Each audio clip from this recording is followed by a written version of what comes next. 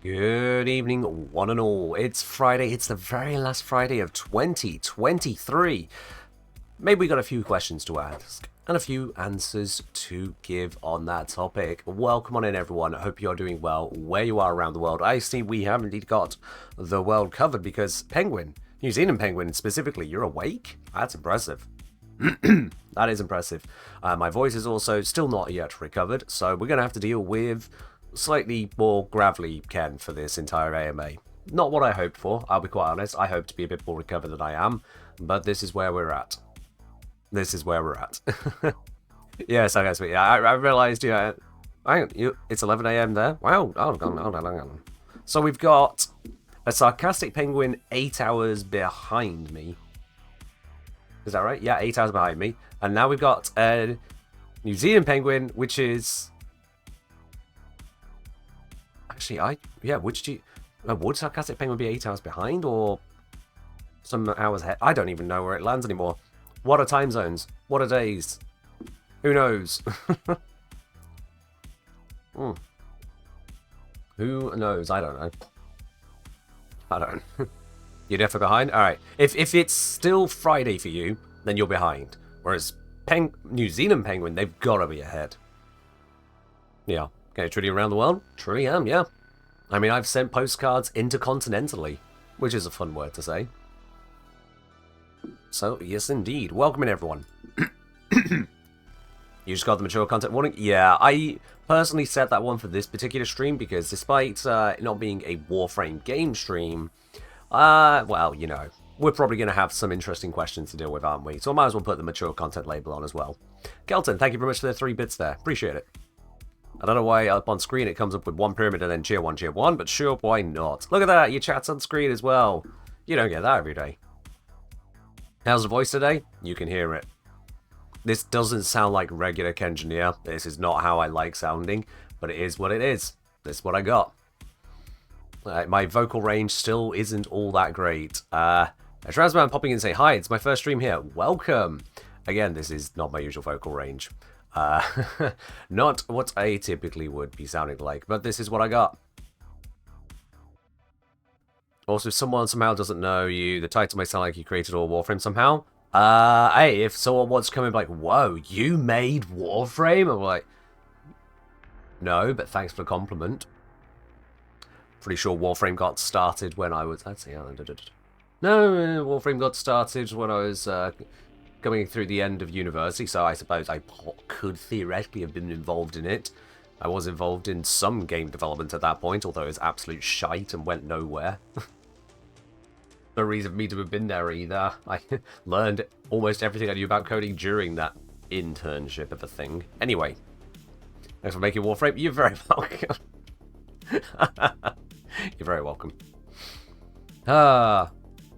Which I was going to say, technically true, as it helps you dive into Lavos and found how fun no energy actually is.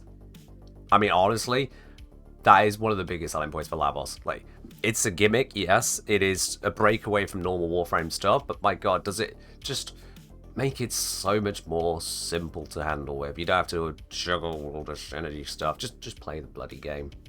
It's great. Anyway, I have gone through all the questions, and I do mean all of them. I picked up every single one of those questions and put them very neatly into the stream, so I can go through them here. And you can have the question on screen as I go through it, so it's even easier to follow. You won't just have to trust me, bro, on which question we're on. It also means I've gone through every single question. Yes, all those questions that you don't want to have to answer, they're there as well. Oh dear. JC Money, cheers. Cheers indeed. Now, curiously enough, I'm just going to point this out as a little consolation with Windows. In putting this together, I was going to use the simple Windows Photos app to open up the screenshots of the questions. And discovered that the only way I can put that onto the stream is to stream the display. I can't stream the program. I don't know what Windows have done or how, but their Photos program just can't be streamed directly. I don't have an explanation. None. It's a program, it's there, I can see it, and it just doesn't connect up. So I've specifically had to install a completely different picture viewing program to view pictures for the stream. I don't get it. I don't get it. Microsoft, why do you do these things? You had the same experience, AF King? Yeah. Peak Microsoft engineering? No, that's the truth. So it's all a thing, isn't it? It's all a thing. But we're going to get started now. Are you excited now? You feel the anticipation? Because you're going to learn so much from this live... question. I can't finish that in a rhyming way. How low can I go? How low can I go at the moment? This is about as low as I can make it and still be speaking. You can hear it's just about collapsing. Is this good enough for you? I think it's about right at this point. We do the Tile Rebel line here. I'm very excited now. Ooh, the anticipation. Always learn so much from a live dissection. No. Dissection is too humane. Your death will be painful. Not gonna lie, I can see you being able to be nice to hear with audiobooks. Again, this isn't my normal voice. This is ill Ken, and it's lasted longer than usual. Usually I go down for like a couple days of voice like this. This is really hanging on. I don't like it. I genuinely don't like it. I don't want to record a video like this because it's just not me. It's not right. But, well, I'm going to have to at this point if it keeps on going on. And your voice ran out early? Yeah, you know, those stupid licensing things. Like, you think, oh yeah, 12 months of license, that's going to cover it, right? It's 12 months in a year. But it turns out it's 12 lots of 30 days. That's only 360. The final 5 days, it's a write-off. Oh, fucking, yeah. Something like that. Anyway, let's get cracking on these, shall we? Because, as I say, there's 130 odd questions. That's a lot of questions to go through. So we'll get started on the very first one. And let's zoom in a little bit so you guys can see properly. From the Chickgeneer, what is your favourite animal? Humans. Oh, did you guys not want a human answer? Alright, cats. Yeah, it'd be humans realistically, and then cats if we say, but not humans. Cats are brilliant. Cats are honestly brilliant. Except, well, okay. Cats are mostly brilliant. I did discover that my cat had thrown up on my, on part of my bed sheet this morning. That's great. I don't have a properly functioning sense of smell. And sometimes that's a blessing. Sometimes that's a curse. The blessing is, of course, that a lot of things that a lot of people go, oh, what's that smell? Something happened. My nose doesn't know. But it also has downsides, such as it's very possible the cat could have done that yesterday in a spot I didn't see, because it was secluded. I just didn't notice. It only occurred to me today, this morning, it's like, hang on. The cat usually likes sleeping over there. She's been doing it for the last month or so. Why is she not sleeping there? Has she muckied it? Oh, well, I'll look over. Oh, no, she's done fucking much more than mucky it. So cats are normally great. But my cat has been a little bit of a menace. It's not going to have been more than a day. But, again, I can't smell it. So I had no idea it was there. Couldn't see it because it's in a secluded spot. Couldn't smell it. Bastard. Bloody bastard. Anyway, yeah. Sympathetic illness? I mean, she might just be ill herself. Animals can get ill. There's stuff going around for humans. Why not for cats too? It's very possible. But it's also possible that she just ate some grass she shouldn't have. Cats do that thing. She might have been protesting the weather. Cats do that as well. We've had a lot of strong wind. She does not like strong wind. Hairball, it was muckier than a hairball. It was a throw-up. But it could be, as I say, a protest throw-up or a throw-up she would have done outside, but very, very windy. She really does not like strong winds. Even when she's inside, because well, cats can hear frequencies we can't. The howling of the wind going about the place and moving through the floorboards, it freaks her out. It definitely freaks her out. I know that for a fact. So yeah. She's probably just pissed off at the world and may even be feeling sick for some reason. That'll do it to you. So there you are. Favorite animal, aside from humans, cat. But they're not perfect. They're not perfect. We then have... Hey, why are these not staying zoomed in? I forgot to hit the stay zoomed in button. There we are. From Sniff, I smell things. So the opposite person to me. What's the most fun thing you've researched in any game you play, whether Warframe or any other game? And I have to say, this is a genuinely difficult question. Like, most fun thing? You know, life kind of keeps going, mate. There's a lot of things to remember. How do I pick the most fun thing? But I will say, I was filled with absolute glee with the ridiculousness of the whole Verglass interaction with, what was it, Manifold Bonds? No, Contagious Bond. Contagious Bond, the sheer damage spreading, the overload of it all. Just be able to stand in a Steel Path mission and have the Sentinel do the obliterating is just ludicrous. I know they've already nerfed it twice, but in that time, in that moment, I had something just bonkers. Just in so many ways wrong, and yet not breaking anything. Not breaking anything at all. I mean, yeah, it was kind of breaking things, but, you know, I wasn't the one doing the breaking. I wasn't using a glitch or a bug. I wasn't abusing some completely unintended mechanics. It was just a natural result of what D had put together. And that's fun. When you find a kind of thing like that to just obliterate with, that's fun. It was just inherently broken. I mean, the only thing that was really broken is the fact that D coded it in such a way that the numbers scaled to the point that processing it was a problem. They could have made it spread damaging procs as a single proc with half the total damage. That would have been fine. Instead, they were spreading half of all the procs every single time. And that was leading to a escalating cascade, as showcased in the video. So yeah, those kinds of things where I can really sink my teeth into discovering something where it's not aggressively fighting against me, where I'm not trying to discover the weird inaccuracies or hidden features like with Aruna, when it's looking into what can I do that's just amazing. That's fun to research. That is fun. From Uredi Cult Leader, what's the least fun or most boring thing you've researched? There are a few answers to this question. There are a few things that really go right the way down there for being things that were just not worth the time, or at the very least, were a grind to deal with. One of those was definitely accuracy. That video was just pain. But in terms of least fun, most boring, that award has to go to the Paragrim Hutches. To that really long video guide on doing as many as I could find, how to do them, recording it all to put into one single video.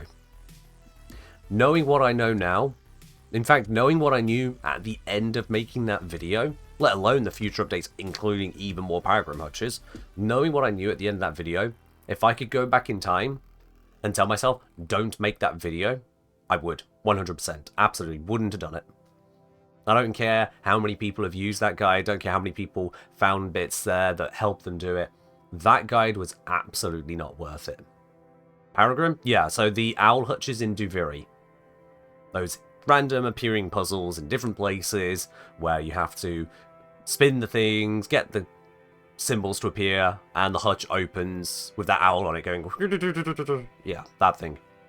Yeah, they're Paragrim hutches. It's called a Paragrim, it has a hutch. Paragrim hutch. But, yeah, that was a boring video to record and put together and figure out.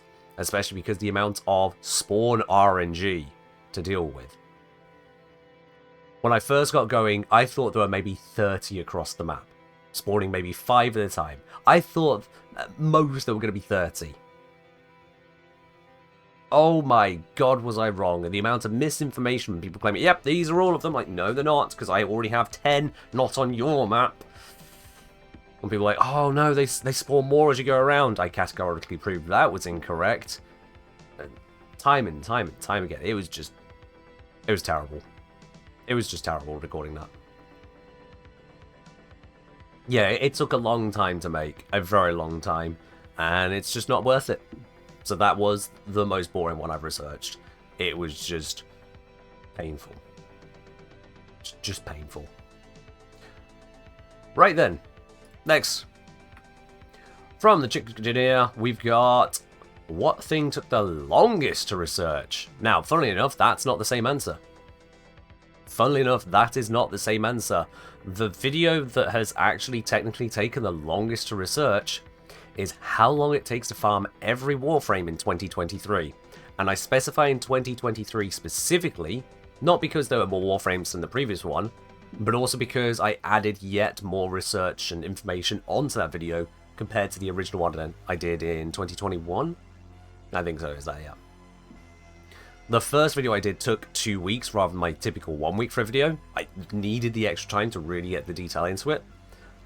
And then the second one expanded that research even further, including doing the survey of over 1,000 players as to where everyone was in their progress in getting the frames to further refine the star ratings I was giving. Is that viral prog dying down a little bit? It's hanging on. This is a high status duration, this one. You can hear the hit in the voice. But yeah, researching that video took honestly weeks to put everything together correctly, to have all the information about how long the different farms take, to run the different missions, try out some variations, get a better idea as to, you know, is this an appropriate rate that I am reporting for it? But also, crucially, is figuring out the mathematics behind it all. So, for some things, it can be done purely mathematically. For others, the pure mathematics is honestly just inappropriate, and so it required me to instead figure out a way to do simulations. Thankfully, I remembered a little bit, teeny tiny bit of how to create basic programs in C#, and I could get a computer to figure it out for me. But it's figuring out how to actually write the code to run the simulations, knowing the code will be exactly correct. So that took a very long time to do. That took a very long time to do. Prime continuous misery moment. So yeah, the longest of all my videos to research is how long it takes to farm every Warframe in 2023. All told, that one is probably 2 weeks of actual research. And then the rest is the time spent on putting the video together, getting the scenes, making the edits, writing the scripts, that kind of stuff. But the research stuff prior to recording and video crafting, probably a total of 2 weeks on that one, when you add it all up. Which is a lot. That's a hell of a lot. Obviously it wasn't 2 weeks solid. I do sleep and eat and have recreational time, but you get what I'm saying. Chick Noodle, cheers. Appreciate it. From Queenie, and we have quite a few questions from Queenie, so you'll see that name pop up a lot. Will there be another Majorneer stream? And related I think I was right to one, but apparently I didn't move it there. Will there be another Majorneer stream? I don't know. Will there be? We had Majorneer streams specifically as part of charity streams, and specifically because the community here went absolutely to bat in supporting that cause. And don't forget that we raised $6,000 for the quest to conquer cancer. Like, that is huge. $6,000 raised for the quest to conquer cancer. There was no single community, aside from just the Warframe community, there was no single community that managed to get more than that together in that quest to conquer cancer. Not even outside of the Warframe community, in the same campaign overall. We were the #1 spot. Now, it's not a competition with others, we're all in it together. This is Warframe, we don't do PvP. But standing in that spot, knowing I have such a community behind me here, yeah, you guys deserve that Majorneer stream. All 4 of them. But will there be another? Well, I guess that means it's up to you, isn't it? You've set the bar, $6,000 is what you achieved, so make it happen. Lady was saying, rumored to be so excited over the coding that had to happen for longest farm research. Programmer nerd. Yeah. I'm not a programmer. It's a shame. I went into geology at university rather than computer science. I do have some regrets over that, but that is life. That was the choice I ended up with. So yeah. So Major Near is a great way to draw people to help. It seems so, Freezing Worm. It seems so. I expected to raise no more than $1,000 in that charity drive. Seriously. I did my research on just what kind of contributions everyone had made to the stream, how popular the stream was, these bits and pieces. Excuse me. And I figured, you know, if we reach $1,000, we'll have done well. So that's why the initial pitch of goals was spread over $1,000. 1,000. Oh, I completely misjudged all of you, didn't I? I completely misjudged. There wasn't going to be a single made stream until $2,500. And then that happened, didn't it? Completely blown away. Completely. Did I get, I think, 1,000 in a single donation once or twice? Yeah, one person donated $1,000 straight up. And another person donated over $1,000 in total across 5 donations, I want to say. So 2 different people dropped over 1k. And it was, in total, 15 different people who dropped $100 or more. Which is huge. And I remember that stat because that means 15 people qualified for the postcards, of which 10 of them were claimed. So yeah. Alright. What got you into content creation? That's a very good question. It's a very broad question, but it's a very good question. And the simple answer is content creation. When other people put out videos and demonstrate what can be done, and there is interest from others to see that it can be done, I dabbled. And I've been dabbling for years. I have, in my video history, some really crappy Minecraft videos of me just showing off a Minecraft world with absolutely terrible narration and no passion or soul really to it. It's absolute trash tier. No one should ever watch them. They're pointless. I have in my history some guide videos for RuneScape and for Minecraft and for EVE Online, which no one should watch because those videos are absolute trash. One of them got over 40,000 views and paid for my webcam, the one I had back then, but still ridiculous. I have a couple PUBG montages, which are absolutely terrible. No one should watch them. But I dabbled, and I dabbled, and I dabbled, because I wanted to just throw things at the wall and see what stuck. It just so turns out that in dabbling in Warframe stuff, I kept throwing things at the wall, and they began to stick.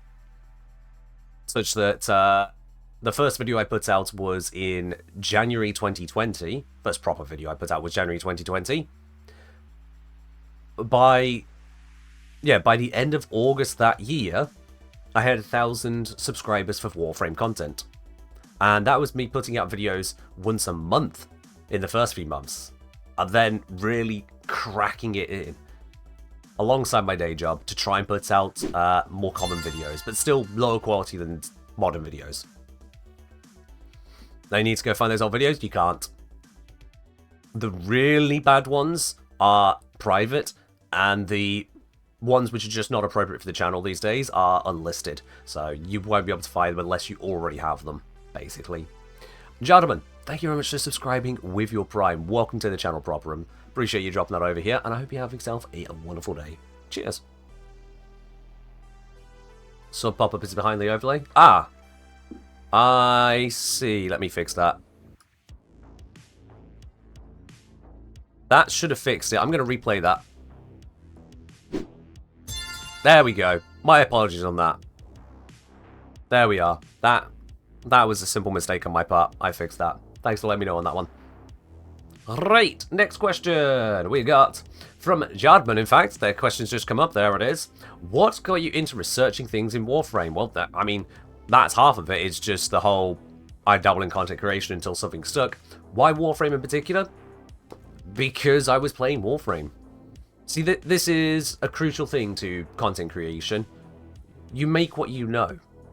If you are good at creating video games and mods and whatnot, then if you have a video game you're playing and you can create mods for it, showcase those mods.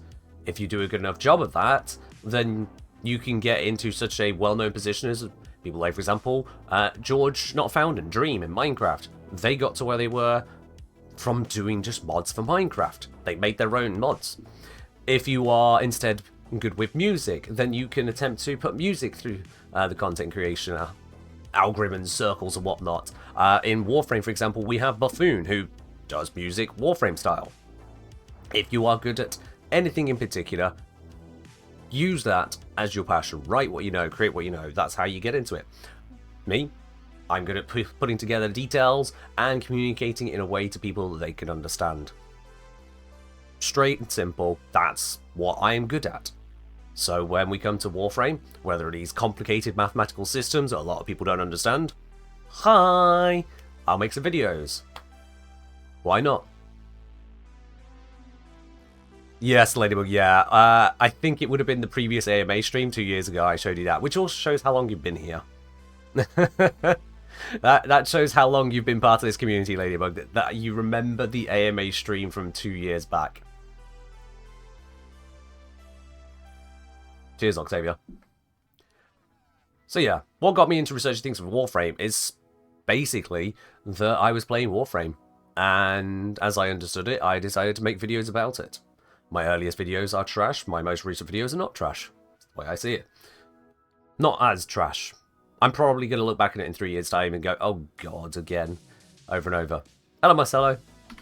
Right then, from You Ready Cult Leader, going back to a previous question. What's going on here, actually? These are out of order.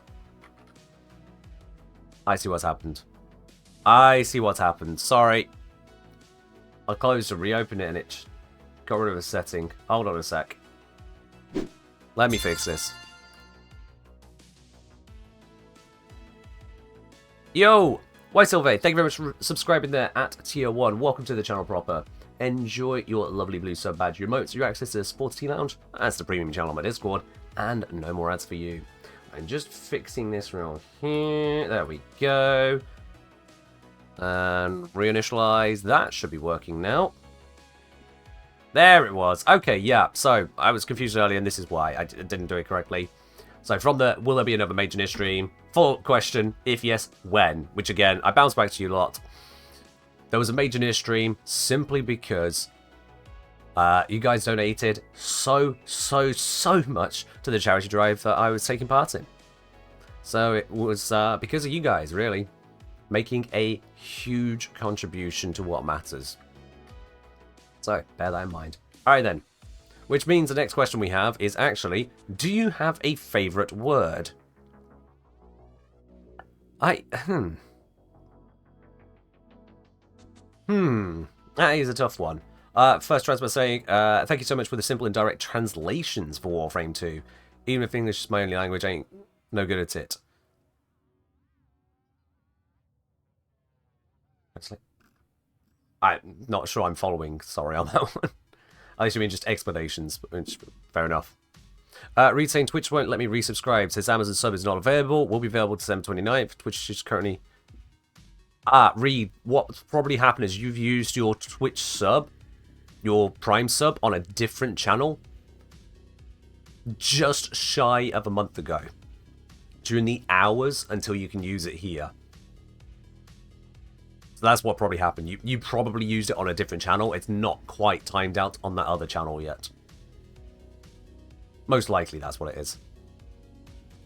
You know what, Airsoft, that's a good shout, yeah. For favourite word, that's a good shout. Yaldav. Yaldav.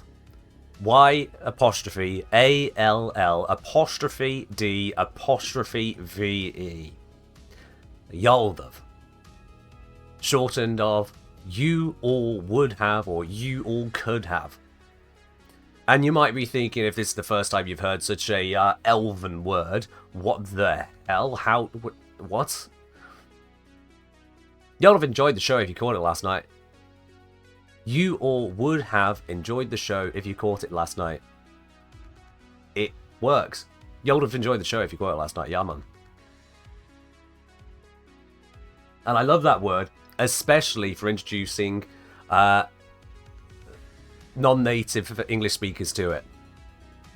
Because every time I've done it, I get to watch their head just break. They're like, it works and it's horrible. I hate it. What is English?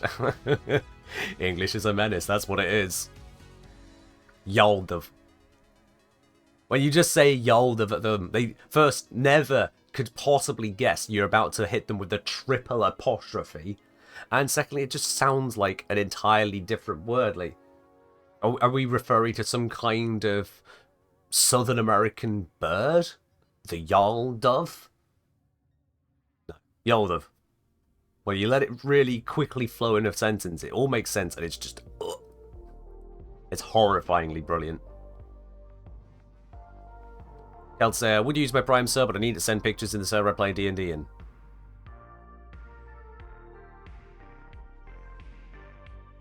That's a bit of a harsh requirement on another server. Okay, fair enough then. They require you to subscribe to their Twitch channel for you to send pictures in the Discord that you use to play D&D. Sure. Alright. Against a malicious streak is showing? It's not a malicious... Maybe it is. Right, next question we have from Gidlix. We know that and why Lavos is your favourite frame, but what makes you actively dislike playing a frame? Of course, there's the whole Unreal Urani thing. I mean, properties specific to a frame, not community shenanigans around it. What makes me dislike playing a frame is when it seems too constrained into a particular archetype, a very singular way of playing. Even if you can make slight variations, it's pretty much the frame does this and this only.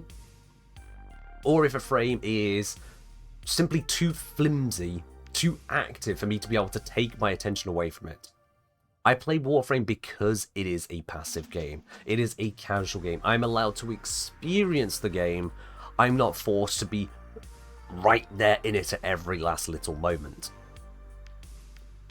Frames which are so painfully narrow or painfully active, those are the ones I don't really gel with. So for example, with Dagath. Dagath is basically relying on shield gating to survive. If you are not using shield gating on Dagath, you're kind of doing it wrong, let's be real now. Sure, you can try and shoehorn in some alternative approach, but it's shoehorning it in. You're actively working against Dagath at that point. Excuse me. So, for all the power that Dagath has, I don't really enjoy that. Do I like Kalervo? Kalervo I'm okay with, but again, Kalervo is pretty much narrow. You have the damaging zone, but on its own it's not really there. You have the healing aspect and creation of Overguard, which is just a general survivability tool, but basically Kalervo is Omega melee crit buff, and then turn hits into AoE. He's pretty much just damage the area. And that's strong. It's good. Yes, don't get me wrong. There is a difference between dislike and bad. But he's very narrow. He is very narrow. Sarin is another which is just constant output and not a lot of defense. Which she feels narrow as well. One of the reasons I like Lavos is because he's got that breadth to him.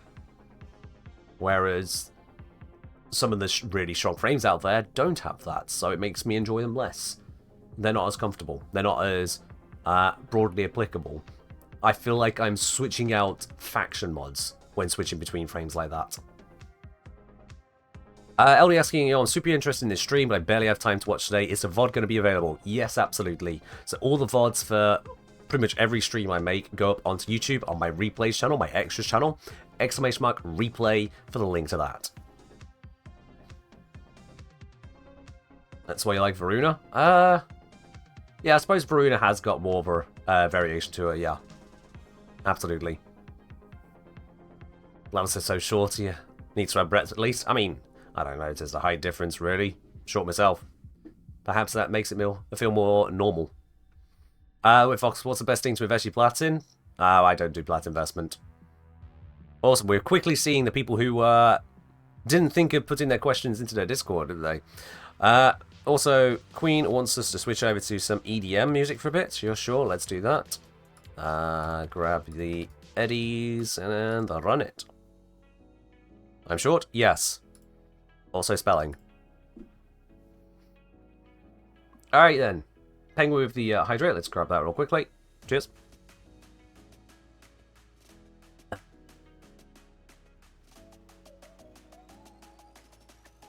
So then, we have from Queenie, would you ever increase the duration of your streams or the frequency?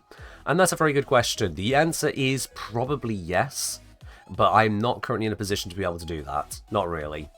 I can make one-off special occasion streams, be that some sponsored stream here or there, or just something that needs an event moment, but usually I can't really do that because I am streaming around those I live with, basically. I need to respect their working hours, and they respect mine. This is the middle ground we've come to, is these 3 streams. Before I was living here, I was doing 2 streams a week, so at least managed to upgrade it there. But until I changed my living circumstances, and that's been kind of up in the air for a while now, I will be honest with you. Up in the air longer than I intended, but it's where it is. Until that changes, I can't really make increases to stream count or stream length. It just wouldn't be fair to those I live with. So yeah, that's what I was saying. I think 3 streams are a perfect balance, gives you time to do your own thing. I agree, to an extent. It does indeed give me time to do my own thing. At the same time, I also appreciate that it means that the streams aren't completely available. Like, I'm only streaming the same 3 hours on 3 different days, and for 2 of those days, it's during the work hours, your typical business week, for those of you in the States, for example. And Penguin, don't know how Penguin manages to tune in half the year. Again, the New Zealand Penguin, that is.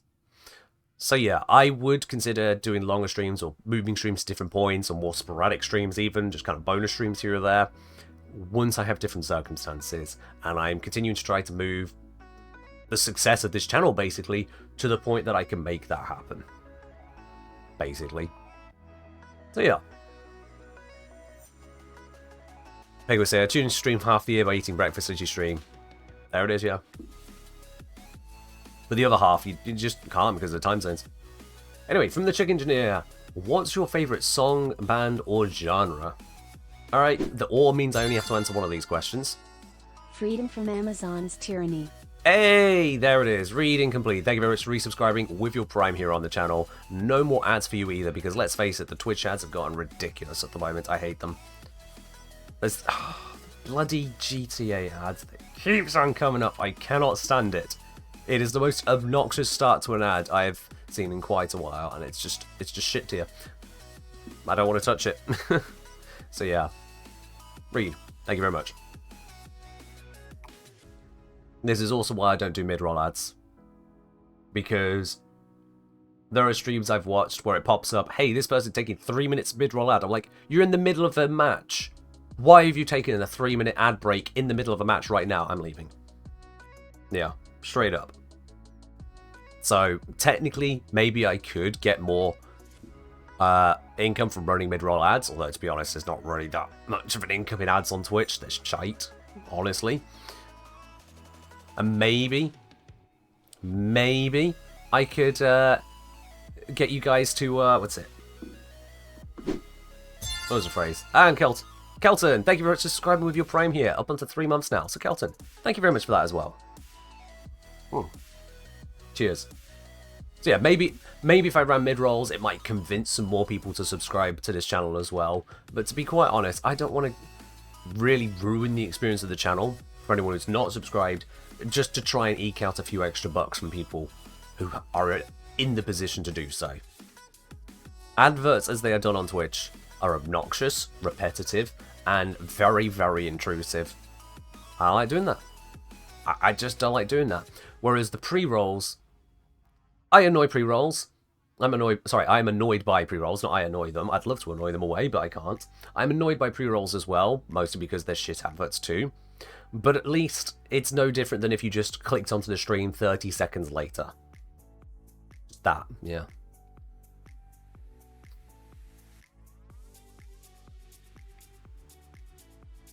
Yeah, Cosmo, yeah.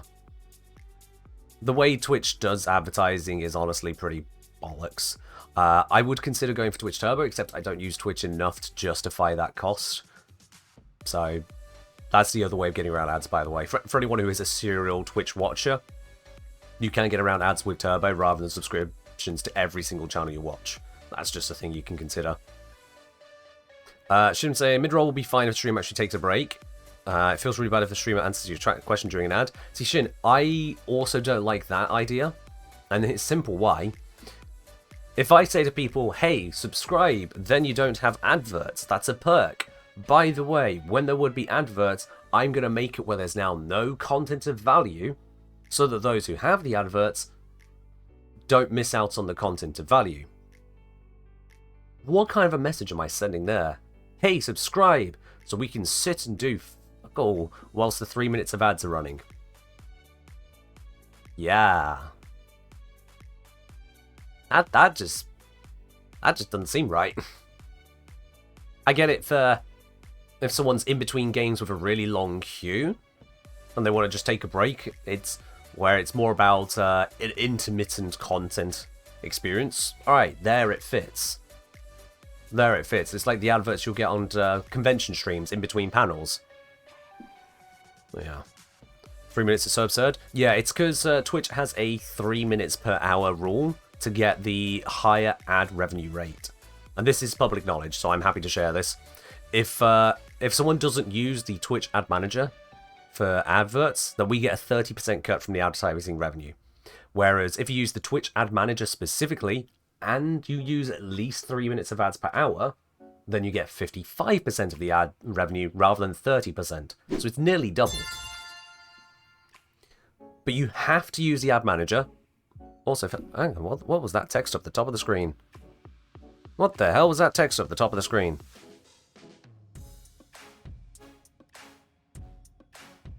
What the hell was that?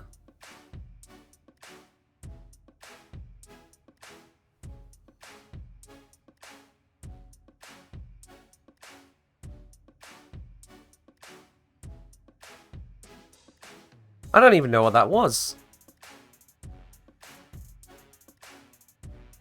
There's nothing that's supposed to be there. Hold on, I'm just going to replay that. Why is it showing the subscribe message up there as well?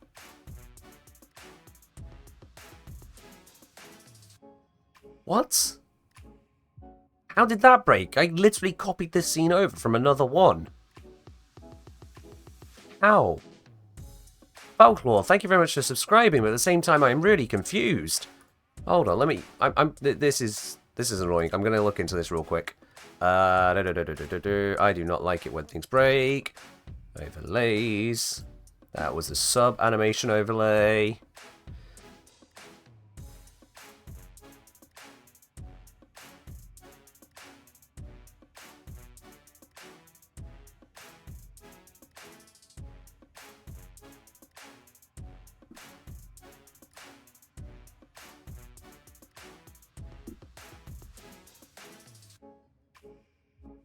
Right, that might have fixed it. It's just your awesomeness doesn't conform to small screens. Well, let's see if I have fixed this. I did. There we are. Cool.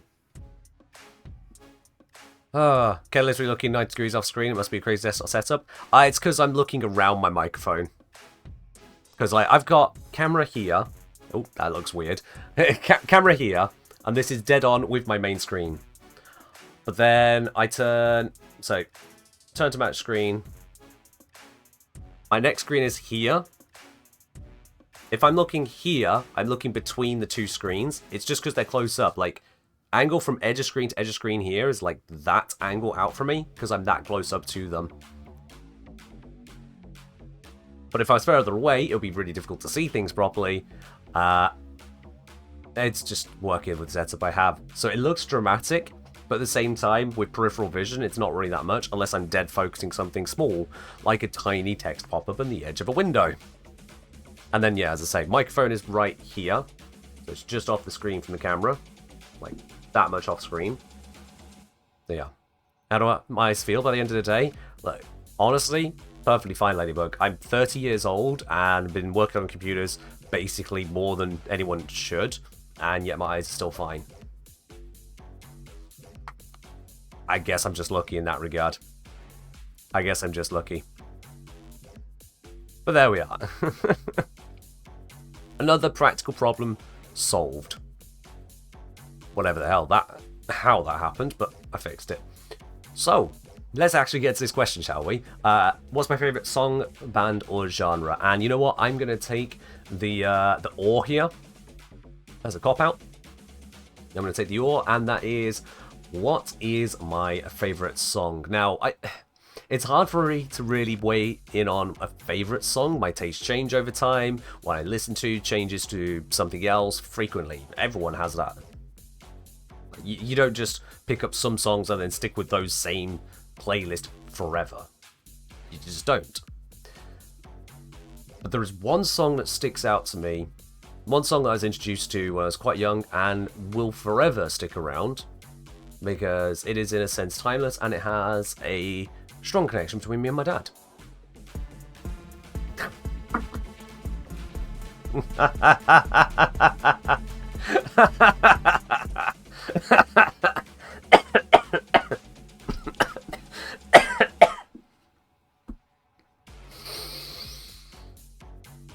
No. No. No. No.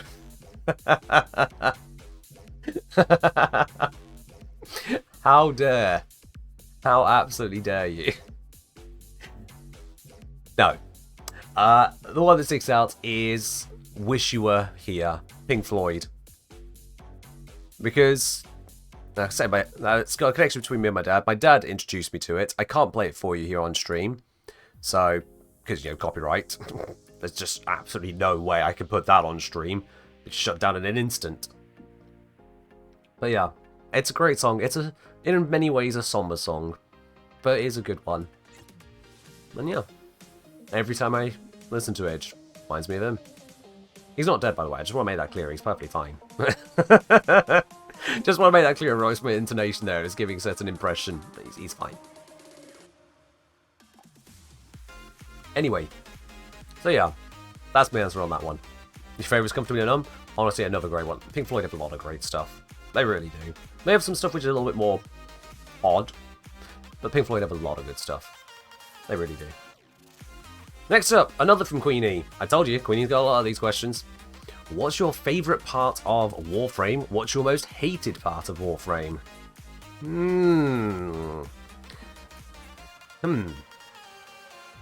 Favourite part of Warframe? Honestly, it has to be the casual nature of it. When I say the casual nature of it, I mean the fact that it respects your time, it respects your investments, it respects your attempts. If I go into Warframe and screw up, the game doesn't smack me back to the Stone Age. It doesn't take away everything from me. It doesn't treat me like a piece of shit and just drop me out.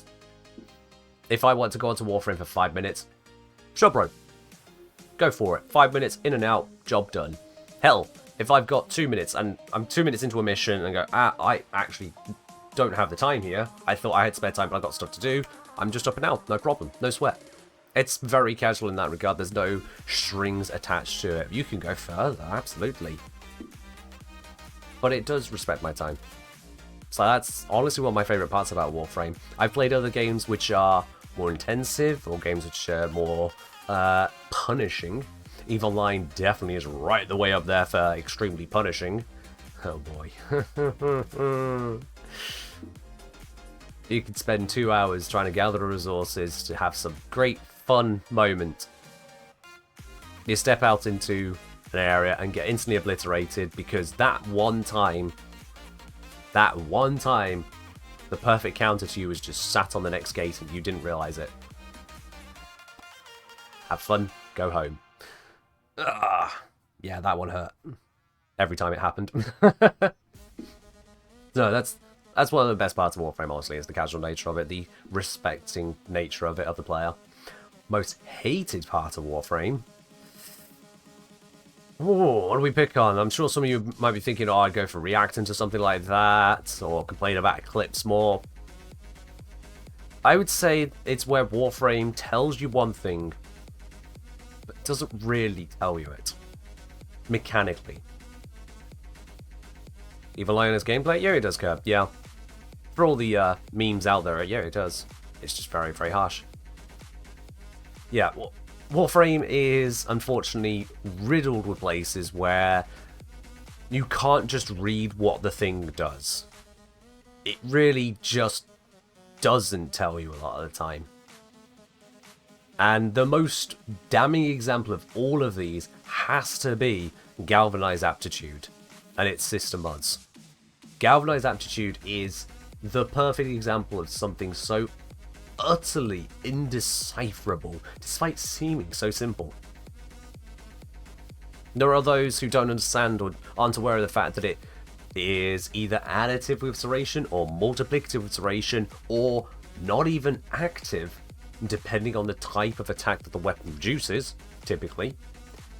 And then the fact that with the Incarnans, it only interacts with part of the base damage as well, despite the fact that we're modding the base damage Incarnan through the Incarnan bonuses. So not only is it a lack of keywording, which is huge, Ladybug, yep. Not only is it a lack of keywording, but it's also a mathematical inconsistency in how the game seems to handle these different sectors of it. That lack of consistency, I've many times referred to Warframe as being consistently inconsistent, but in figuring out mechanics, knowing what mechanics you have to work with is absolutely crucial, and it holds Warframe back. The more complicated something is, the more times someone runs into an exception, it's a stumbling block. It's like trying to fall asleep and then you get that sudden jolt of falling and it wakes you up. It's that kind of feeling. It's like you're playing Uno with a 6-year-old who keeps on declaring a new rule. No, when I play a 7, I get your hand. You didn't tell me about this. And then you play a 7, you go, no, because I've played a 7, I'm now immune to it until someone plays a 0. What do you mean you're immune to it? You didn't say that when you played the 7. And then they play a 0 and everyone spins their hands around. You're like, well, at least we're immune to that now. He's like, no, because it's only 7s. Oh, for God's sake. It feels like that at times, where you can do as much as you want to try and learn all the rules and learn all the bits and pieces, and then just exceptions and issues keep on going in. Let's give an example on that. Recently, I've been made aware that apparently the Panzerwolperphiler spores that it sends out count as melee attacks. They count as melee attacks. How? Why? They are ranged, if nothing else, and they're from an ability. They're from a Panzer ability mod. So why are they melee attacks? And the reason this is important, this was found by another creator, is that... Does that work for Tennokai? Panzerwolperphiler doesn't get Tennokai, Kelton, but sure. The reason it matters is because of one of the bond mods that... I think it armor strips enemies on melee hit. Or, no, not that one. Well, that works too. No, the one that gives you combo on companion melee hit, I think it is.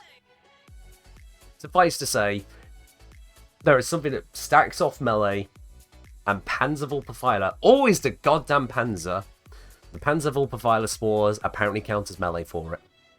And it's these kinds of things like, how did that get coded together? Why is it coded as melee? It is clearly not a melee attack. These kinds of exceptions and inconsistencies are so opaque in Warframe, and it is really off-putting.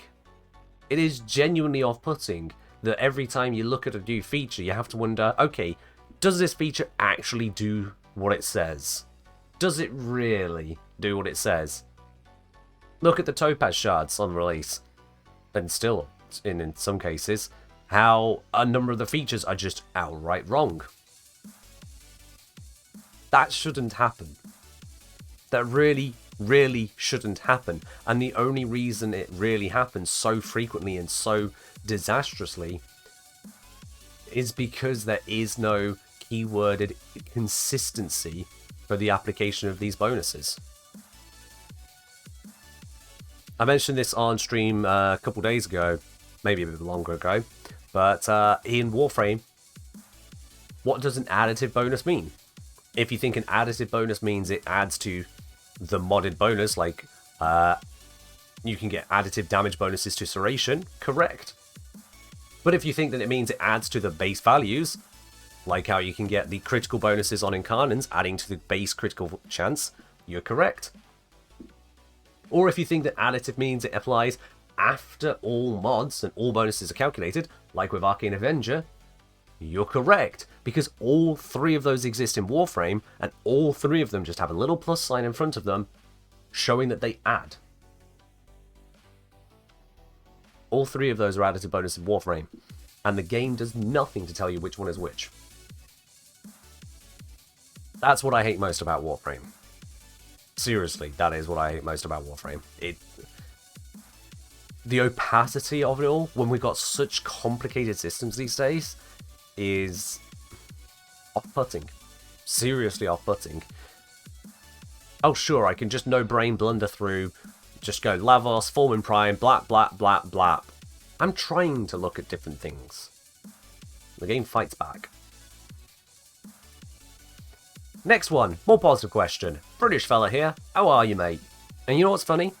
Is that this isn't the only time this was asked. Once again, it's not going straight to the next bit. Hold up. I thought I told it. No, did I not do that right?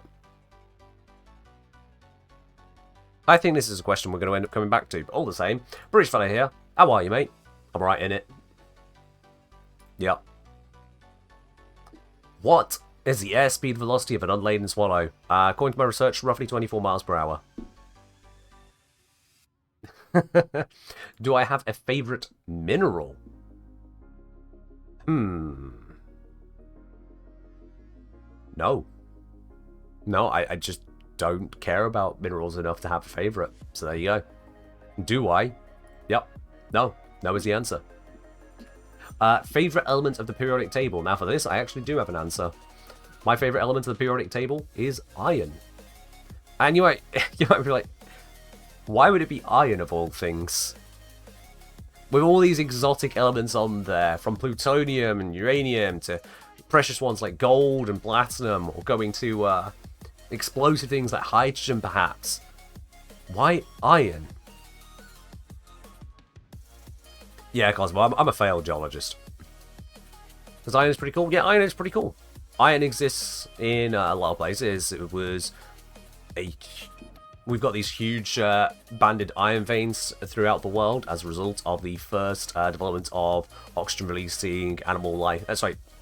Life, not animal life, just life. First oxygen-releasing life that developed in the oceans, way, way, way back in Proto-Earth. Iron is the most stable element in terms of elemental fusion and fission. So if you fuse together elements, starting with hydrogen, you get a lot of energy out of it. Helium, you get less, and so on, all the way down to iron. Iron is the first of the elements in terms of its mass, where fusing iron together costs energy rather than releasing it. And in the opposite direction, you've got things like uranium and thorium, plutonium. They can fission, separate, and release energy. But as you go higher and higher up the table, you get less and less energy until you get to iron. Iron is the heaviest of the elements, which doesn't release energy when fissioned. It costs energy to do that. So iron is the bottom of the energy well of the periodic table. In terms of fusion and fission coming in, there it is at the center. I think that's just a cool little detail. It means as a result of that to get things heavier than iron in any decent quantity in the universe, you need to get something as explosive as a supernova to have the sheer amount of energy to pour into making things other than through fusion. Other than through energy positive fusion. Says if I recall correctly, iron is the element when producing this heart of the star causes chain reaction to stop. Yeah, because there is no more energy to gain from it. That's where it stops. That is just the end of it. So yeah, iron is a pretty cool element. It's a very simple element, and yet it's so important. Also, iron leads to steel, and steel is amazing stuff as well. Steel is fun. So yeah, iron. I just like iron. What's your favourite radioactive material to eat? Now you might be thinking, this is a weird question. And you'd be correct, because it is a weird question. But the answer is bananas. Go sniff those. And then this man comes out with 4 questions at once. I just... Alright. Alright. Alexander Demeh, aka Esprit, asks first, does Esprit annoy you? No. By and large, no. B, if yes, okay, cool, we don't need to read this question. C, if no, what are the chances that Esprit will be promoted from self-assigned unofficial community liaison to official community liaison? Well, you never know. Never say never. D, how can Esprit make the Kengineer community better today? Hit that subscribe button!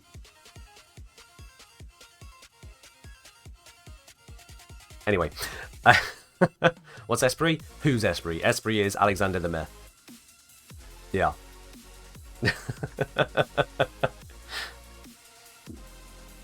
Esprit drop rates not released by T. Esprit is a spirit animal. Alright, sure. But yeah, Esprit has been a long time member of the channel. A very long time member, VIP of the channel. And has stabbed me in Among Us as well. Esprit is a long-standing part of this community. Not as long-standing as Athlia here. Athlia is perhaps the oest of Gs that we see frequently on this channel. The oest of Gs. To put that into perspective, for anyone who doesn't realise just how far I'm talking there, Athlia was part of this community before this community was the Kengineer community. Yeah, that's how long Athlia has been here. That's really going back.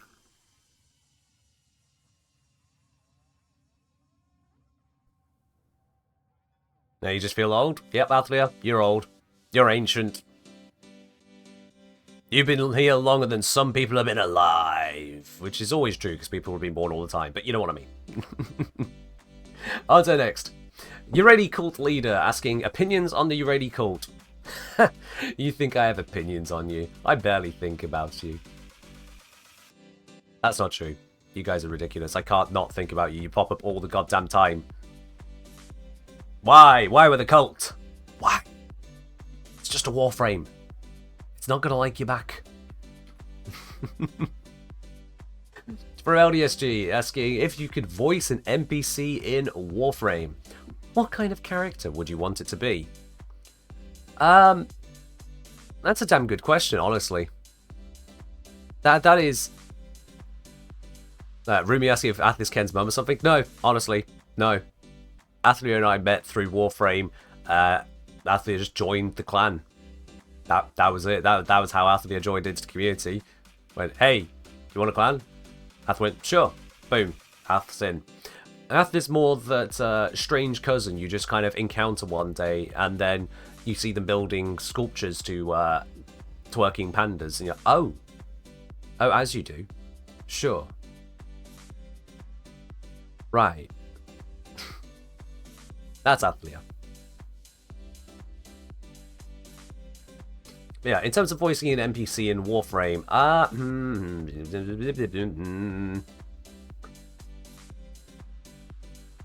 I think the obvious answer is a Cephalon, really. I think the obvious answer is a Cephalon. Either that, or just some really sarcastic shop vendor. A new vendor somewhere in Cetus to add to the dripping sarcasm of the salespeople there. Hell, it could be one and the same. It could be the vendor with their Cephalon friend. You have the vendor being all sarcastic, and then you have the Cephalon being all helpful and informative. And also slightly sarcastic. You have Cephalon, can you, Railjack?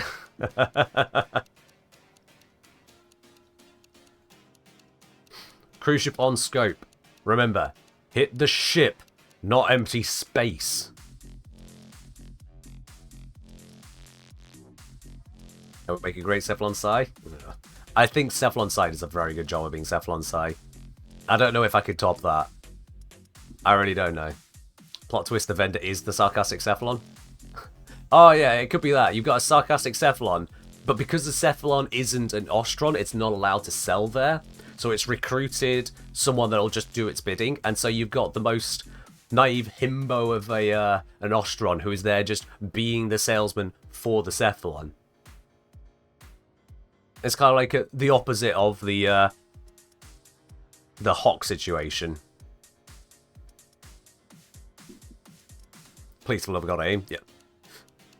If I see the if I was Cephalon's Psy replacement, I see someone fire the artillery and miss as the ship was turning. Note to pilot: hold ship steady or waste more ammo, much like your air.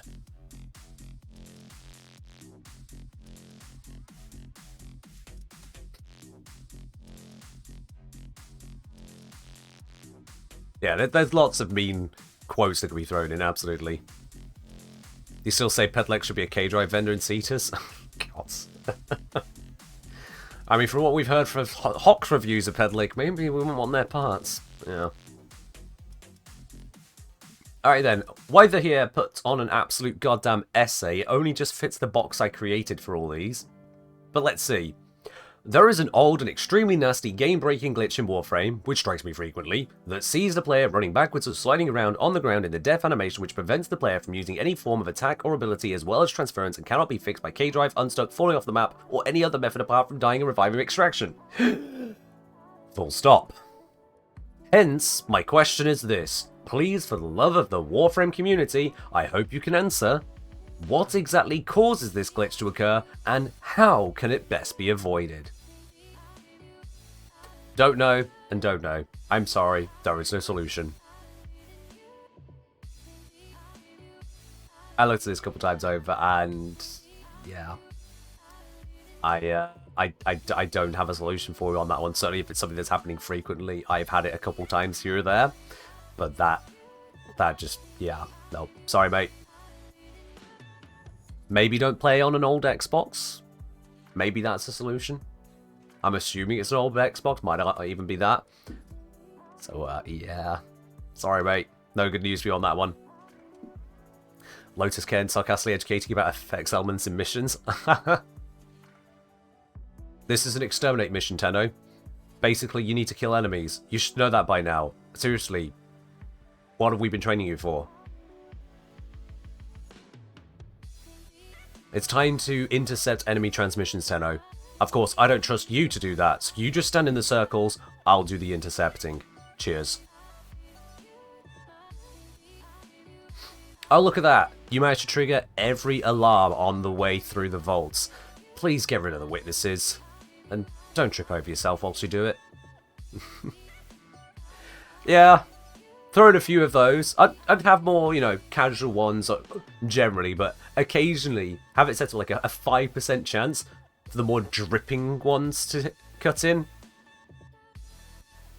Yes, Anthony, yeah. You're not going to believe this. Turns out, I actually just want you to kill them all. Get to it. Or like, if there was a chance of commenting on your weapon, so if you arrive in a mission with just one weapon equivalent, you know, most Tenno are properly equipped for their missions, but hey, sure, you've got your stick, go hit something.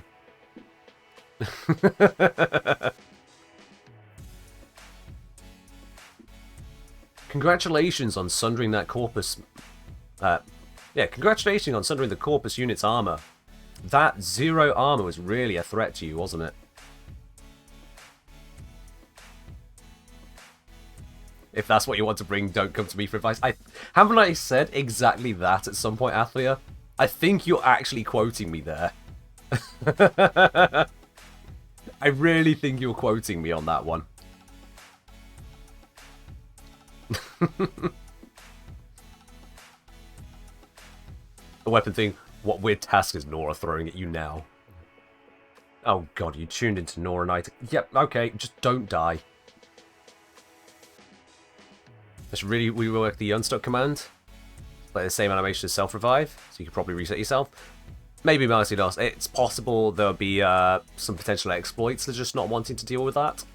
Because like, if something seems like a really obvious fix and D haven't done it, there's usually a good reason why.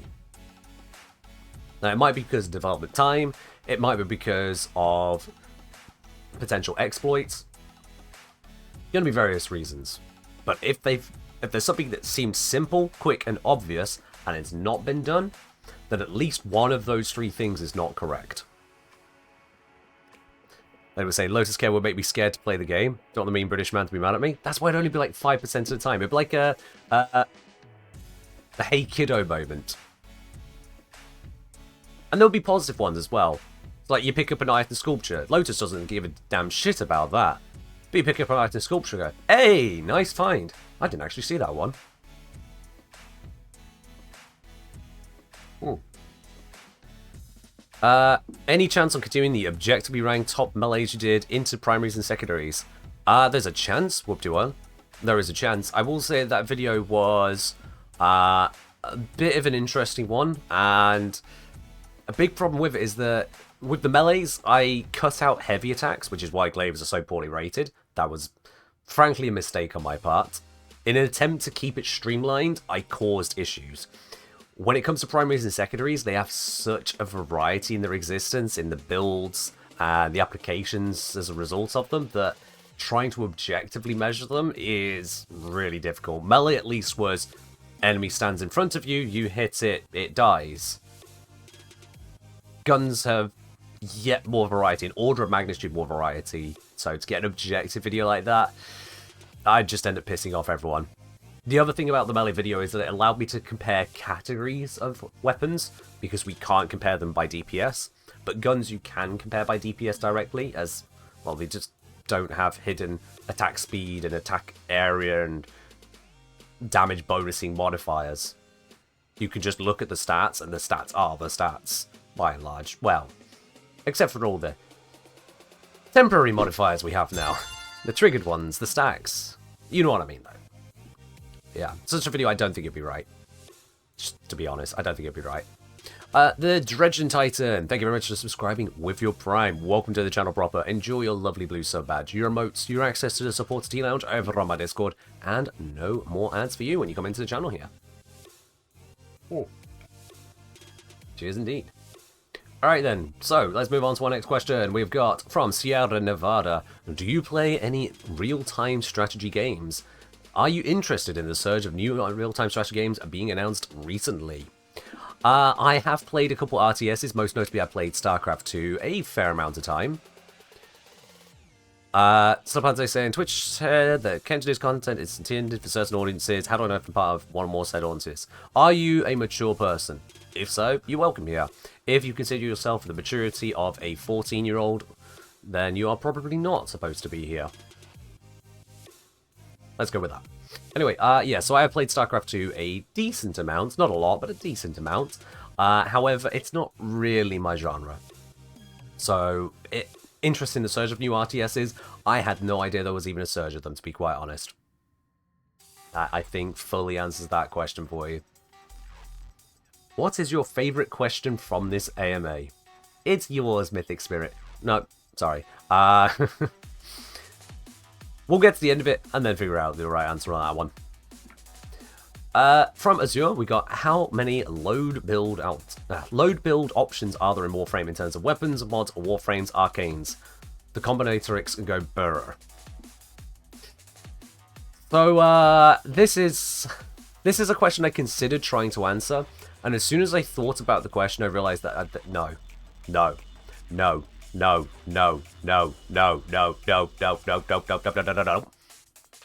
This is not one I can answer for you in any appropriate measure without really spending a lot of time on it. I want to give you an idea as to just how ridiculous this can be. Let me get you started on just one single data point. Let's say we look at Sentinel weapons. Okay?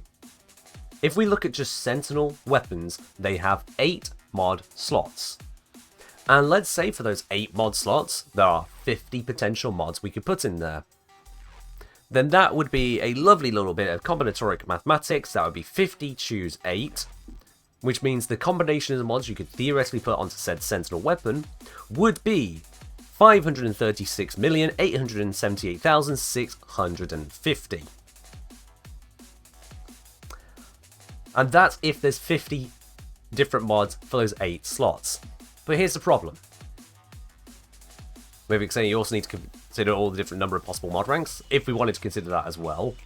If you do that, it gets even more difficult, but we don't even need to go down that road to show just how forlorn this hope is.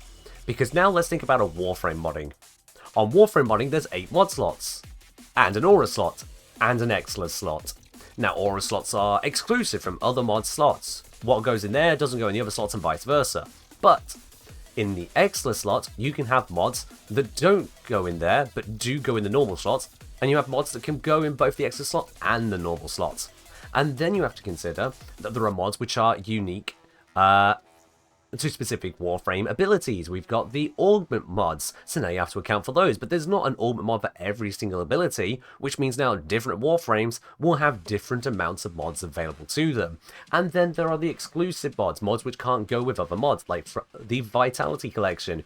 You can have Vitality, Umbral Vitality, or Archon Vitality, but you can't have all 3 of them, or even 2 of them. So now you got that to consider as well. Yep, you got the helmet system, which even if you're not thinking about the abilities, is still going to change the number of augment mods that you can have on a frame and what combinations of augment mods. And further to that, there are some frames which can't have certain abilities without switching out other abilities. Say, for example, Eclipse and Raw. You can't have both on the same frame, it's one or the other, which is further going to add to the complexity of the question. And then you have that same experience for your primary, which your primary can be any number of the primaries out there, and different primaries have access to different mods, including the augment mods. You've got the varieties between rifles and shotguns and launcher mod options available, and you've got the secondaries going through similar kind of experiences, and you've got the melees, and don't even get me started on the different stances available to them. So not only is this going to be an absurdly large number for no reason other than to make an absurdly large number, but also you've got so many edge cases that to get an accurate number is utterly ludicrous. Truly out there. So how many load build options are there in Warframe in terms of weapons, mods, Warframes and arcanes? The correct answer is enough. Solomir, have you thought of becoming a teacher or researcher other than for content creation? Yes, and I don't want to be. If I were to be a researcher, so literally just doing scientific research in whatever places, I don't know if I'd really want to go down such a road, because that would be narrowed specifically into the research elements of things. And part of my enjoyment is not just researching things, researching what I choose to research. I'm self-funded, in a sense. And then being able to present it how I please to others. So that's where I get a lot of the fun of the job from. Let's face it, if I was going to do a job not for it being fun, I would take one that pays a little bit more than just general research or content creation. Let's be real on that. As for being a teacher, firstly, again, Jesus Christ, what's the income on those? Is there a single country that pays their teachers properly at this point? It's kind of hard to tell. Secondly, I'm great. I'm dealing with people who want to learn, who are here to listen to me, to learn from me, to find out what I have to say, put it together and go, oh, thank you. That makes sense now. You've helped me. I appreciate you, Ken. Ah, thank you. I appreciate you too. Meanwhile, teachers have to deal with little shits who are trying to disrupt the class, who are not paying attention, who are being put into disadvantaged situations due to poor family life, home life, whatever's else going on, and just the sheer then office politics and school administrations. Honestly, the fact that anyone stays in teaching is an actual miracle, quite frankly. Sure, there's going to be those positive moments. Those kids out there are worth teaching, or if you're teaching adults, again, there's going to be some adults worth teaching, but my God, there are so many people that just are a pain. And I wouldn't handle that. I really wouldn't. It also wouldn't help that in the majority of classes, it would be kind of hard to command much of a presence, given that I am 5'5".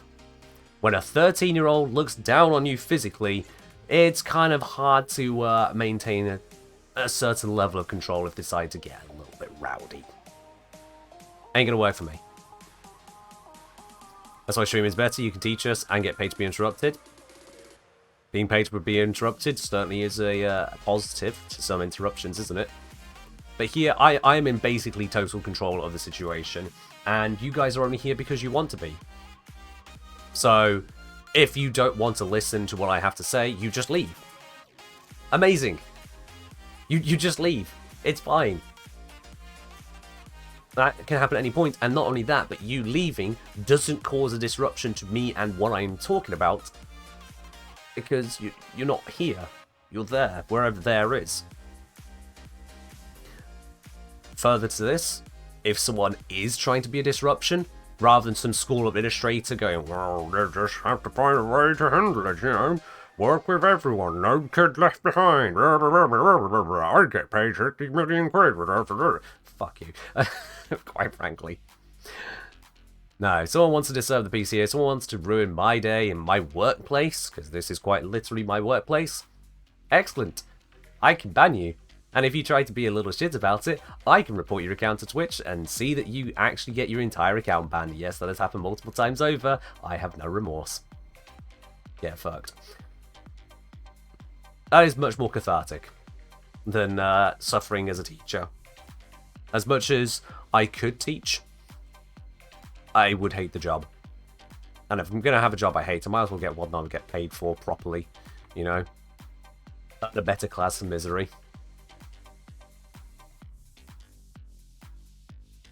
Yeah, Addy's saying 100 people that want to learn are a lot less exhausting to teach than 10 people that don't want to learn. Honestly, yeah. Yeah. Lost count, Snake Raider. Not huge numbers, but a handful. Yeah. Turns out some people don't realize that crossing the line actually does lead to consequences in places. Yeah. I think there's maybe been like 2 people on this channel who have been banned and then had good reason to be unbanned. Honestly, like 2 ever. Because I usually let you guys get away with a lot. Let's be real now. Alright then. What's your favourite meme build? Yeet Loki. It's stupid. It's meaningless. Well, mostly meaningless. It doesn't really need to exist. But it is fun to just leap. For those of you unaware of Yeet Loki doesn't require Loki. Loki has nothing to do with it, but Loki has nothing to do anyway. So why not Loki? Loki has Decoy. We can fix that. So you replace Decoy with the helmet ability, the Infested Velocity, is it? Infested Momentum? Oh, I forget the name of it now. Basically the one that gives you speed and parkour velocity bonus. You then throw on Archon Shards for parkour velocity bonuses. You then throw on Arcane Consequence, so when you headshot something, you get parkour velocity bonuses. You then throw on Firewalker, Infested Mobility, that's the one. You then throw on Firewalker for parkour velocity bonuses. You see where we're going? All of this stacked together, and you launch. Ultimate jump, yep. So it is Loki with Yeet. Yeet Loki. That's the idea. It is a meme build. It is completely meme. There's not really a need for it in any way whatsoever, other than it is fun to do. And even if you don't go full out, I recommend trying out some decent parkour bonuses. Even just using Arcane Consequence. Seriously, it's a stupidly cheap arcane. Actually, that might have changed. Let me check that now. Now I've just said that. How has that changed? Because a lot of people didn't really care for this arcane. And they probably still don't. But, oh come on, Warframe Market, don't be down. Just because Barricadier has turned up with a new mod. Thank you. Arcane Consequence. Let's have a look at it, shall we? It's loading. Give me a moment. I'm not going to bring it on screen. I'm just going to read off. A maxed ranked one can currently be got. Yep, 29 platinum. That's cheap. For a max rank arcane, 29 platinum. Which is apparently still nearly 50% up on when Slanzy bought it, but it's fine. So yeah, Barrow brought a new mod. It is a secondary primed electric mod, which also means now that Blast has lost even more uses. Blast damage has lost basically the last reason anyone should ever care about it. Yep. Rip Blast. But yeah.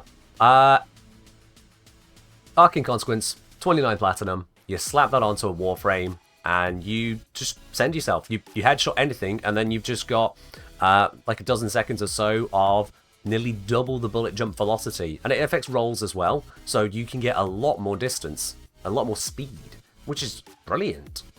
Honestly, try it out. The difference it makes in navigating maps is incredible, really. Is the new Electric Prime mod going to make any benefits for the book? I mean, it's Electric Prime mod. If there was Electric mod in your modding already, then yes. Otherwise, probably not. It's just a thing, really. Right, next up we have from Liv. Excuse me. Would you rather have unlimited games but no bacon, or would you rather have unlimited bacon but no bacon?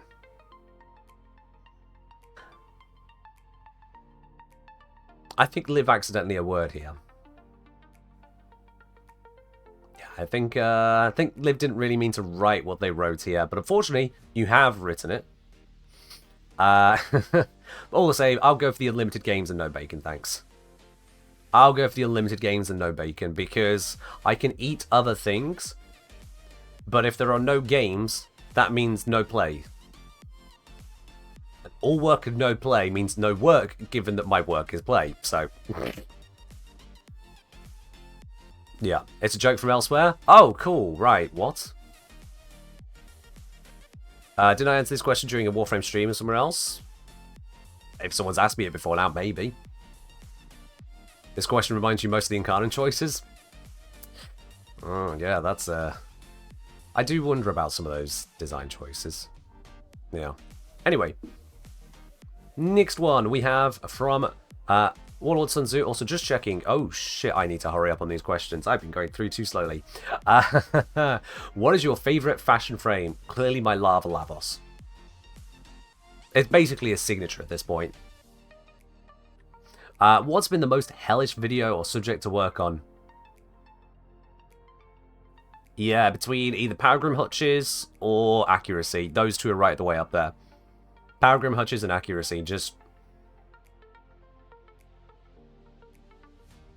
Why is Accuracy like it is? Why, DE? Why? I wonder if they'll ever explain why. Spectres weren't. Spectres are close, but Accuracy wins. Spectres hurt, yes, but Accuracy was just stupid in basically every way. Warframe weapon accuracy stops at 100, and then DE created weapons with more than 100. Why? That's not how limits work. No. Not allowed. Not a thing. Absolutely no bueno. No. Stop. Ah. Just why? We have weapons with hundreds of accuracy. I think there might be one that goes to 1,000 plus accuracy. I can't remember anymore. It's just so stupid. And it makes no difference to the weapon positively, but it has a negative effect if something were to reduce the accuracy, which doesn't even come up that often anyway. So why do they do it? Why? When the accuracy value makes little sense in itself in the first place, when it is not something that directly translates in a way that a player can appreciate and recognize and compare and contrast and use. It is a stupid stat, and yet it's one of the stats we have in the arsenal compared to stats we could reasonably want to have. Like, oh, I don't know, putting in the guaranteed procs that weapons may have. Nope, that's not going to be in the arsenal, but we'll put in an accuracy stat that says 200 accuracy on weapons when it goes up to 100.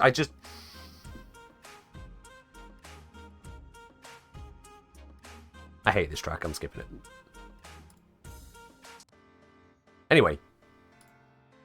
That's why it's accuracy, not the Spectre video. Someone forgot to put a cap on the value. That's the thing though, Max Rank. It's not about the cap. Because no cap matters to someone typing in the value. They typed in these values knowing that it did or didn't. I just... It's dumb. It's dumb. Yeah, Malasidos, yeah. So if you want to know more about why accuracy just completely melts my brain, go watch my accuracy guide I put together after researching it. And From Catacosmos, who are some people you look up to, whether it be in terms of content creation or in general? This is a very good question. It's a question, honestly, I'm surprised doesn't come up more often and more regularly. Like, who are my inspirations? And to be honest with you, it becomes a bit of a nebulous and difficult to answer question. I would say... I'd say it's probably easiest if we focus on the content creators that I pay attention to.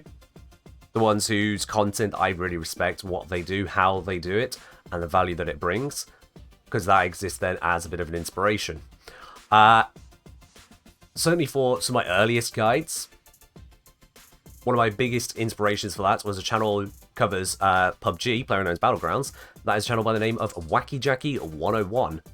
A very competent creator, very competent one, and they focused on the details of the weaponry. In fact, they do that still to this day, creating charts and graphs, interactive things on how different weapons affect different parts of the body with different armors or helmet levels on, whether you're hitting legs, taking into account all the weapon modifiers that are involved, and how they present it, even with the recoil graphs they present.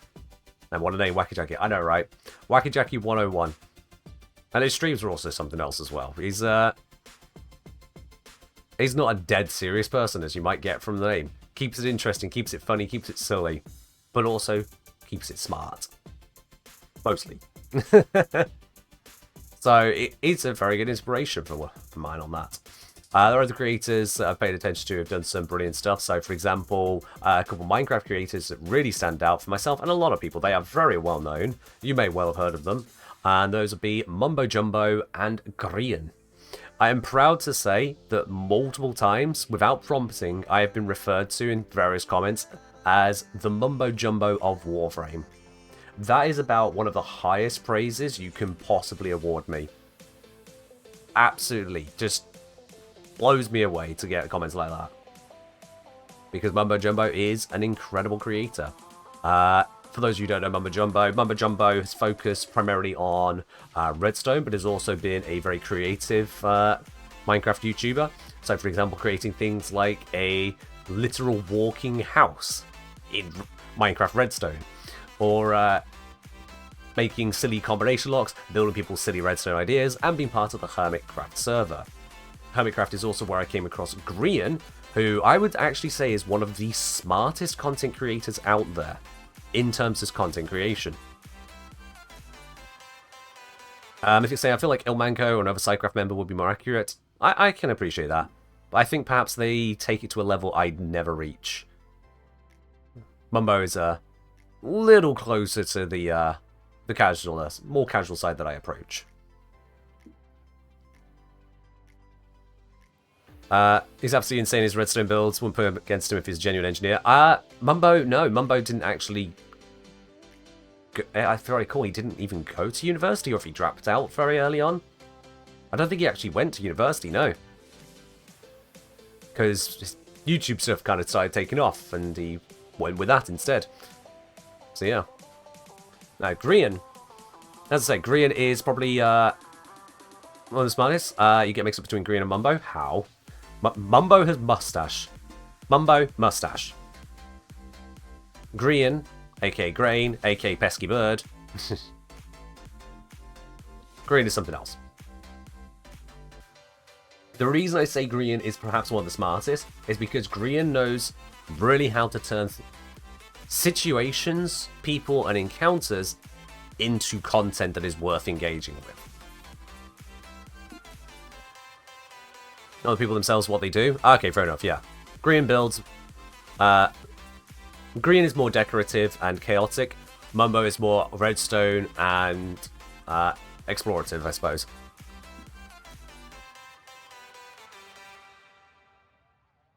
But, yeah, Grian is a very smart creator for being able to make things happen. Grian is the creator of the Life series. It's done 5 series now. It had Third Life, Last Life, Double Life, Limited Life, and now very recently Secret Life, which have been brilliant short-run Minecraft SMPs, all of his own creation. His ability to kind of bring himself into a situation and turn it interesting. Pretty much whoever he's working with, anyone around him succeeds in part because of what Grian does.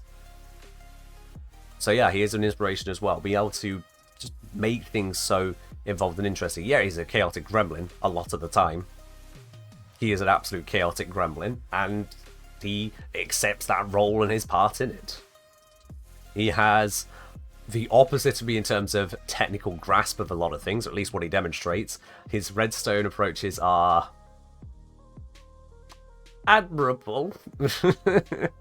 He tries. He knows what a redstone torch is. Green seems to be a fan of the yes and method of making stuff happen. I would say he's not just a fan of it, he shows how you can really send it without jumping the shark. He manages to nail that careful line between doing something incredible and taking it too far. Because some people will yes and in destructive or honestly off-putting ways, and other people will yes and in a way that's, sure, it follows along, but it's just too mild, too drawn out, too forced. Grian manages to make things dramatic without it being frankly ludicrous. To give an example, because for anyone who's not watched Grian, it's not going to tell really what I'm talking about here. To give you an example from, I think it was season 7 of Hermitcraft, the second season he was part of, one of the things he did is that he decided, just as a thing, just as a random little tidbit, he put up a poster. He put up in a few places around the server, Mumbo for Mayor. He had no plan. He had no intent to do anything specifically about it, but is instead seeing an opportunity to create a new plotline. A plotline which initially has to introduce Mumbo, and also, by extent of the line he's chosen, is going to invite others to become part of it. If someone's running for mayor, they need to have opponents. And if people are running for mayor, then there are the questions of, okay, so what is a mayor supposed to do? Does a mayor have staff? Well, of course a mayor's going to have staff. It's going to create sides.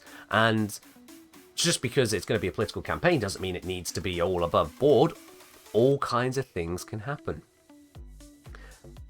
And then as soon as this wrapped up, and eventually a mayor was elected after all kinds of shenanigans, Grian then, as Penguins pointed out, the Mycelium Resistance, Grian then saw that the mayor that was elected turns the entire island that they were using as the shopping district from mycelium to grass.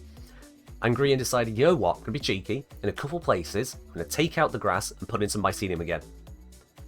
They did that little by bit by bit, until it was noticed and countered, and then countered. And he countered the counter, and so on and so forth. Not literally taking the blocks out and putting grass in as a counter, but creating scenarios around it, because the others around him also understand, or at least pick up the vibe, what is being created. A storyline, an interest, a hook. That's the smart behind it. And I will be honest, it's that I feel I sometimes can't find in Warframe. Sometimes it's a little bit saddening even, that Warframe doesn't really have those creative spaces, at least not in a way that I can create, not I've so far found, to really grab onto. There are things I can do with it, but not in other ways. Mayor is pronounced like what? Yeah, M-A-Y-O-R, Mayor. Mayor of the city. Warframe Golf? That Warframe Golf is one of those creative moments, yeah. But it's not one that really has much longevity of an idea. That's more like a Dream and George one-off Minecraft video. Oh yeah, and again, that's perfect. It's a demonstration of Grian being smart and making content happen. The Empire's crossover, yeah, Ladybug, absolutely. Now, before I completely lose people entirely on why is Ken talking about bloody Minecraft all the time, it's just all coming back to basically, that's what I look up to. That's where the inspiration for a lot of content for me comes from, is from people like Mumbo, be able to take intelligent ideas and just make them fun and engaging to at least experience. For Wacky Jacky, in being able to present data and mathematical curiosities of a game that doesn't need to know the mathematics to make it interesting to others. And then for Grian, for just the ability to turn things into constant interest. That Grian, honestly, if I could have a sit-down meal with a content creator to just talk over how they do things, it would be great. Every day of the week, Grian would be the first on my list to speak to. Because, man, that guy knows how to make it happen. Do I have a Minecraft server available to play on? I do not know.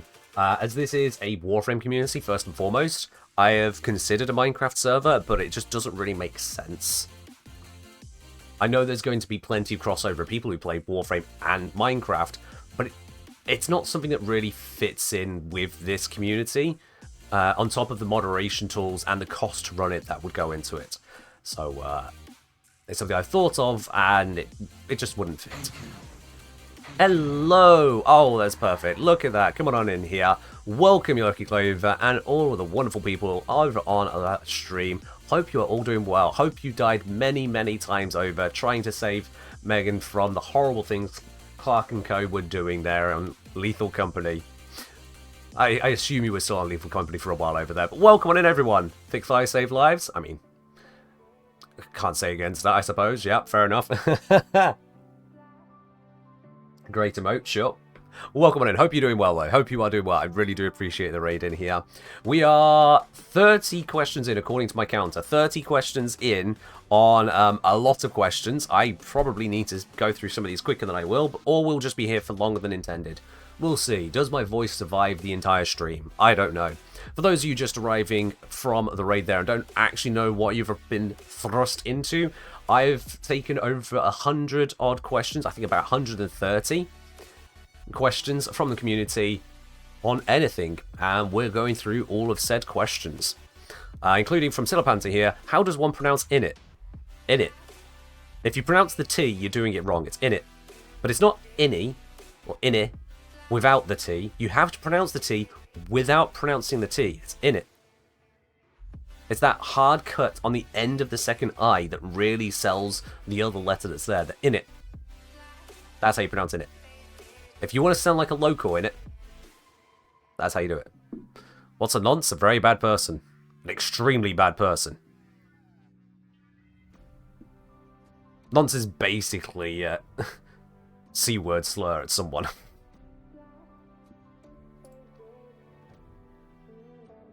Glottal stop moment? Okay, that's the technical term. Yeah, sure. Sure. Survival mission for my voice? Oh, yeah. How much life support has it got left? Alright, next question we have from the Chicken Engineer. Who's your favourite person who ever existed? Now, this is an unfair question. This is an unfair question. Because how the hell am I supposed to choose one person when I have two parents? Chicken Engineer, come on now. What? How? Why? No. Moving on. Kelvin Slayer, do you think Warframe will ever launch? And the open beta? Nope. I don't think it should. I think it would be a mistake. The reasons DE themselves gave on why they've not done it are just as true today as they were previously. Pick a favourite, coward? I don't have a favourite, coward. You missed a comma. But yeah, Warframe is in open beta officially and technically because they never actually released it, and DE themselves said releasing Warframe, releasing it, would be making the announcement that it is somehow moving from beta to complete in a done state, and there is no update they have done or will do that will be worth such an announcement and hype, at least to this point in time. It just doesn't really make sense. Yeah, alpha means done right? No, alpha is before beta. So you've got in development, alpha, beta, full release, and then DLC. Alpha is bare bones example. Like, this is the fundamentals of what it would look like. Beta is not polished, but a working example. And then full release is the polished, finished stuff. But yeah, Warframe is technically an open beta. Warframe never actually launched in 2013. It just kind of released, but became available. Technicalities. Do people use Gamma? If someone uses Gamma, it's not a common term to my understanding, no. It's in development, which is not even got an alpha build. Alpha, beta, release. That's pretty much it. And then you'll get people who squabble over micro divisions and whatnot. Those people don't understand that the part of communication is not having hyper-specific definitions, but having a nuance of quick expression of ideas. So yeah, Minecraft is officially released, for example. From Queenie, another of Queenie's questions. We got opinions on snakes. They're cute, they're wonderful, they're lovely. I have them wrapped around a mug. Opinions on depressed lily pads. They've gotten better over time. Depressed lily pad is how I refer to Urayli. Because Urayli looks like a depressed lily pad. This one seems targeted? Yes. I still absolutely love this artwork. I don't know if you've actually seen this one before, have you, Clover? No, you've definitely seen this. I showed you this at TennoCon. 100% I showed you that at TennoCon. Also, one of the highlights was meeting Clover at TennoCon. No lie right there. I want a bit closer? Sure. If you want to take a screenshot and print it off yourself, don't do that. There you are. That should be coming up, right? There you are. Ah. And we got to hang out? I know, it was great. Honestly, it was great. Oh, hang on. What was that? What was that? Yay! Clover, thank you very much for subscribing to the channel here at Tier 1. I appreciate you for doing that as well. Welcome to the channel proper. Enjoy your lovely blue sub badge, your emotes, your access to the supporter team. That's a premium channel over on my Discord, and no more ads for you two anytime you decide to drop in, whether it be to raid or just to hang out and chill. Thank you very much. The snake got a sniff of the drink? Absolutely, yeah. For those of you who don't know, this was actually done by another Warframe creator. I commissioned it to be done by Sylphix, and Sylphix is the same creator who's done at least one, if not multiple things for D themselves in-game. So you can look up the Community Cave portrait in Warframe. It's a lovely portrait, by the way. And that's the same artist that did this graphic on the postcard here. And on that note of graphic, if you want the graphic for yourself, you too could be sipping from the mug. You too could be sipping from it, from one of these lovely mugs. And oh my god, we have another raid. Oh my gods. More raids! All the people! I have answers for you all. Bring the questions. Actually, I've already got too many questions. My god. Welcome on in, everyone who's just come over from Nightmare Frame there. I believe that was Nightmare Frame, right? Yeah, there it is. Welcome on in, everyone. Thank you, Bod, who's got the shout-out for Clover, who raided in just moments before. We'll do the shout-out for Nightmare in just a moment as well. I guess you guys must have all just wrapped up something. I think I missed the memo. Welcome in, everybody. That is quite the raid there, absolutely. For those of you who don't know what's going on, I'm in the midst of an AMA stream. That is an Ask Me Anything stream. We have got a heck of a lot of questions I'm cracking through here of all and any topic whatsoever. So, you know, just kind of sit back, relax, and if you have any questions of your own, well, you should have signed them up on the Discord ahead of time, because, my god, we got a lot. But I'll try and keep up with everything. Where, Boober? Whoa, that is no way to refer to Clover. How dare you? How dare you? Clover has a name, thank you.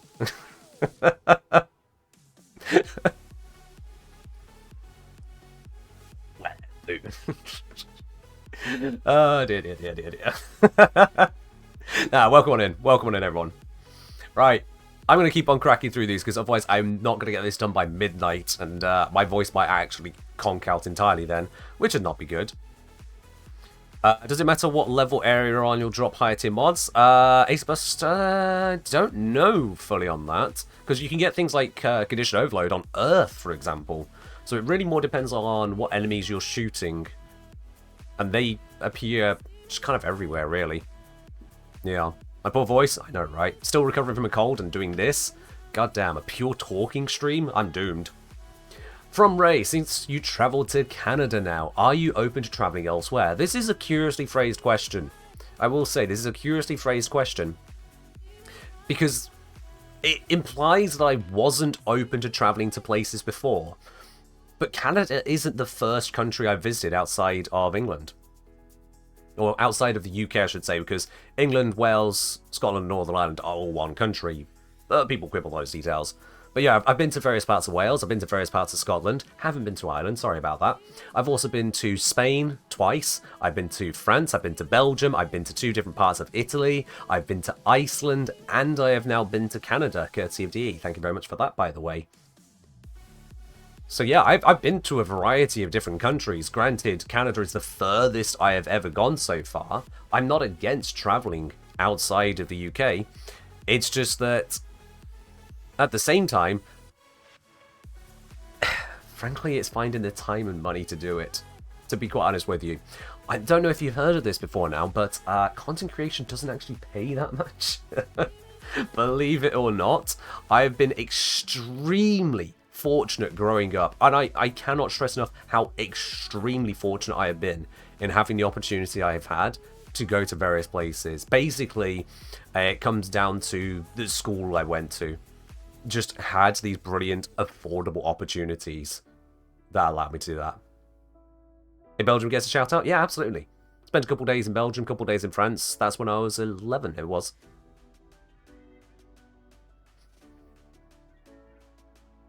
And Chloe said, definitely. My family assumes and doesn't get it with how content creation works. Yeah. I'm afraid no, money is the biggest issue. Yeah.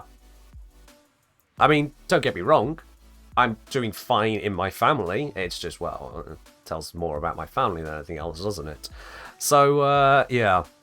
If I were living with this income in, say, oh, I don't know, rural Russia, like one of the ex-moderators on this channel is, hope he's still living, long story.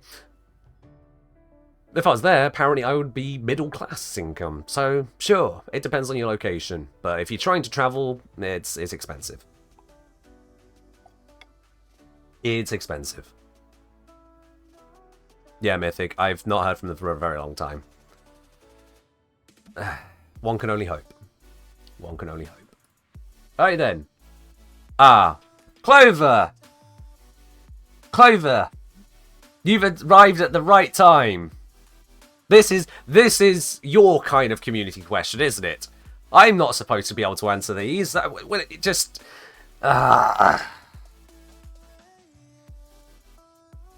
From imagine being at computers, I think they previously were calling themselves Fibonacci. Which Warframe is the most breedable?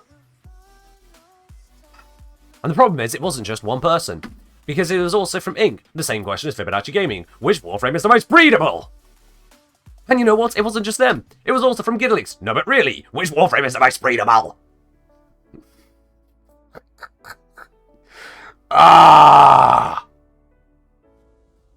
And I thought it would end there. But then we got Queenie coming out with, like, which male Warframe is the hottest? Queenie needing specificity on that one, sure. Great. Was there any further? Oh yes, even when we go to YouTube. Someone didn't even read the instructions or posted the questions on the Discord. And they're still asking, can Warframes get pregnant? DE themselves couldn't answer this one. DE, this is entirely your fault. You knew exactly what you were doing here, DE. You knew exactly what you were doing.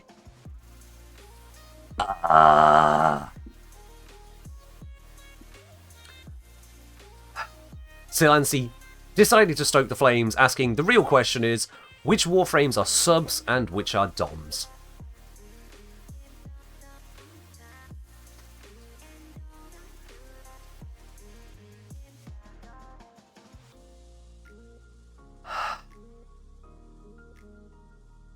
So,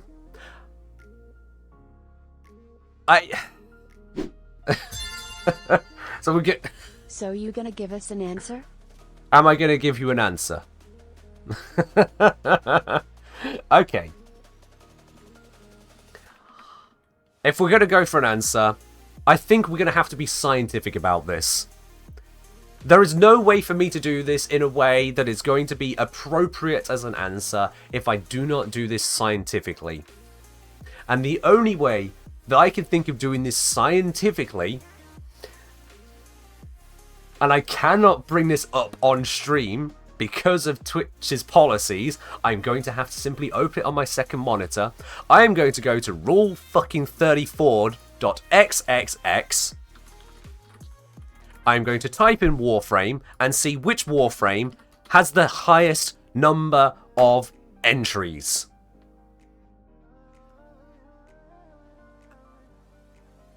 And that would appear to be Sarin. Also, dear God, I should have had some filters on that. I didn't... Why has someone made... I don't even want to describe what I just saw.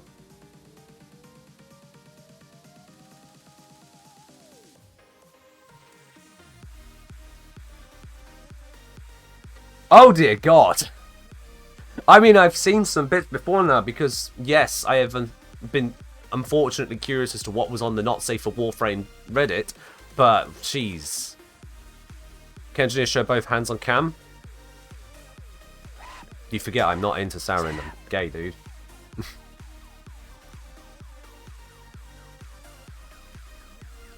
Dev saw some Warframe cocks? Mate, if only it was so mundane. If only. Yeah, no. So, yeah. There you go. According to the internet, I guess, according to the commissioned artists, Sarin. Did I at least open it in incognito mode? Yes. Yes, I did. And I'm gathering from both Nightmare and Clover here that they agree. Where did this stream end up? Thankfully not in the same place that whatever that character was with Sarin. I believe there is a term for that particular image that of all of them somehow stood out. I know what the term is for that. I'm not even going down that road. Yeah, no. So all of you that posted these, even according to Rule 34, yes, is the answer to that as well. Yeah. Your problems.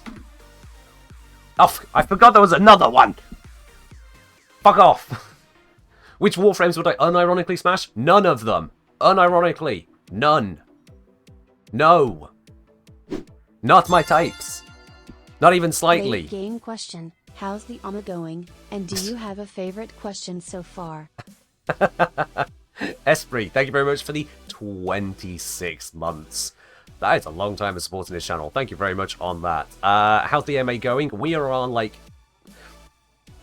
40-ish questions. I've got a lot to go. Favorite question so far? Not this one. Not this one. Hypothetically who? Starkiller, you don't get the hypothetically. Nope. Let's move on to something more wholesome. Never mind. This isn't wholesome, but sure, whatever. We'll move on to the next question at least. Let's move on to something less sexually charged, shall we? Let's go with that. Let's not have a reason to open up Rule 34 again. Ever. Christ. At least don't search Warframe on it. No. Anyway. Did I ever have a teacher I despised or hated? Yes, multiple ones. Oh, yes. Let me see. There was the teacher that for a couple of years tormented, singled out, and caused bullying of my youngest brother. There was the teacher who heard me tell someone to shut up because they were constantly bugging me during registration in the morning.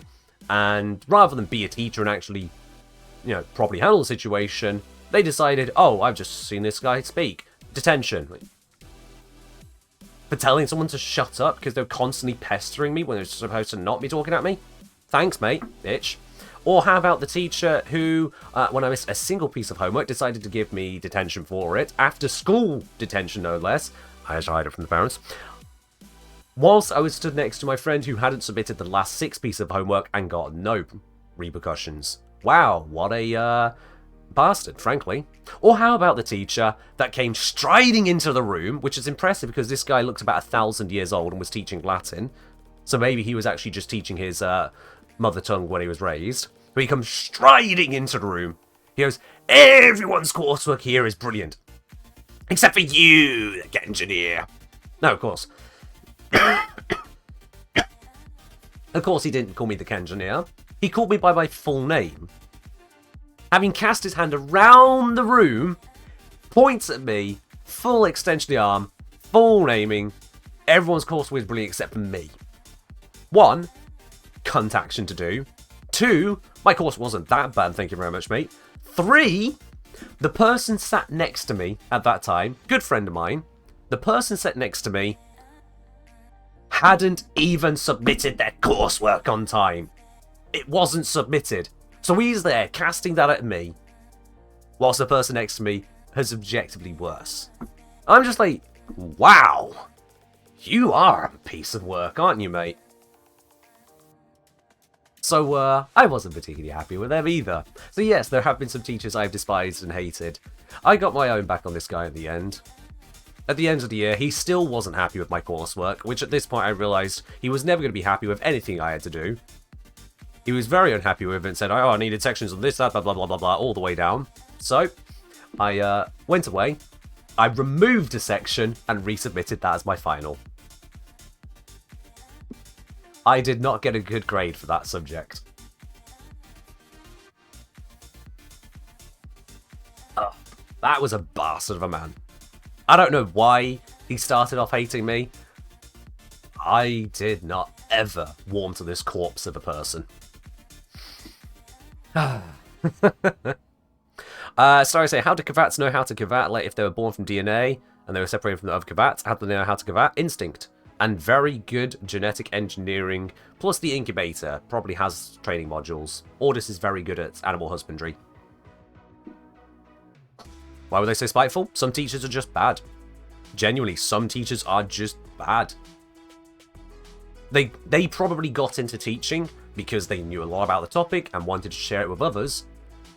But they didn't have the foresight, like I have, to realise that teaching to people that were unruly kids, primarily, would wear them down. That dealing with the school administrations would wear them down, and they would end up turning sour. They found themselves stuck in it, and they lashed out. Yeah, there are bad people in every profession. Being a bad teacher has some serious ramifications. A bad sales assistant in a shop poorly stacks a shelf, runs through your order like an idiot, gets the prices wrong, misses items or double scans them. It ruins an hour, maybe a day. A bad teacher can ruin a life. Oh, and there was a teacher who was the point of contact for if we needed serious help and whatnot. Not educationally, but support with issues in the school. And the fact that I took to them a written example of a kid who was going off the rails and was threatening myself and someone else. I took it to the teacher and nothing came of it. This kid later put scissors to my throat. Yeah. I did warn them. I did warn them. Now, luckily, the kid put the scissors to my throat and not the other guy's. Don't know how the other guy responded. And luckily, this kid was about my same build, rather than, you know, taller and stronger. So, luckily, I at least could deal with it. And put the absolute fear of God into him. Because otherwise, it was just going to escalate. But yeah, some teachers really should, you know, maybe pay a bit more attention to what they're doing. I do have some odd stories from the past. Not everything is rosy in Kenville, as it were. Imagine me going feral? I mean, you don't need to go feral when you just remember your martial arts. That's fine. One arm disarm, the other one send them off balance. Twist the hand around, thumb direction, get into wrist lock, down to ground, get into arm lock, step on the leg to make it where they can't maneuver, scissors over across the room into the bin, and then with the arm, locked, braced, make some simple, clear instructions. Clearly, no. Time for ambient music? Yeah, sure, let's do that. But hey, I got off better than the friend of my brother's who got stabbed to death. Yeah. My school was at least not murderous. Alright, let's switch over the music. It was this folder? There it is.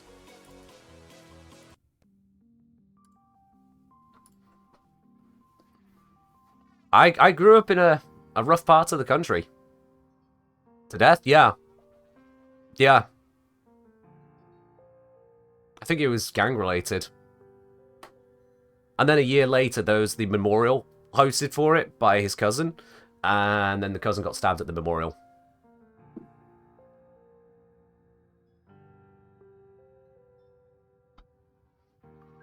Yeah. No word of a lie, this all happened.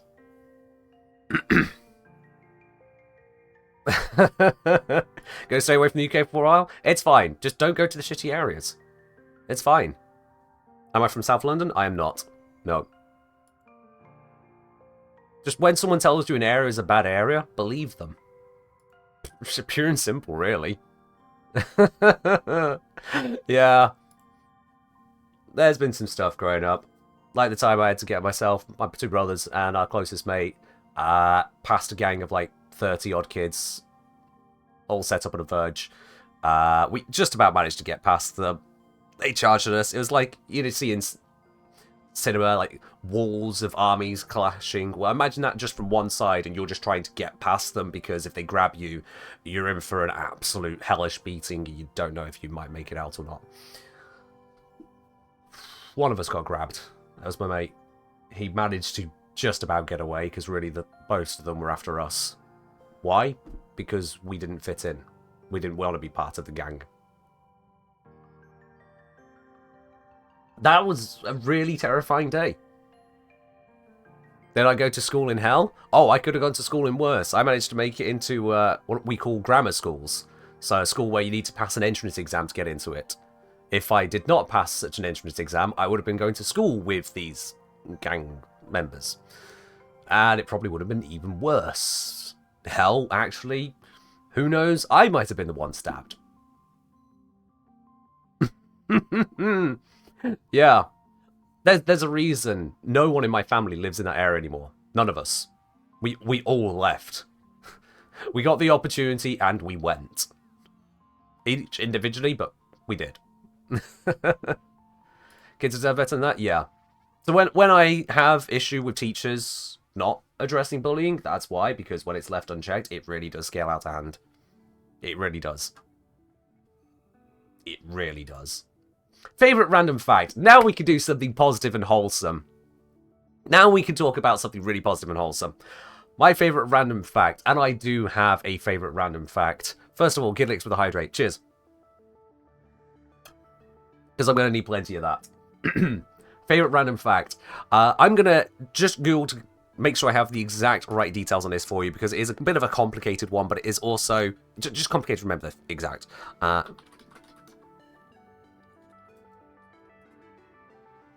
There it is. Okay, cool.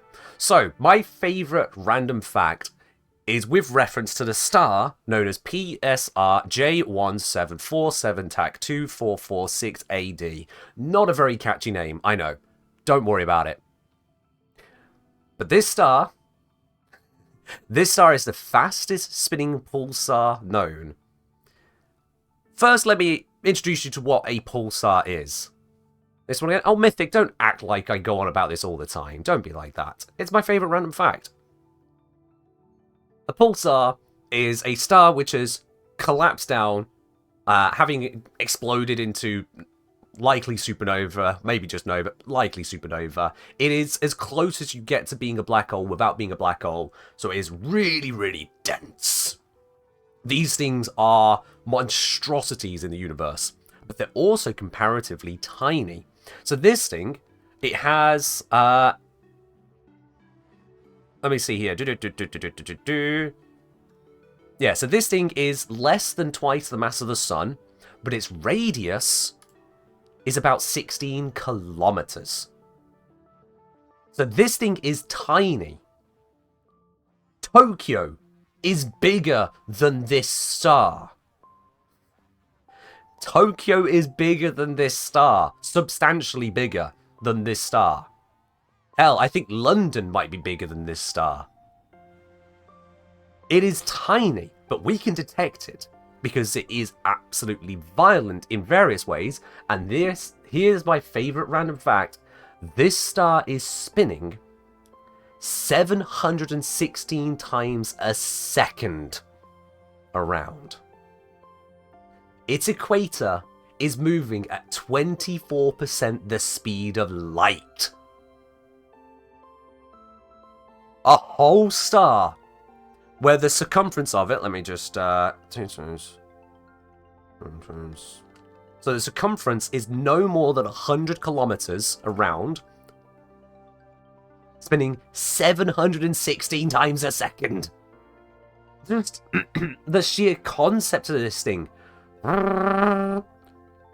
You cannot comprehend just how fast that is. If it spun a bit faster, it'd get ripped apart. This thing is so massive that it's on the edge of being a black hole anyway. Ripping it apart is an achievement in itself. This thing is just mind-boggling. I'm gonna cough over. So yeah, that is my favorite random fact. The star that goes brrr. Yeah, exactly, Max Rang. Exactly. It is incredible. There ain't nothing stranger than the reality of space. When you get sci-fi stories coming up with 20 billion different humanoid alien races, they're basically just humans with a mask on it. Oh, come on, that's not even trying. We're like, oh yeah, we got this strange thing. What about 3 suns? Like, oh, that's cute. You got a big star. You got a blue star. You got a rock. You got a spiky rock. You got a rumbly rock. Sandworms. That's cute. We got a star that defies everything. It's wonderful. Excuse me. So yeah, that's my favorite random fact. There is a star that is 16 kilometers radius or less, weighs about twice that of the sun, and spins 716 times a second. Wow. From Alexander the Mayor, aka Esprit, what is your favourite Twitch chat interaction moment so far? Honestly, I think the baby shark moments ago on this stream wins it. Screw every other stream in the past ever. I think the baby shark one wins it. So there we are. That just takes it. And if you weren't here early on the stream for that, you'll just have to catch the replay, won't you? Unless someone clipped it.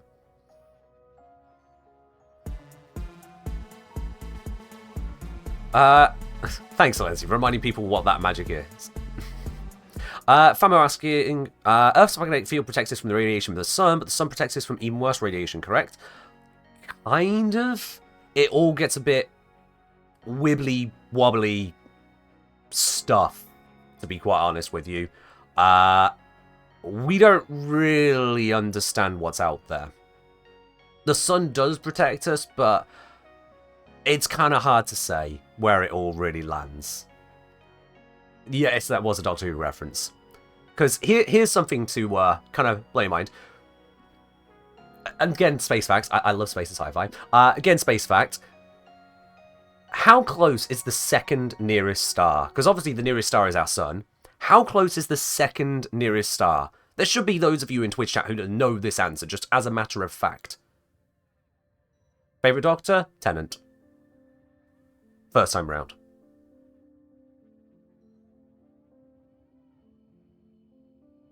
.2 light years. Yeah. Around about 4 light years. That's right. However, not that long ago, in fact, less than 1 million years ago, I think it was. Less than 1 million years ago, there was a star less than a light year away from us. Seriously. Less than 1 million years ago, there was a star less than a light year away from us. It passed us. And here's the further thing to it. It passed so close that there are theories that this could have disrupted some of the contents of the Oort cloud, the really distant rocks and potential comets at the far edge of our solar system. And because of that, we know this how? Oh, because stars are moving, you can see where they're moving, so you backtrack, where were they? Even simple as that, really. But anyway, as simple as that. Going beyond that, that disruption there has likely pulled some things out of their orbits, and as a result, is sending them careening towards the inner solar system. Which means that in quite some time, not in our lifetimes, a very long time from now, but in quite some time, there are going to be these unexpected, I suppose, rocks and chunks of ice from the Oort cloud searing through our solar system, all up in our grill, as it were. They could light up the sky, or it could cause problems for whichever trajectories they take. A star has swung close by to us, a neighbour star, which is now not even the closest star in our neighbourhood, and it has shaken up the solar system on the far reaches that we cannot see. Oh, yes. Now, in all likelihood, it's not going to spell any kind of disaster for Earth. Almost certainly not. Because if that were to happen so easily, it probably would have happened by now.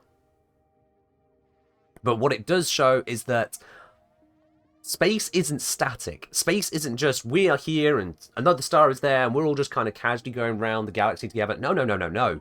We're all moving in different directions. There are some stars going that way and some going that way and some going this way. We're all wibbly wobbly. In fact, we don't go in a straight line. We bounce around the galaxy because the center of gravity of the galaxy is not directly level with where we are. We wobble our way around. So yes, everything is all chaotic. It's just on such unimaginably large scales that we can't perceive it without bringing up our calculators and going, oh my god, that happened? Yikes. Transfer saying, I know there was a supernova explosion about 1054 AD that was seen by the entire world, which everyone thought was a guest star. The absolute destruction of a star now known as the Crab Nebula. Yeah, absolutely. One of my biggest hopes for astronomy is that we see Betelgeuse go, from our perspective, which would require it to already have died, otherwise I probably won't see it in my lifetime. I forget how far away it is. But it is one of my biggest genuine hopes that we see Betelgeuse go up. And for those of you who don't know, Betelgeuse is one of the primary stars that make up the constellation of Orion. It is, as far as we can see, close to the end of its life. But the thing is that close to the end of its life, in stellar terms, could mean anything, really. But could you imagine if we got to be able to see that? Is this going to be possible to see with the naked eye? If it goes up as a supernova, yes.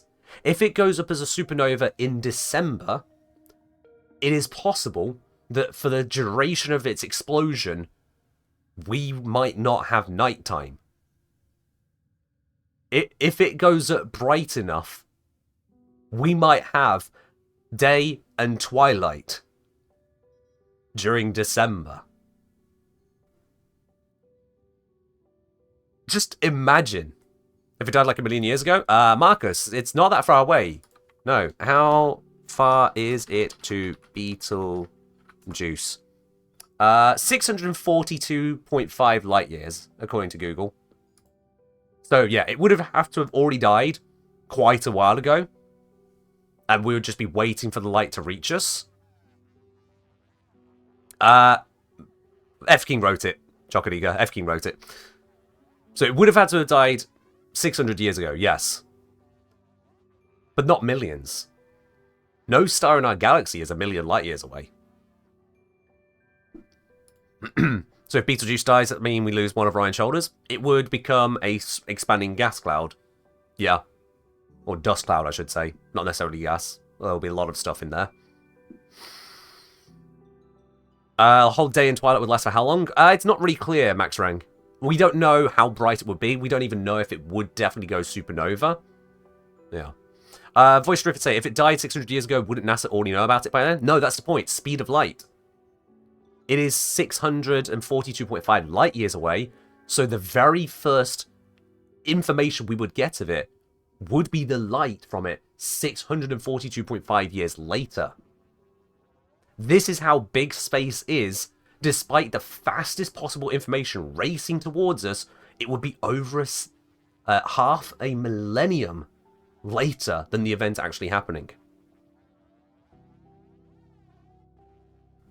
I mean, technically, we're looking at the past when we look at anything. When you look at absolutely anything, you're seeing it in the past because light takes time to travel. But once you get onto stellar scales, whoa. It gets radical. Yeah, light from the sun takes 8 minutes to reach us, right? Yeah. If the sun instantly vanished right now, we wouldn't know for 8 minutes. Because the light would still be reaching us, the gravity would still be affecting us. The gravity.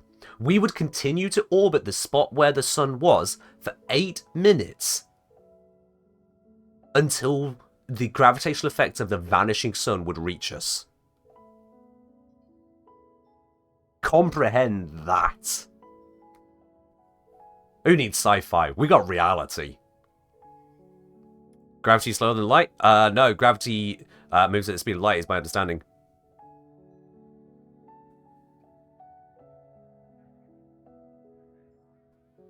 Gravitational effect moves at the speed of light as well. That's what it's measured. Yep.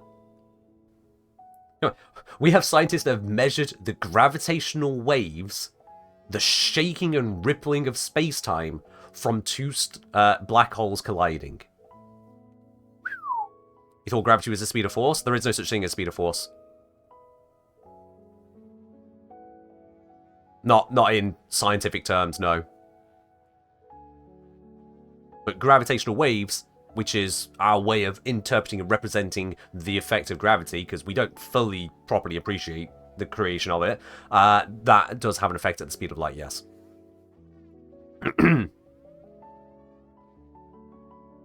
Is there a quote going, if you think you understand quantum physics, you don't? Yeah, that's pretty accurate. That's pretty accurate. You look at Vsauce video? Bear in mind some things may have been phrased in a way for people to understand it, Esprit. So double check what you're listening to and the exactitudes of what's being said before referring to it directly. It's a common thing I come across some people's approaches to trying to understand a more complicated topic is catching a phrase that is actually meant as an understandable phrase rather than an actuality. Yeah. What if the Tau system already died 600 years ago in Warframe? Now that would be an interesting plot twist. If something went wrong with the Tau star and it caused issues there that we just wouldn't know. Or it could cause a superluminal effect. Now that's where things get really bonkers. Superluminal. Anyway. I don't want to keep on going on about sci-fi, so let's keep going with these other questions here. From Boneyard, if you could snap your fingers and instantly know all of the information of any certification, degree, or field of knowledge, what would you choose? I mean, come on now. Come on. Clearly, the answer for me here has to be computer science. If I could have every bit of information of the field of knowledge of computer science, all of it, so understanding from the very base level code, the construction of the microchips, all the processes at that level, all the way up to all front-end development and everything in between, every bit of the languages, every bit of the code architecture and the best practices, all of that? Bro, that's power in this day and age. To have full, instant understanding of that entire field of knowledge? Good God. Yes. Please and thank you. I'll take that one. Yep. And that encompasses machine learning and AI as well. Yup. Ultimate hacker? Who'd need to hack? Screw hacking. Creation of things, which, due to the ultimate knowledge of the field, creation of things properly, fully, thoroughly secure in every way, because I know it. I wouldn't need to worry about the hacking side. Hackers would be a bygone past concern for my work. Oh. Yeah, computer science. Absolutely. That just the entire field of knowledge of computer science in my head. Thanks. Done. Appreciated.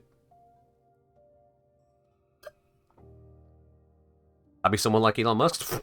No, I would not. Thank you very much. Good God, do I really give you such an impression? Him of all people? That's who you think of? When you think of knowing everything about the field? No. Ugh. Ugh. Anyway, you'll just be able to patch out the spaghetti from Warframe. I'll be very honest with you, if I had such knowledge snapped into my head like that, I would almost certainly move on from Warframe.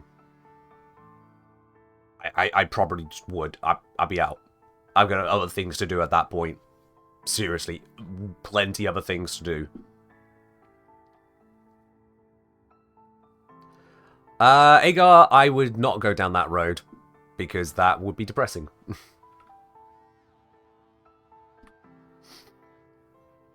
So, from Queenie, we got, what's your favourite random out-of-context moment in Twitch chat?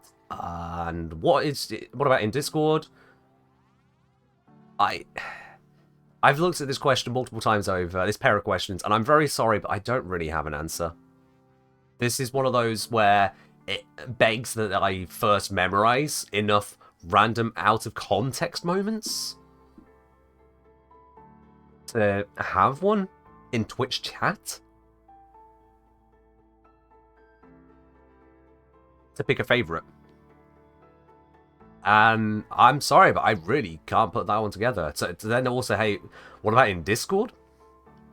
For an out of context one?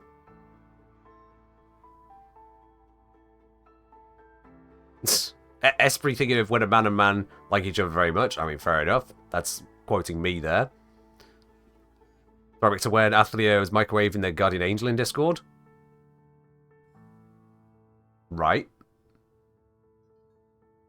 Ray's got the edited screenshot of you. Yeah, I mean, there's plenty of ridiculous stuff. It's just, how do I even begin to pick a favourite on something like this?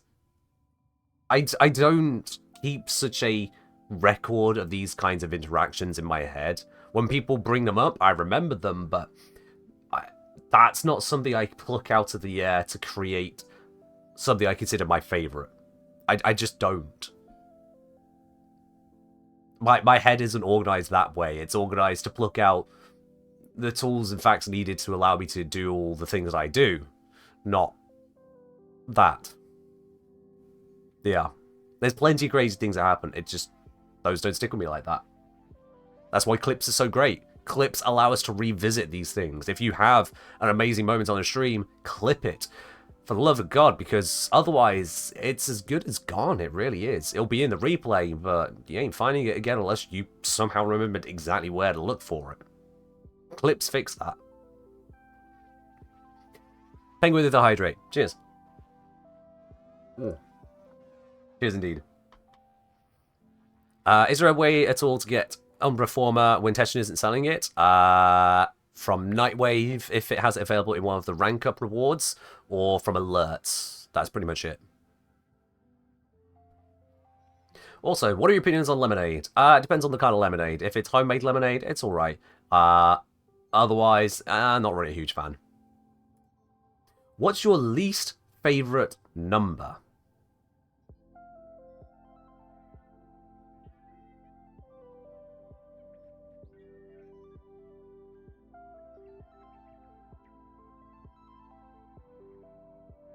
People think about this?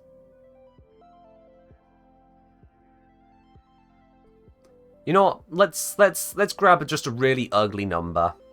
Minus 23.29. There we go. Minus 23.29. Because what are you ever supposed to do with that number? It's an ugly number. It's not even got the record of being prime because it's a decimal. It doesn't multiply or divide in any nice and convenient way. It's just a shitty number, I guess. There's plenty of them though. There's an infinite number of numbers that no one cares about. So, who's got the time to find a least favorite?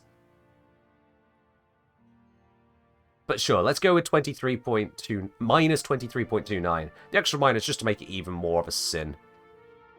That's your favorite one? Well, Gidlix, you have a very strange way of living. Did I have a pet rock? And if so, what was its name? Unfortunately, I did not have a pet rock, so there is nothing for it to name. I just never had a pet rock. No. My first pet was a goldfish. What is the best number? There are 5 acceptable answers. I'll have you know that any answer I give is acceptable because it is my stream, so you'll have to deal with that, cult leader. As for what is the best number?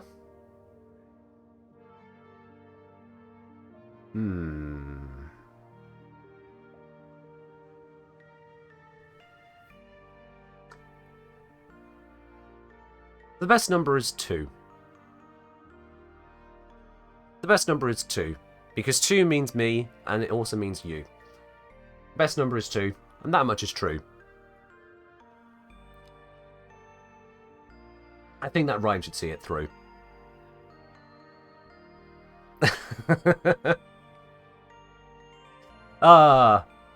Let's go with that one.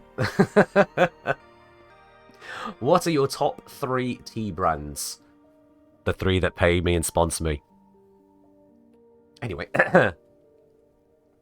Favorite D&D or other TTRPG system character you've made? I had to really think about this one when I saw it on the Discord, but I do have an answer for you. So this will actually go to a character which went by a couple different names. I've used them in a couple different places. But still one individual character.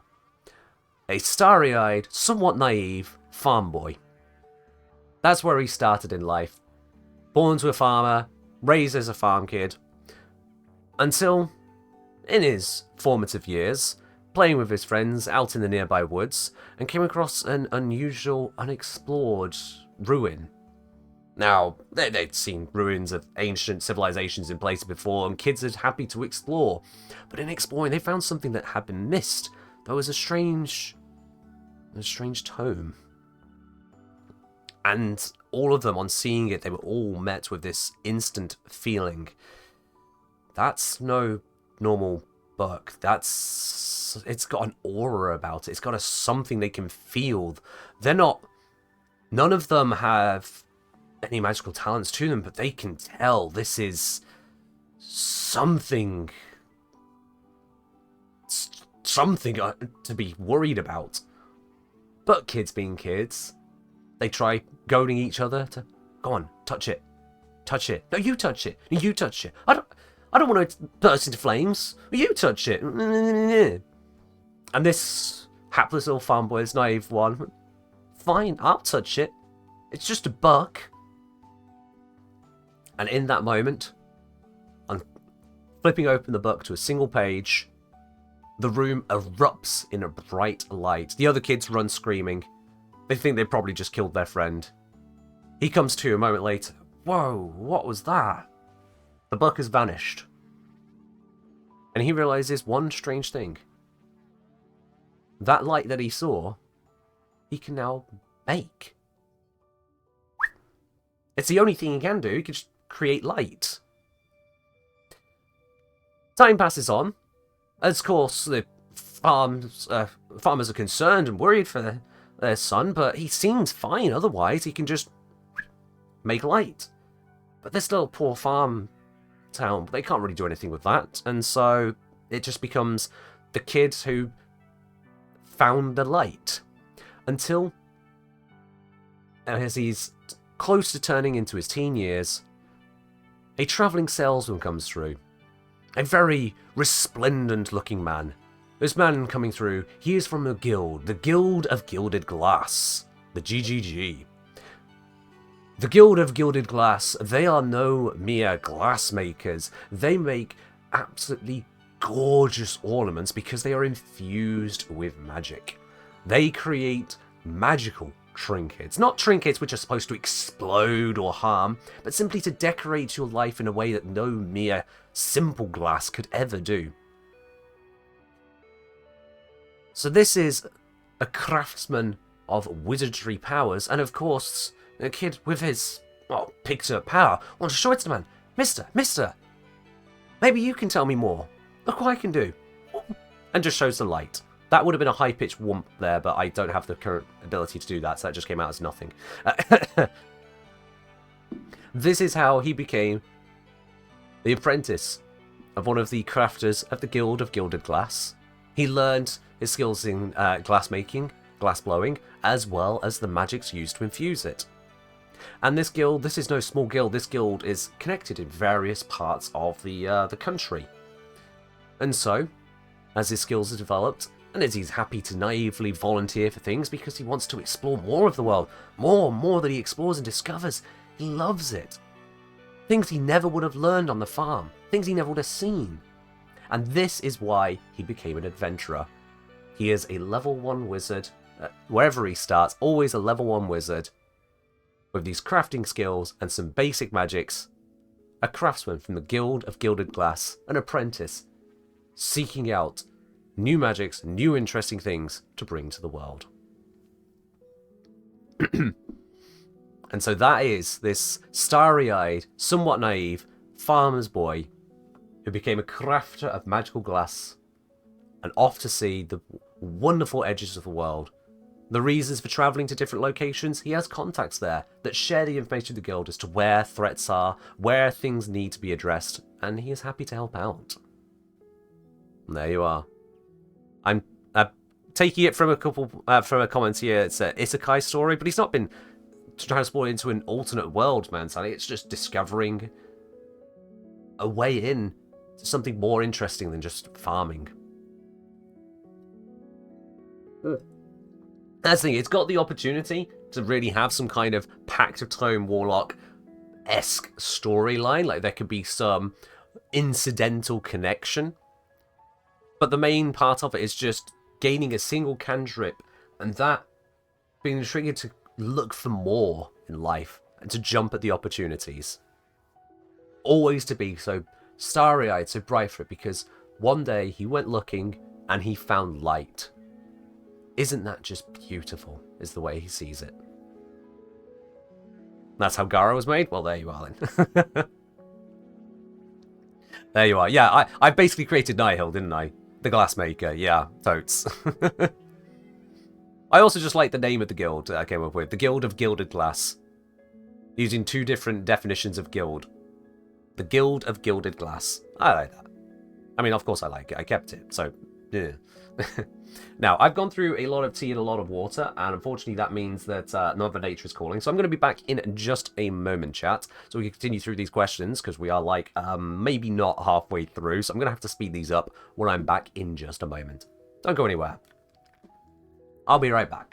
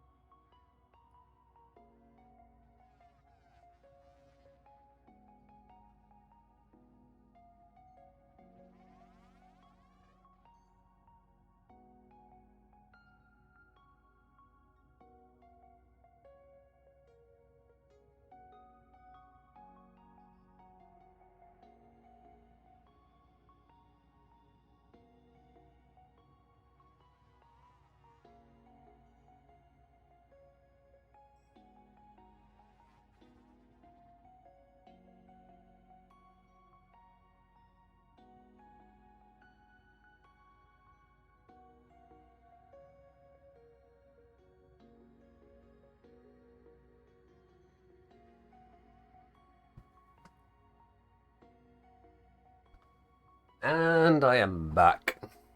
Oh, yeah, all the drones come out every single time. Every time I go away. This man can be such a pleasant radio jockey. Oh, thank you. Appreciate that. Malicitos, no. Just no, no, no, no, no. No. No. No. Stay with the hydrate. Cheers. I just refilled the water. It's nice and fresh. Ah. Right then. We need to be quicker on these. And by we, I mean me. So, for simpler questions, I'm going to be quicker. If you could throw a rock at one person on the Discord, who would it be? No one. Not really the rock throwing type. Because if someone gets on my nerves that much on the Discord, they find themselves no longer on it. Yeah. No one. Can it be you? Squirbo, I'm not helping you with your fetishes. The Chick Engineer asking, if you could add your dream weapon to Warframe, what would it be like? Stats and stuff. I think this is similar to a couple of questions added as well. If you were to make your own weapon that wasn't Forming Clone, what would it be? We'll get on to the others later. I think with this, I'd probably want an Incarnate Amprex. Take the Amprex, buff it in some places, the Incarnate mode, like the Fenwar, turn it into holding it like a heavy weapon. This thing needs to have some beef to it. I want a kick-ass laser beam. And I don't just mean like the Torrid. I don't mean a beam that kind of points in the direction of the enemies and does a bit of damage and spreads and does some great stuff, because it still sounds weak. The Amprex sounds tickly and sparky. The new core is just going whoop whoop whoop whoop whoop whoop. I want a laser beam where it feels like you've just opened a portal to the sun, and this time it's not Wisp, it's there to do damage. I want a laser beam that is so bright it darkens the room around you to account for the light level being given off of this thing in sheer contrast. I want this thing to have some deep bass to it. This is the kind of beam that makes you wonder, holy shit, is this just going to carve straight through the ship or even the planet? Not a railgun, no, a beam. You just hold it.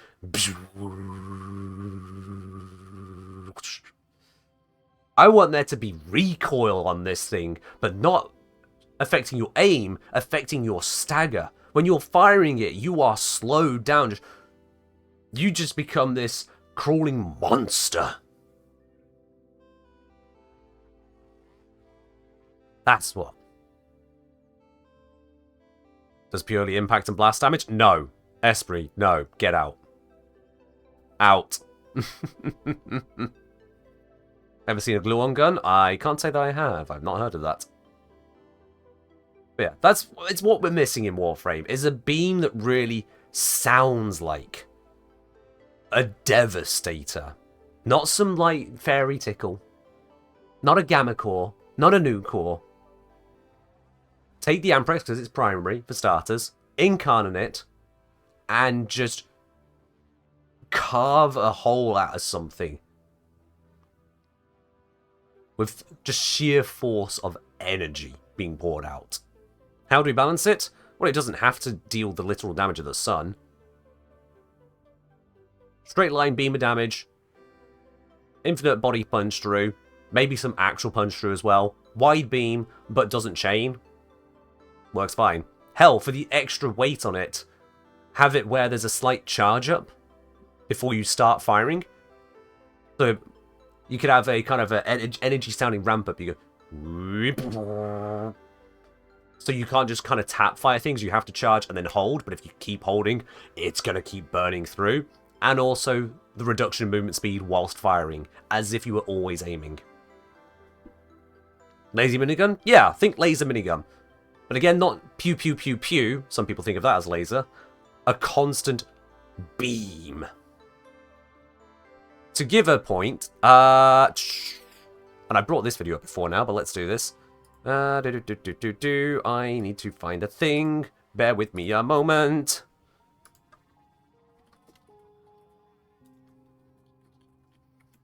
I think in the last AMA I brought up this as well, but I'm just going to load it real quickly.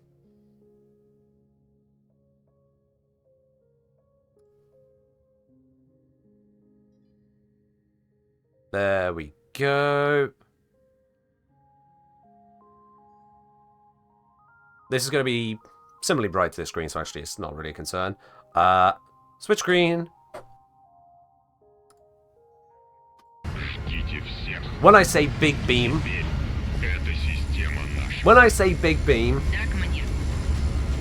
this is what I mean. That's what I'm referring to. That's the kind of ultra big power blapper feeling you should have. That's the depth of the noise.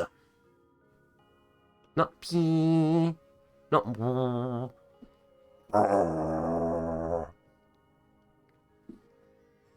That's what it should feel. As a galactic war crime? We're galactic war crimes! We deserve the laser beam of doom! And then, once we've got that, let's have some shark companions, or a shark sentinel, so we can have a shark with a freaking laser beam on its head. Yeah, there we are. Better be rainbow colours, all you're saying? I mean, if you want to call it rainbow, sure, but why not? I can't stop you. Remember me showing it, wasn't it your last AMA? It might not have been an AMA, I might have shown it on a different stream or whatnot. This question comes up enough. What weapon would I add to Warframe, or what change would I make to Warframe? This comes up. I think I have a spot inside my mouth. God damn it, that's annoying. Laser Shark new companion? Yeah. And you can have... If it was a beast companion, you could have the big shark with a laser, but then also, before you've incubated it, you have a baby shark. And it'll just occasionally go... Do-do-do. Do-do-do. Do-do. Do-do-do. Just to tease you. Just to not quite go there, but... put it into your head. Laser Lahaj? Basically, yeah. Basically. Anyway. You'd end up fighting that shark? I'm sure you would. You would try to microwave it. I swallowed an eyelash. Oops. That my imagination? Thanks. Alright, best anecdote from my dating life. Well then, okay. What do I pick on that's not inappropriate to share? That cuts out a lot of things. Let's go with the... let's go with a moment from my first relationship. I'd say first relationship. First boyfriend. This was New Year's, years ago. Silence? I didn't mute it, did I? No, we're fine. This was years ago. I wanted to treat him. He'd travelled up to see me. And of course, I had to treat him for New Year's. I really wanted to. And where I was living at the time, there was this... the city was pretty flat overall. But there was a lovely large set of hills that overlooks the city. And there's one with a beautiful lookout point. Like... there. We're going there. But I didn't tell him what we're doing. I said, just trust me. Follow along with it. Not going to give you the details. We're just going to go along. And so I'd arranged I was going to order a taxi and have us go up to this place for New Year's.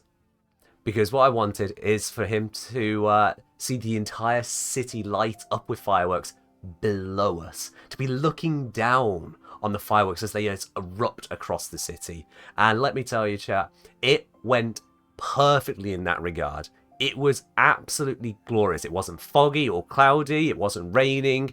It was beautiful. Absolutely brilliant. Now, on the way there, we had one of the roughest taxi drivers I have ever come across. This guy was quintessentially a local of the rougher parts of the city we were travelling through. Very rough. He was talking quite happily and glibly about, oh yeah, he does some extra driving on the side for some mates, you know, if they've done a bit of a sting here or there, got a little bit of a grab, but they just, you You know, kind of need to move out quickly, get out someplace, and who's really looking at a taxi? You wouldn't expect him to hop into a taxi, so he's perfect for it, right? And get a little bit of extra stuff on the side. We're like, okay, mate, should you really be telling us about this? Oh, I mean, he knows bits and pieces, places going. Like, of course, you're not allowed guns in the country, right? Doesn't really stop him. If he really wanted one, well, he's already got the contact. He knows where to get one. Knows when the guy will be around with the goods.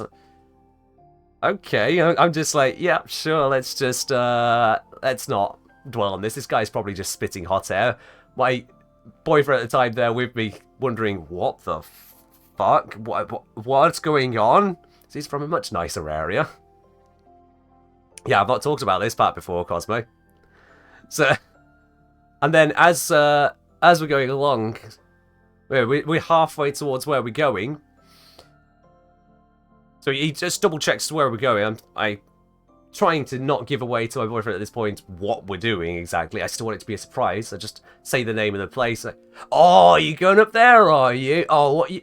Oh, I see. Oh, yeah, I see what you guys are up to. You're looking for a bit of dogging, are you? You're going dogging. That's what you're doing. Like, mate, you're supposed to be a taxi driver, not setting my poor boyfriend on absolute edge of what are we even getting into. Oh, you're going for some dogging, are you? Don't make him all scared of what's going on like this. No. Absolute bellend. But no, we finally get to the place, and yeah, there are a number of other cars parked up in the car park up to the hill, because it turns out I'm not the only person who knows of a giant hill looking over the city, believe it or not, but it wasn't overly crowded. There was probably like 30 or 40 people there total, so not too bad. Still plenty of space kind of spread out, got us in a nice vantage so we could easily see across the city, and it was absolutely beautiful. And of course, the New Year's ticks over, the fireworks go up, he gets to appreciate it, and we turn to each other and we have ourselves a lovely New Year's kiss. And not seconds later, seriously like 10-15 seconds after we disembrace, as it were, a middle-aged woman comes over to us. It's like, oh, hi, I just wanted to ask, are you two brothers? What? No? Both thinking, you clearly just saw us kiss. You clearly just saw that happen. And that's your question.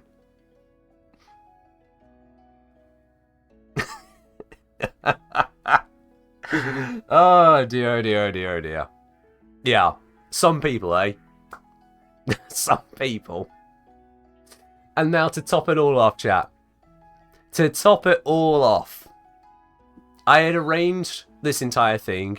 I had aside from the weird questions and weird taxi drive, I had arranged the actual date. Okay, I had arranged the taxi out there, and I knew we're obviously going to need a taxi back, so I'd arranged the taxi back as well from the same company. Hopefully not the same driver. Problem: when I call up the taxi firm to confirm the taxi, they explain it's going to be delayed. Okay, it's very cold. It's New Year's. Boyfriend wasn't perfectly dressed for the temperature, but we waited. And we waited. And we waited. I called the taxi firm again. Taxi's still not arrived. Where are they? Sorry, we've got a lot of people requesting taxis. I expect as much. This is why I pre-booked it. Yes, we understand that, but we're very busy at the moment. Where's my taxi? You said it was on its way. It's coming. And we're waiting. I call them again. Where is the taxi? It's 1:30 in the morning by this point. But it's a long way home. It's not exactly a 5-minute jaunt to the house. Sorry, we've got no one available. We'll try to get someone out to you. We've got no one available. What do you mean? I booked this. We are freezing our absolute asses off. How can we do this? We've been trying a couple of other taxi firms. No one's available at this point because it's freaking New Year's. Everyone's busy, either working already or wrapping up for the night. And so I had to do the one thing I really didn't want to do, and my boyfriend really didn't want to do either. We didn't get sick, no. We had to fall back on an emergency plan. Because, you see, I went to university in the same place I grew up. which means that family were, thankfully, reasonably close by. And so, there we are, at nearly 2 in the morning. I had to call up the parents. Can you get us out of this mess? Taxis have completely screwed us over. Now, thankfully, my parents, 1, were awake at this time, and 2, were more than happy to help out, because they're brilliant people. This wasn't how I came out, no. But this was how my boyfriend, at the time, was suddenly thrust into meeting the parents, whilst also shivering as all hell, highly nervous, and it's 2 in the morning. Poor lad. Poor lad. Being absolutely thrust into that. Oh. And what's worse, they didn't want to just drop us off at my place. Seeing as we had gone to the trouble of getting them out of bed and coming to rescue us, they at least wanted to bring us to their place so we could have a bit of chat for a bit. How could we say no? How could we possibly say no? Oh. And unfortunately, out of all nervousness, the tick that comes through for this one, when he got that nervous, he ended up breaking down into almost every third word being a swear of some kind. Fuck, shit, it's fucking, yeah. He was trying to hold himself together. He's on the verge of an outright panic attack. So, of course, that's not the greatest impression if someone's every third word is just filler swear. By the time we can finally decide that it's late enough, we really ought to get back. I'm talking like 3:30 now. They finally drop us off back at my student place. I arrived at the student place. Now, I knew that my housemates were also having a New Year's party at the time. I didn't want part of this party. I wanted to go on a nice personal date with my boyfriend. And honestly, I still think that was exactly the right call. But we arrive at the place to find that the front door is wide open. Bear in mind what I've said about this city. So the front door is wide open. I'm already like, no, what the hell? Excuse me? Whose stuff are we wanting robbed? Insurance wouldn't cover it at that point. But hey, make our way in, and I go to guide him upstairs. We go up to my room. We can at least stay away from whatever drunkenness is happening. We see some people passed out, glancing into the city rooms. Like, yeah, the party's at least winding down. It's 3:30 in the morning. We go up to my bedroom. Shit. I didn't lock the door. I didn't lock the door! The story keeps going? Oh, yeah. This is all one date. I discover in there one of the partygoers invited by one of my other housemates. Not only is he in there, I discover that the person he's in there with is his cousin. Yes, they needed a moment to get dressed.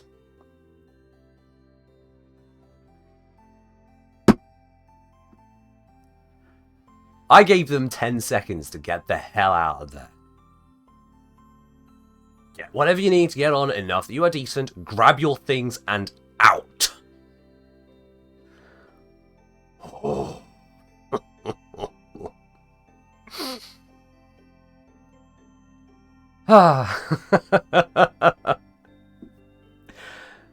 So yes, I kicked them out, and when they said they grabbed everything, I then grabbed all the things that they hadn't grabbed and chucked it down the stairs at them as well. Brought my boyfriend into the room, locked the door, let us go. We just needed to crash after that. Maybe that lady asking for her brothers was valid. Oh, God. So yeah, really sure I don't live in Alabama? I'm fairly certain, but my God, yeah. There have been dull days in my life, and there have been exciting days. Yeah. There have been dull days, and there have been exciting days. That was an exciting day. So, in asking for the best anecdote from my dating life, at least of the ones which I'm happy to share. That was quite a night, yeah. It was a wonderful night. I still have a final photo we shared together. It was wonderful. Oh, the Kengineer! Oh my god! Wait, are they here? Kengineer. Yeah. Ah. That rom-com story? I know, right? Everything that went wrong in hindsight, and even just minutes after anything going wrong, was still hilarious in its own right. I only hope, honestly, that he remembers it at least half as fondly as I do. Because from his perspective, the whole thing would have been far more terrifying, to be quite honest. Not knowing where we're going, not knowing the kind of people who live in the area, to know about the kind of waffle the taxi driver would come up with, to not know what's the options to get us out of the mess when the taxi wasn't turning up, and not knowing the area again, and then not knowing what to expect with the parents, and then not knowing the people at the party and suddenly what happened. Yeah. Yeah, that may not be anywhere near as a positive story in his mind as a memory, but I hope it was, because I tried to be the ideal boyfriend along the way. I tried to be, so maybe I was. Maybe I can get sold to Hallmark as a holiday movie, as if they'll go out of their formula that much. From Chick Engineer asking, how many format do you have? Hold on, I have Warframe open for exactly this thing. Let me just check here. Equipment, inventory, former. I have 1 aura former, 28 normal former, a stance former, and 16 umbral former. There you go. How much time do you have on? Are you planning to turn this into a 2-part thing? You know what? We're going to power through this. As long as it takes, we're powering through. Sod it. In for a penny, in for a pound. Why not? If I lose my voice, I lose my voice.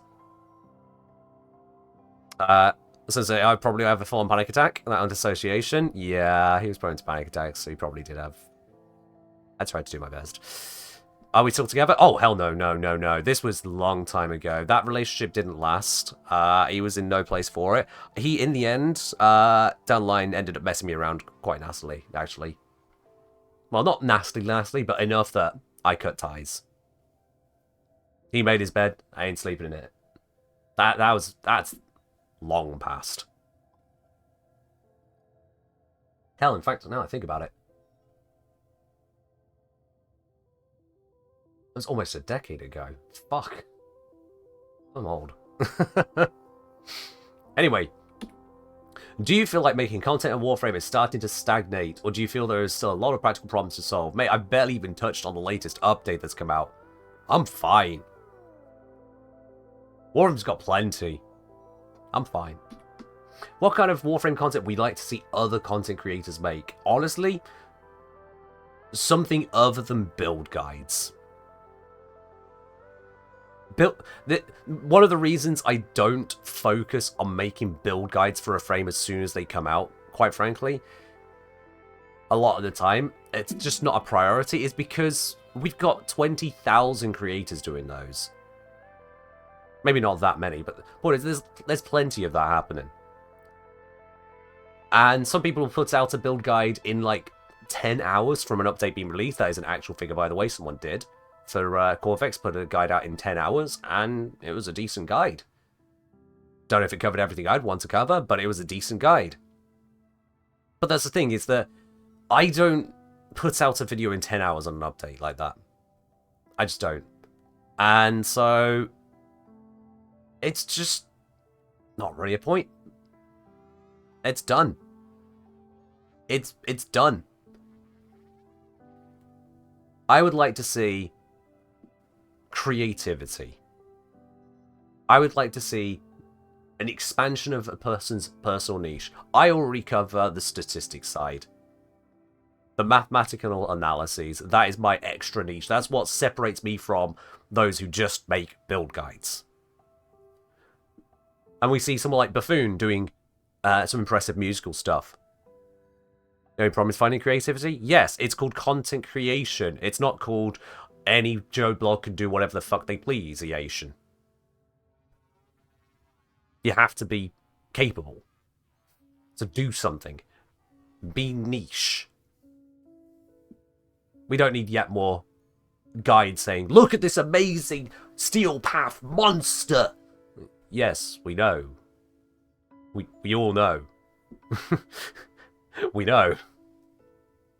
Number of times YouTube tries recommending to me, hey, you've seen a Warframe video or two. Like, yes. Well, we've got this amazing video you might want to try out from unreadable username or some stupid put together thing. They have a video on, let me see here, Sarin has damage. Wow. Sarin, you say? Okay. You miss when YouTube wasn't optimized for monetization? Well, I mean, the flip side is then not having the monetization whatsoever, because if it's not optimized for it, it just wasn't actually good for it then, and then the income was shit. Just saying. It allows me to be here, because if it weren't for the... if it weren't for the monetization on YouTube, I actually would never have gone into content creation like I have. It just wouldn't have been possible.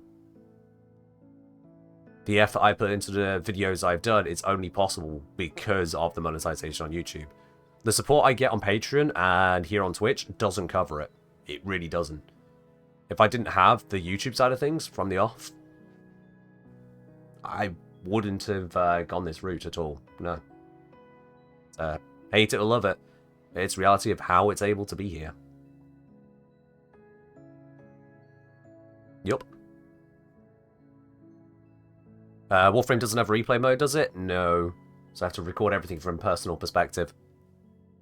Which, again, makes it more difficult. There's the weirdness, Swedish schmiddiness going on with capture. It's not ideal, even for itself. There's lots of issue aspects there.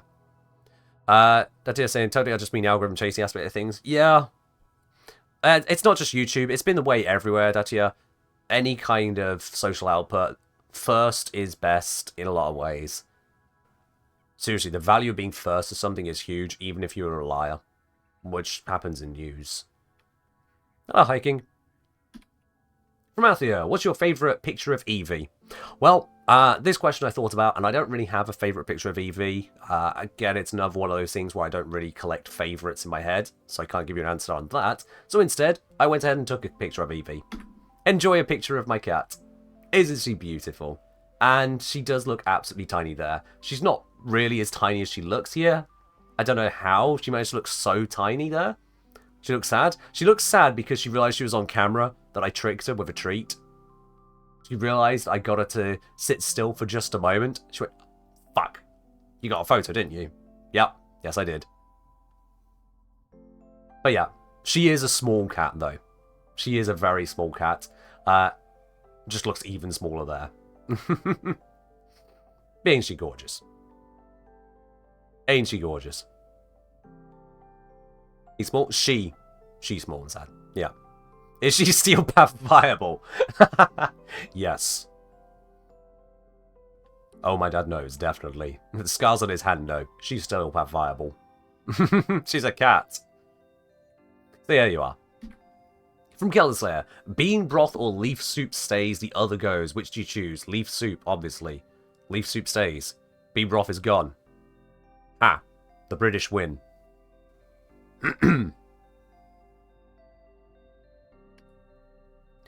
What's your favourite extinct thing?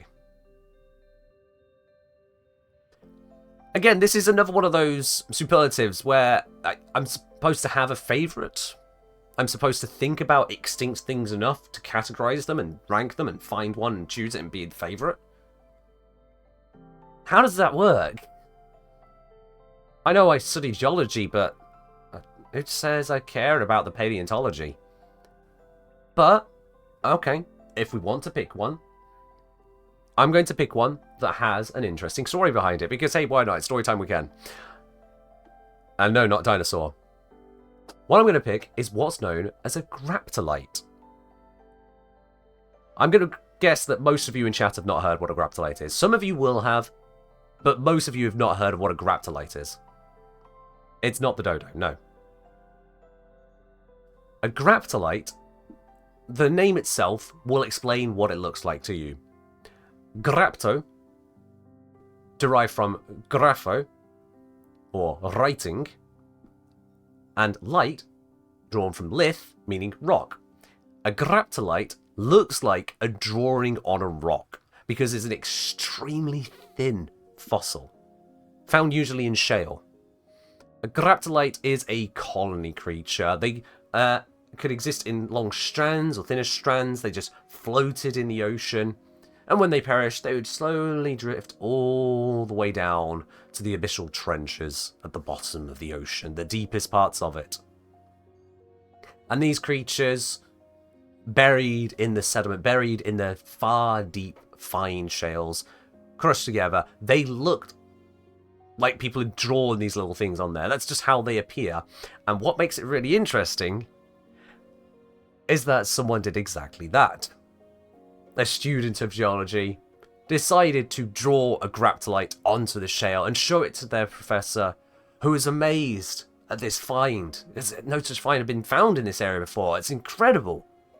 And shared it with their colleagues, and they were amazed, and it was shared further, and they were amazed. It was getting bigger and bigger and bigger a deal, and the student had to come clean. It's like, Professor, please, I know you don't want to, but please, just run over it with your thumb.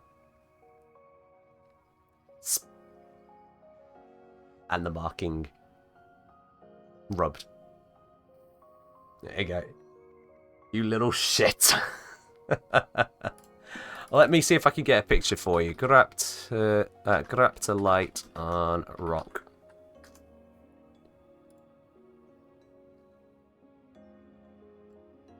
Yeah, this is a perfect example. Of course, I'll provide a perfect example, nice and easy. So if I just bring this up right here, we switch to that scene. These are what they look like. You can see it. They're just these dangling strands, and each one of these little edges would be a creature. Each one of those little edges in there, there'll be a creature. So these are colony creatures. Floating along the ocean. That's all they do. Really quite pathetic as an animal, quite honestly. And they are extinct. Graptolites are gone. But that's just how they appear. Flattened, paper thin, because they're tiny in the first place. And there are variations of them. The graptolites cover a variety of species. But yeah, there you are. Similar to kelp or krill.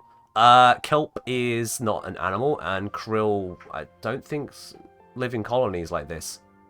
Think more similar to floating corals. Think similar to that. So yeah. If we're going to pick any, let's pick one that led to shenanigans. How's that for you for an answer?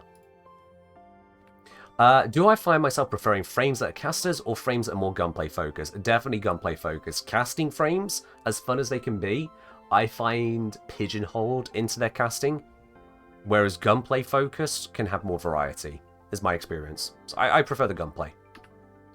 If I could make my own Warframe, what kind of abilities would it have? Ones with natural synergy, not forced synergy. A perfect example of this is Harrow. Harrow's abilities don't target each other, they just work with each other. You have Harrow's first, it produces shields, and his second uses shields. You have Harrow's first also restraining enemies, making it easy to target them, and his 4 gives you, and his 3 actually, his 3 and his 4 both give you benefits for targeting them. His 2 removes his shields, but his 4 makes him temporarily invulnerable. That works together. His 3 generates energy, which is great because you're spending so much energy on his 1, 2, and 4. It all works together. Even his passive, which doubles his, well, one of his passive doubles his overshield capacity. It doesn't specifically do that to work with other things. It's just a benefit he can use, and then has the synergy with his shield generating ability. So yeah. The stream's going to be a long one? Yeah, it's just ended up that way. It's just going to be a long one. That's the long and short of it. We got a lot to go through. As we say, I went over Warframe with null before. Sounds it's time to make a sheet. yeah, that was an idea of a frame that came to mind, which was also somewhat pun-based. I mean, I can come up with Warframes every day of the week. But this is the more broad answer of what kind of abilities it would have. That's the point, is having synergies, not forced combos. How many of recent frames work like this, do I reckon? More forced and natural synergies lately? So Varuna is an example of having both, but enough of the natural synergies that it's kind of worthwhile. So having the critical bonus working into the fact that the fourth is now considered melee. It's still just a critical bonus for melees, but it benefits that as well. Having the status spreading, benefiting the approach she's using overall. Our job did this today instead of Sunday, would have ended up celebrating New Year's with us. I mean, well, we're still there, aren't we? Still could happen. Yeah. Chuck say also, for some reason my game registered some kills on Harrow, who doesn't have any damaging abilities. It might be from bullet jumps. Chains don't do damage, as we know. So it might be from bullet jumps. But yeah, there are some frames that have natural synergies that don't feel overly forced, but nothing's going to really do as well as Harrow. I think Harrow is the shiny example of ultimate unforced synergy. It's impressive, seriously, just how well synergized he is. There are others which are close, but yeah. Next up, we've got, if you could design a Warframe, how would it be? Oh yeah, same kind of thing. What Warframe would you wish to be added, like design abilities? We're covering much of the same kind of thing there, because I don't want to go into details of trying to invent an entire Warframe. Either I'll just describe something that's not of interest to you, or I'll describe something where you go, oh, but it's not in the game. So I'm not going to over-focus on that, just because there isn't really a positive enough answer. Would I say Harrow is the best frame in terms of design? No. No, because I don't know enough about the frames overall to really make such a sweeping claim in the first place. And secondly, I do have my own issues with Harrow. I'm pointing out Harrow as a good example as to how you make abilities work with each other without saying this ability is needed for that ability to do thing, like Dagath. Question, does Diriga's Arc Coil still trigger Archon Stretch? And if so, can Arc Coil trigger the other Archon mods using Manifold Bond? Don't own any of the Archon mods myself, so can't test it. I'll be quite honest, no idea. So what we can do is very quickly check, at least the first part of that. Diriga's Arc Coil, is it triggering Archon Stretch?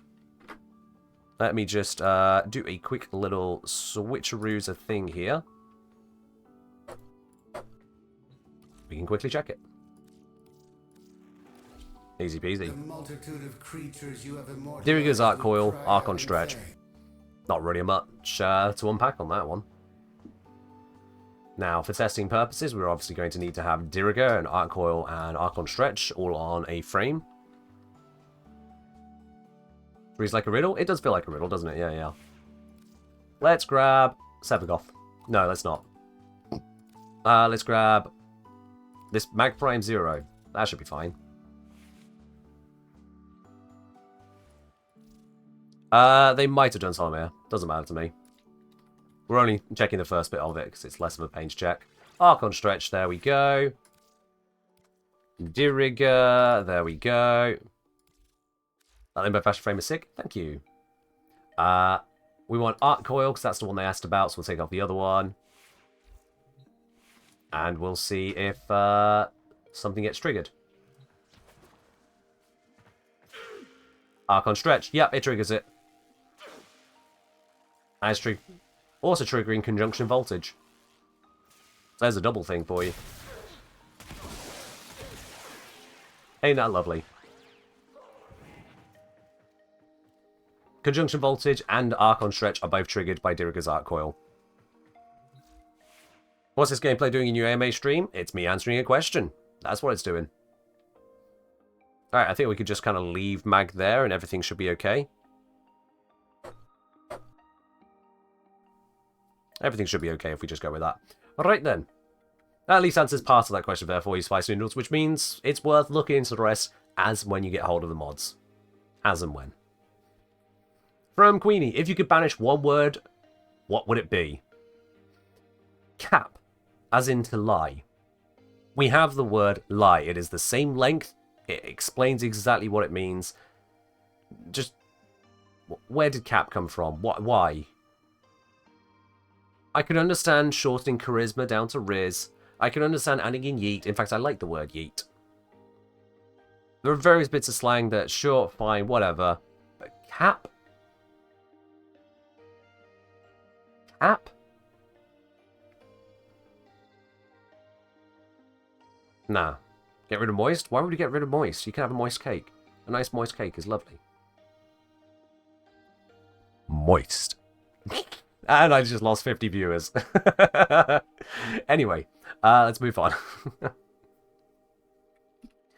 From Ink, how many plats does a girlfriend and a healthy lifestyle cost? Well, lots. Absolutely lots. A huge amount. Because if you want to have a healthy lifestyle and a girlfriend, then you're not going to be spending the platinum. You're going to be not getting the platinum. Whether buying it with real world money or earning it in Warframe and then trading for it, you are not going to be obtaining as much platinum. How much more depends on how much you would obtain otherwise. But in life, change only comes to those who are willing to sacrifice. And so, how much are you willing to sacrifice to get what you want? That is how much it takes to get a girlfriend and a healthy lifestyle. To properly sacrifice that you are ready to sacrifice, to truly sacrifice, to make that compromise happen. Now, that doesn't mean give up gaming. Nope. And it doesn't mean you can't have platinum and a girlfriend and a healthy lifestyle. You can indeed have all of those.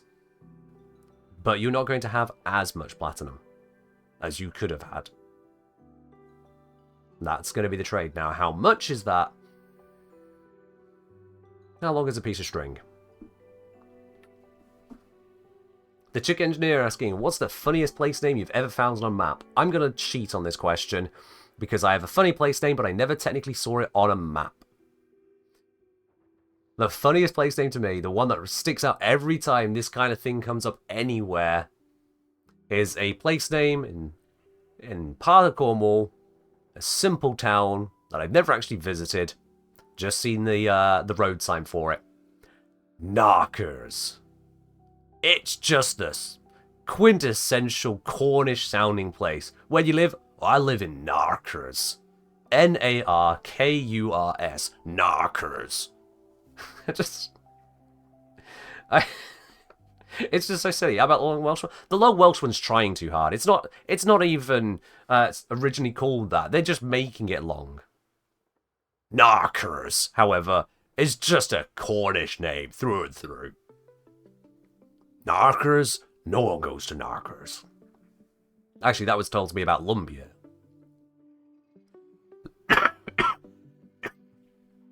And that was in Spain.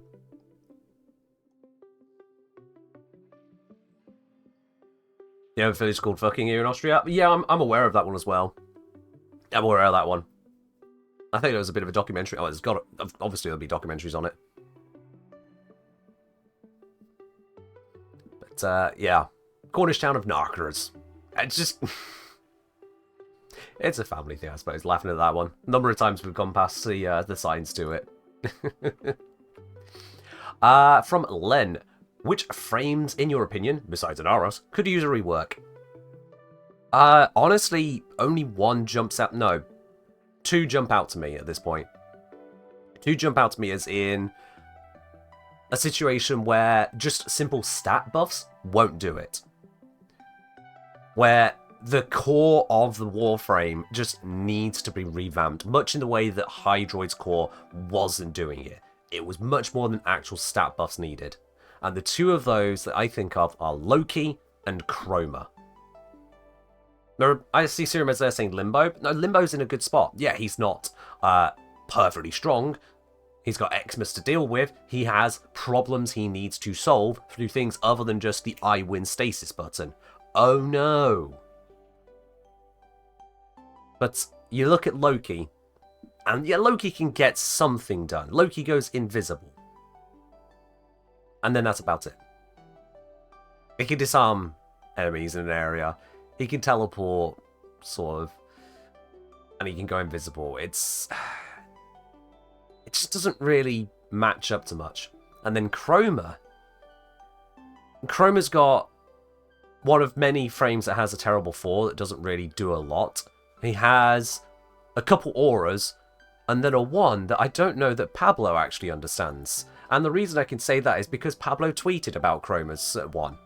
Let me see if I can grab Pablo's tweet real quick here. If I go to Twitter, if I go to Pablo Makes, I believe it is. Pablo Makes, yep, that's the one. And if we have a look, I wish there was some way to... If I search Pablo Makes and Chroma, maybe I can find the tweet that way. From latest...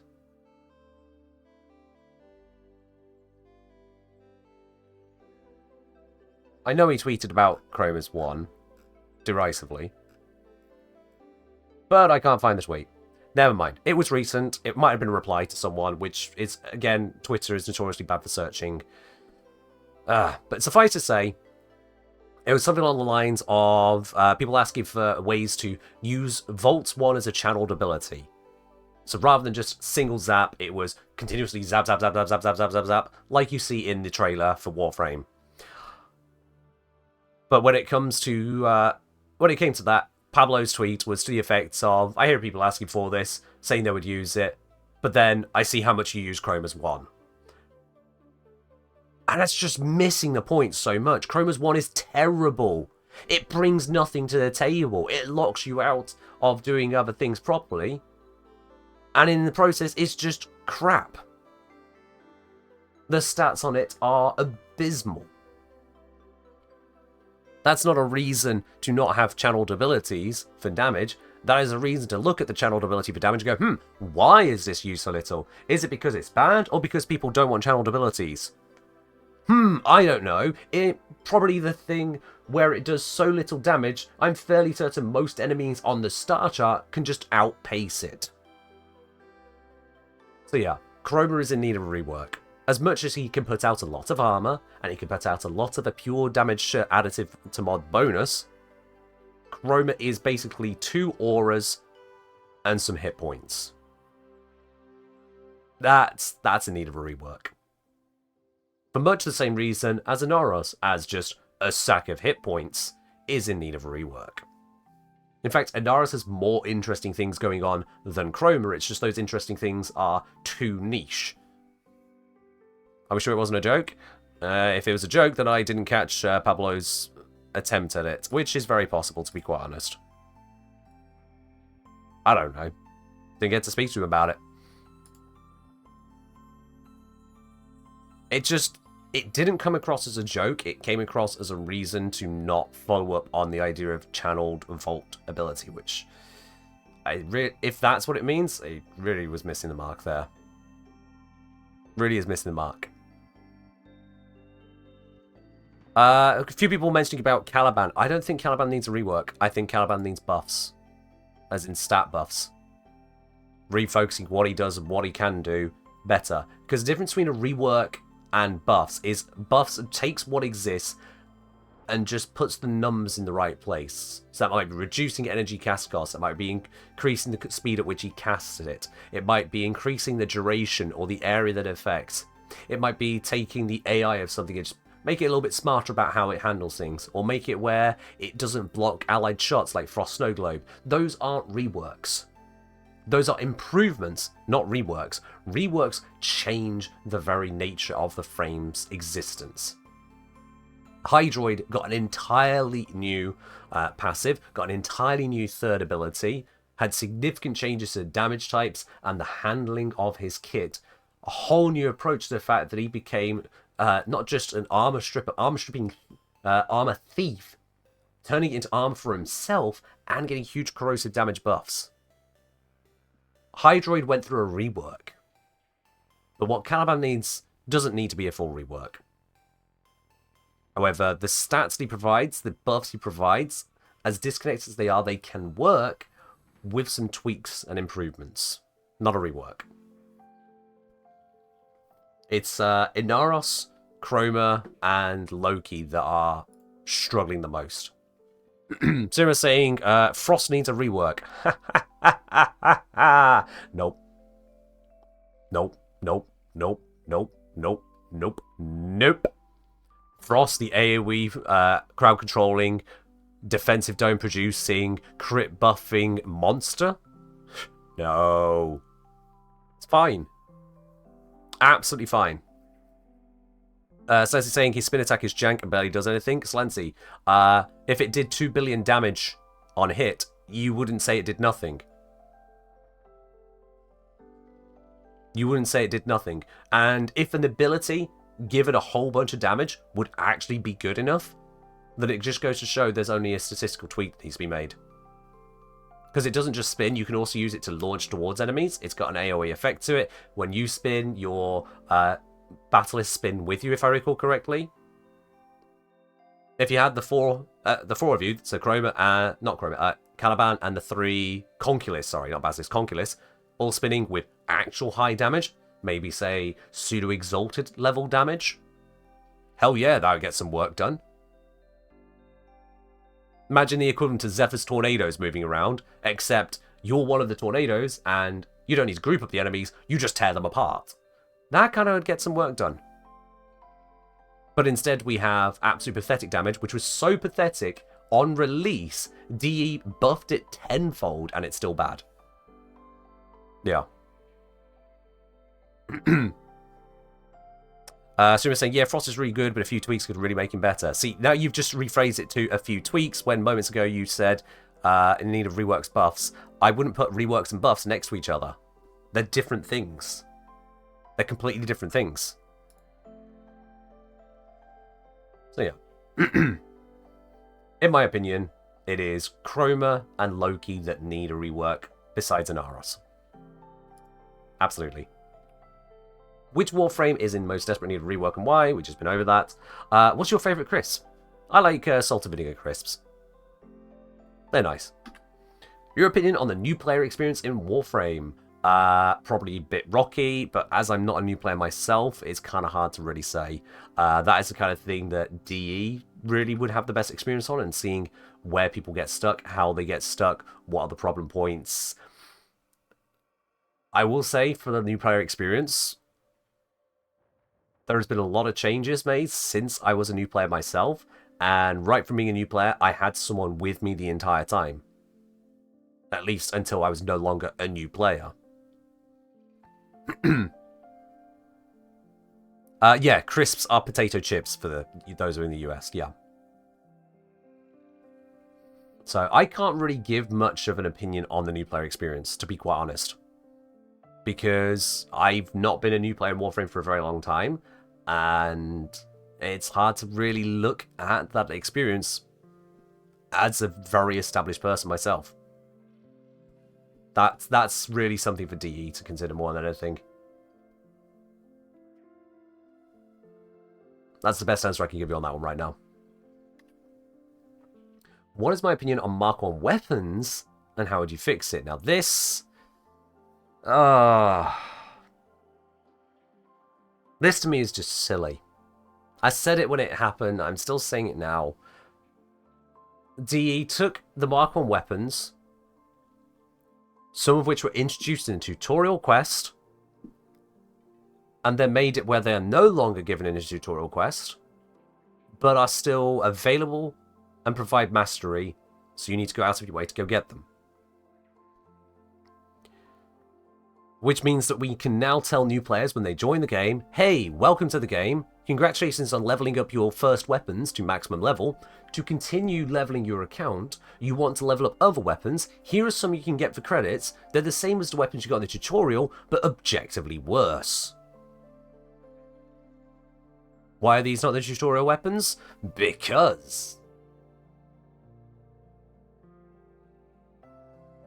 What?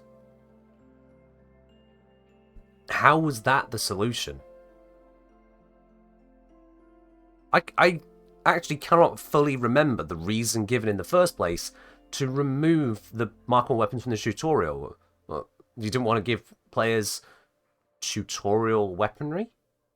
Starter weapons that you then move on from? Why not?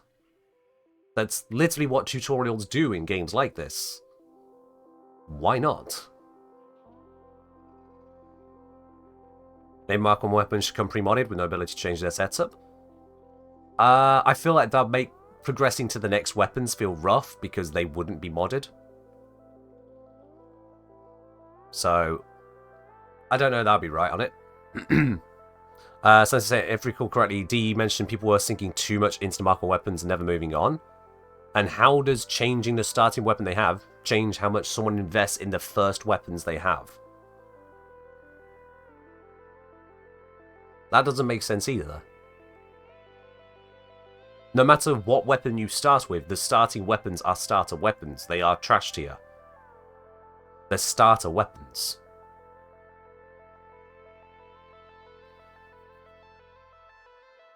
Mark 1 weapons should come with a pre-installed catalyst. Again, I disagree on that, because it'll, again, give new players the wrong impression as to what they're going into next. I remember being very confused. The first Prime Warframe I got, by an incidental Twitch drop somehow, was Trinity Prime. And Trinity Prime always had double the capacity. I thought, wow, Primes are amazing. Until it was pointed out to me, no, that's not because it's Prime. That's because you guys are dropped, so it came with an Orokin reactor installed. Oh, that's why my Trinity Prime is so good. It's just an upgrade I can get. But it wasn't clear to me that's why I was there.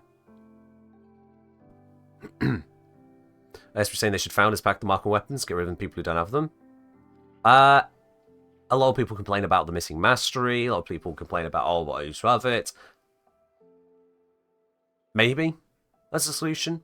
Honestly, I just don't really understand the issue in the first place. Of all the issues for the new player experience, having Mark 1 weapons isn't the issue, it looks to me. If anything, this is what I would do with Mark 1 weapons. To make them more new player accessible at the start. When you do the tutorial, you pick some weapons, and then at the end, you are given the rest of the weapons, so you get all the Mark 1 weapons for free. You just get them, okay? And then, having just got them, all of the Mark 1 weapons, unlike every other weapon in the game, would take a much smaller amount of affinity to level up. I think like half the infinity to level up. Slots included? Yes, slots included. So they're still basic weapons. They still don't have the reactors. But as these ultra basic weapons, the Mark 1 aspect of them is that because they're so simple, they are easy to master. So you get to that level 30 quicker. So they get the mastery quicker to help them get cracking on quicker. That fits low-level weaponry. Low-level things take less time to max out. Much like how the, what do you call it? The Lich weapons, the sister weapons, they go up to level 40. They take much longer. You have to former it and improve on it to be able to get to that max tier. So we have a precedence for weapons having a longer amount of time to max out. That could absolutely be done. Yeah. Leveling them faster would allow new players to try out a variety of weapons sooner. Excel as well. Absolutely, yeah.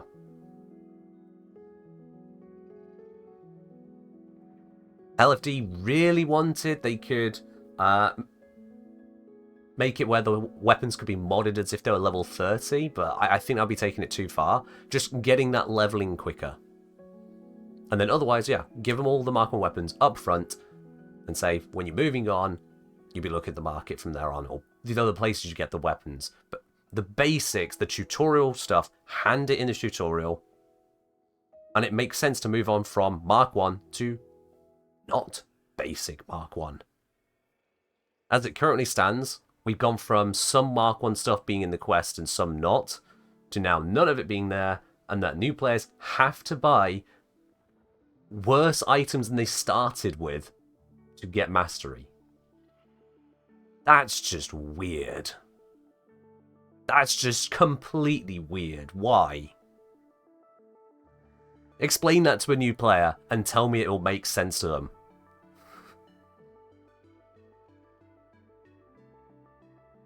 Streamer saying, what if reaching level 30 in a marked weapon gave you a tutorial so you could buy a normal version of the weapon for credits in the market? That'd be too much. I mean, just an explanation. The first time you max out a weapon, pointing out where you get the others. Or hell, just as part of the tutorial process, it shouldn't wait until level 30 to be quite honest, because of how long that takes. Because players are going to be asking, where do I get other weapons from? Pretty much as soon as they complete their first missions. Yeah. Random Potato saying slots and other resources are too hard to get. That's the biggest problem with the new player experience. It's not so hard as to be that much of a problem, quite honestly, because you can buy it for platinum and not that much platinum. At the end of the day, Warframe is a business. That is a core aspect of buying in. But otherwise, the free-to-play side is the trial experience.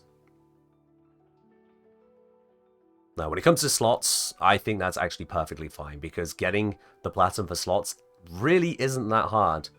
I have never, ever sold a Warframe to open up the Warframe slots. I have always earned materials, traded, bought the slot that way. And if you think about it as literally just earning the slot, it makes perfect sense. That's normal MMO process. That it happens to use a premium currency is nothing, because we've got the perfectly functioning player trading economy for platinum. So honestly, nah, not a problem. If someone doesn't want to trade, doesn't want to earn the materials to trade, and doesn't want to buy the platinum to buy the slots themselves, then at that point, I'm quite sorry, what part of the game are you actually trying to interact with? And why should DE care about them? To be quite frank about it. Moving along.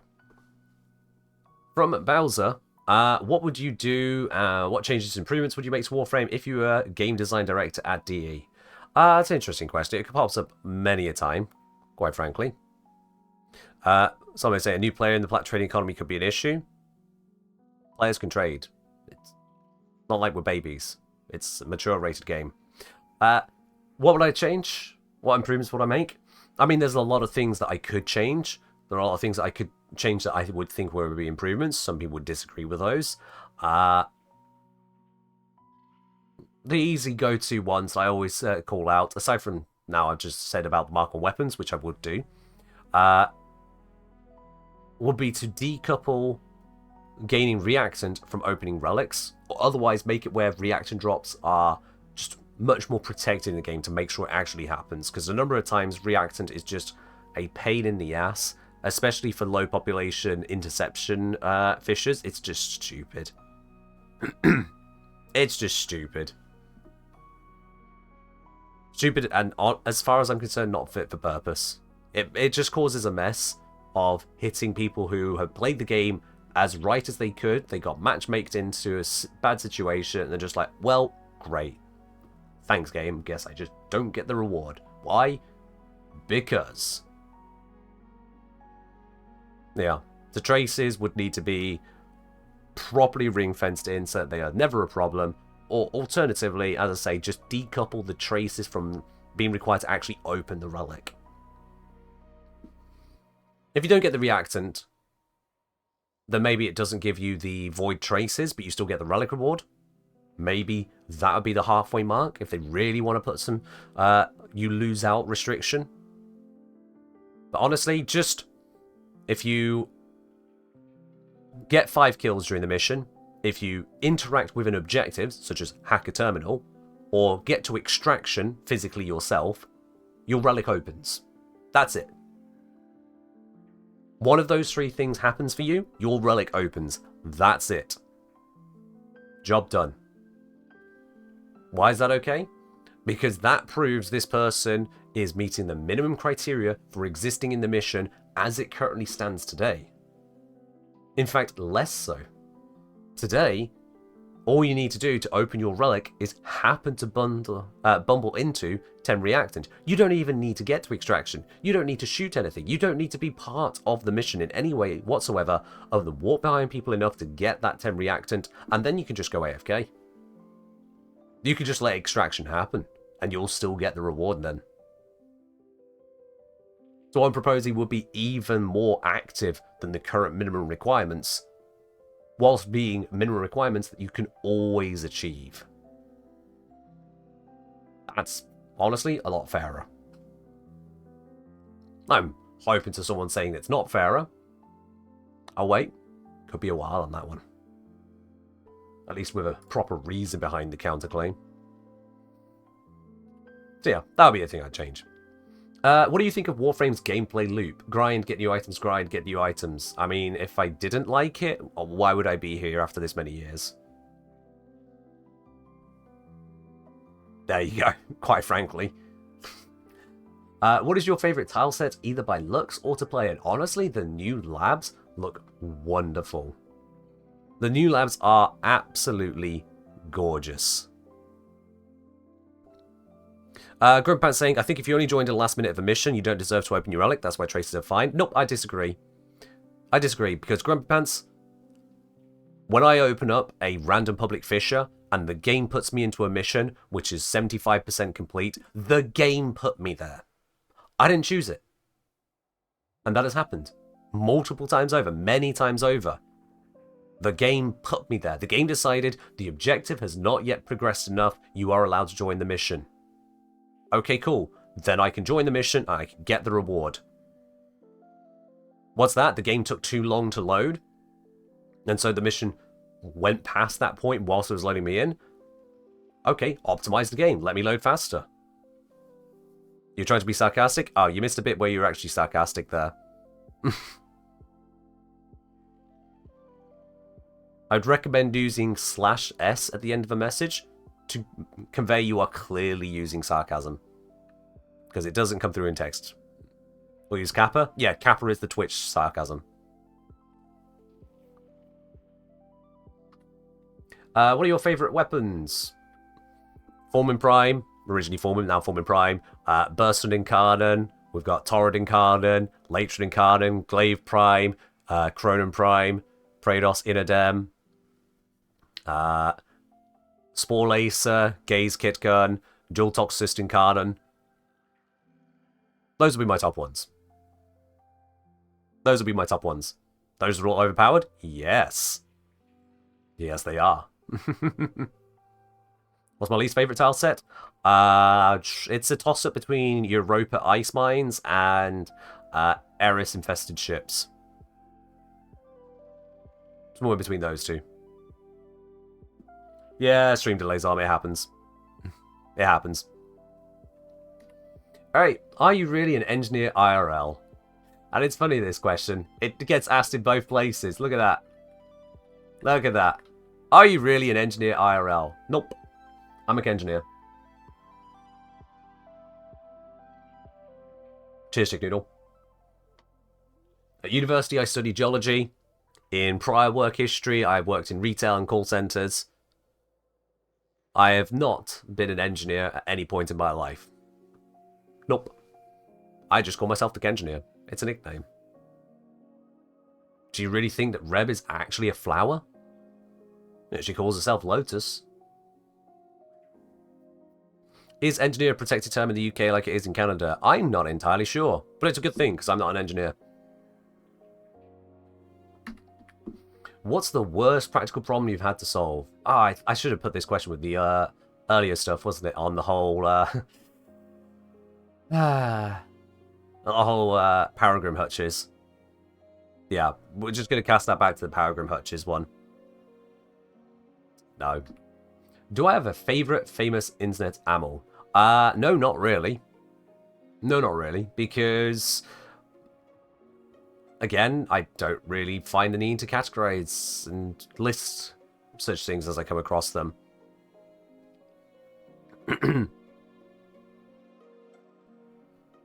Yeah, well done, Zom. You tried to do that, but it didn't quite come out, did it?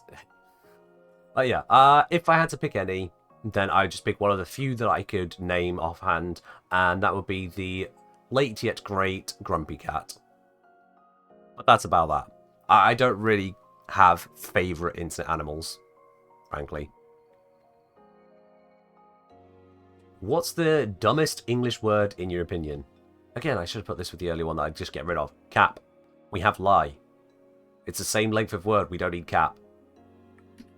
What's my favourite fruit? It's a toss-up between apples and melons. I find that honeydew melons are more consistent. Apples are great. No, Esprit, and you know that's true. Red or green? Green apples.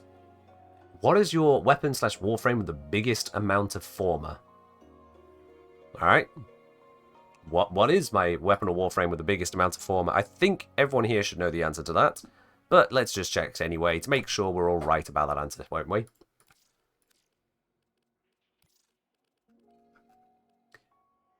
So if you have a gander here, you might think you know the answer. You think you might know the answer. Do you see the warframe here with the most former in it?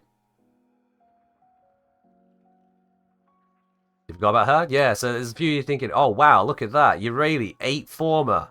My god, that's ridiculous. That's more than the 6 former in Lavos and the 5 in Hildren. That's insane. Don't see 1,000 former? Yeah, because I'm not an idiot. Sevagoth has 4 former there. And 2 former there. And 6 former here. That's 12 former on Sevagoth. 12 former on Sevagoth. Yeah. That kind of outcompetes 8 former Urali.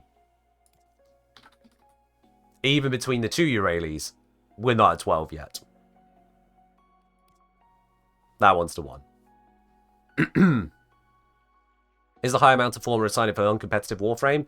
Nope, it's more the sign of a warframe that can get stuff done with an even more expensive setup than other warframes. Yeah.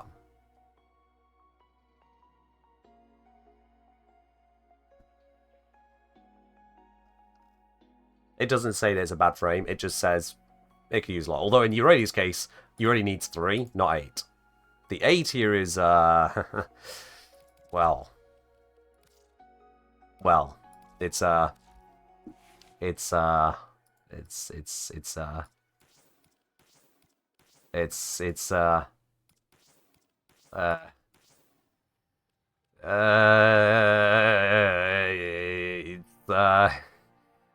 problem. It's a problem. And this is an aura former.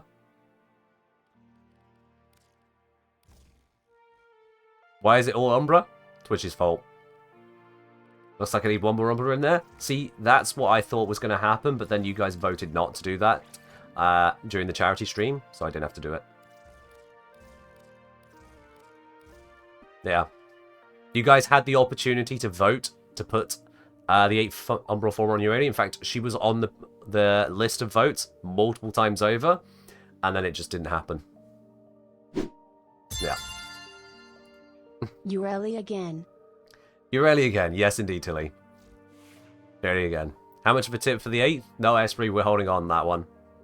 You can't afford that one, Esprit. We're holding on to that. Did we Umbral Hildren? Yes. Yes, you did. Yes, Esprit, I know you would do it. Which is why I'm not putting a number to it. I'm not doing that to either of us. Nope. Noopity, noopity, noopity, noopity, noop. Alright, that's enough of having Urali on screen. We've still got loads of questions to do. I'm already 1 hour over. Near enough. Do you have a second favourite frame? Someone you go to aside from Lavos? Not really, because Lavos, the whole point of him being my favourite, is that he covers so many things, and is ideal, or at least suitable for so many things, that if I have a second to go to, I actually have multiple seconds. So I've got Wukong, I've got Ivara, I've got Limbo, I've got Equinox, all covering different things that they fill in the second favourite slot for. I've got Gauss. How does Lavos do stealth? Lavos doesn't do stealth. But that's why Ivara does it and Wukong does it. And technically, I guess, Limbo as well, but not to the same extent. So yeah, the top spot is joint second between a whole bunch of them, really. Equinox doesn't have a dedicated video, no. I will not hear anything to the contrary. Isn't Wisp quite similar as a Great Lavos? Not really. Wisp is a very different Warframe. Yeah, very different. Has my Lavos build had any changes as of late? Not really, no. It's still adaptation, full umbral set, Archon continuity, Swift Bite, Stretch, and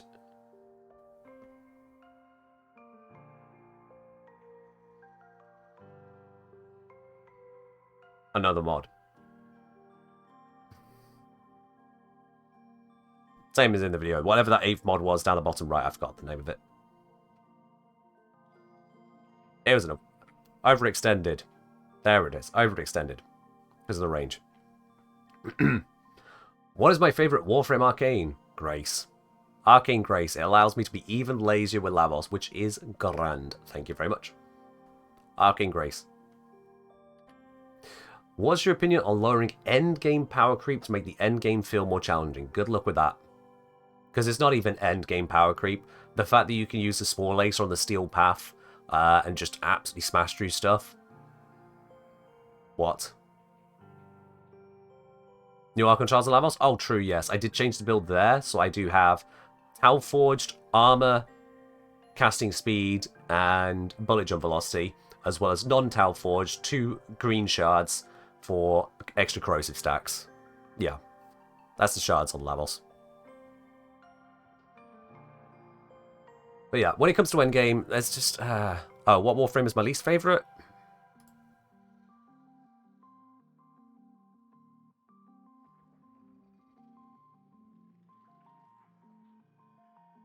That's a toughie. That is a toughie. I'm going to have a peek at the Warframe list and see what really pisses me off when I go down the list.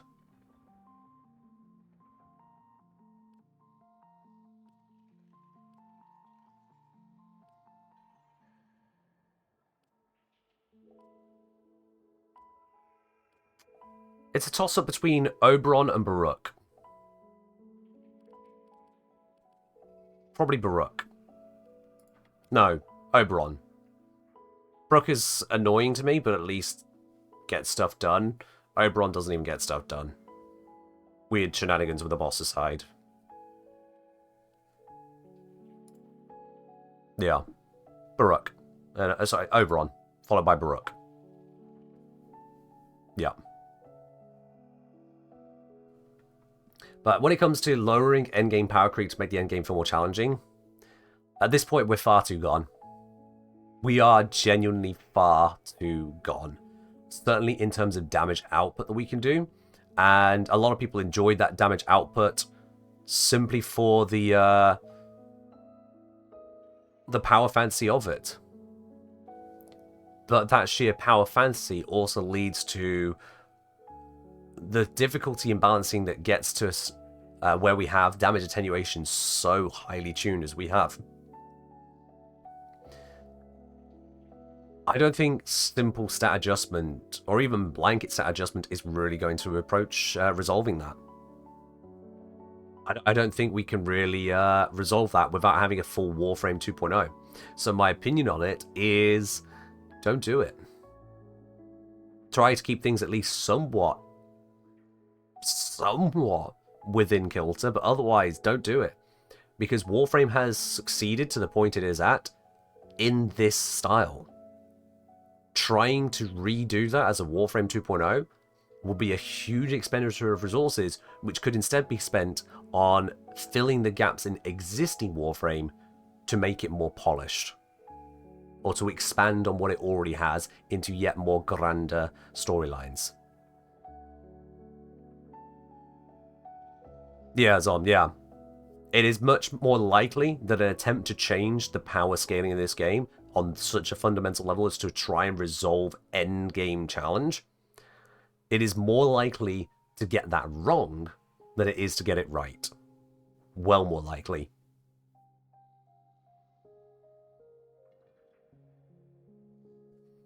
What is your favourite Warframe and why? Moska? If you haven't watched my video on YouTube about it, you should probably watch my video on YouTube about Lavos. And I don't mean the guide. I don't mean the guide to Swiftbite. I mean the video where I say why Lavos is my favourite Warframe. I literally made a video on this. Well before you made this message on Discord. But sure. Sure. Ed Lavos, check the video out. Do you have a favourite sweet? I'm taking sweet to not mean dessert. Sweet to be a small snack item. But a sugary snack item.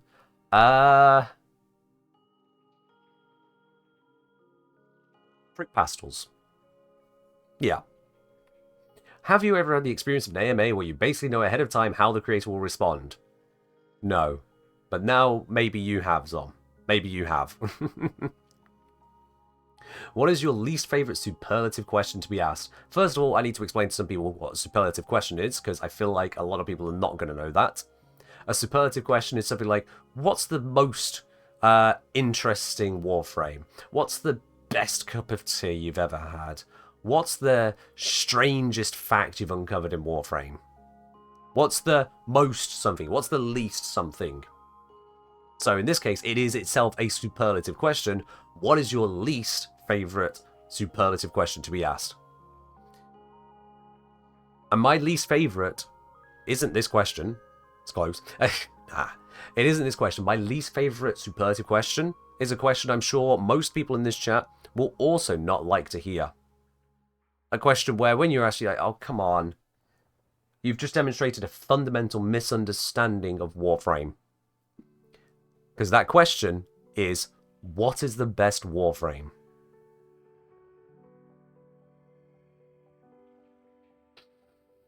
Oh dear. Alright. Okay. What's the best Warframe? Right. So we've got someone who has just learned about Warframe. And they're now going to me, because clearly I know a lot about it. They're asking what's the best Warframe. Like I'm about to say, yep, this is the best one. Go use it. This is what... Oh, here we go. Ooh, fundamental misunderstanding as to how this game is set up. Cool, excellent. What's the best card in a poker deck? Actually, that's a worse example. You can probably argue ace. But you wouldn't argue a suit. Yeah, what's the best suit in a deck of cards? What? What?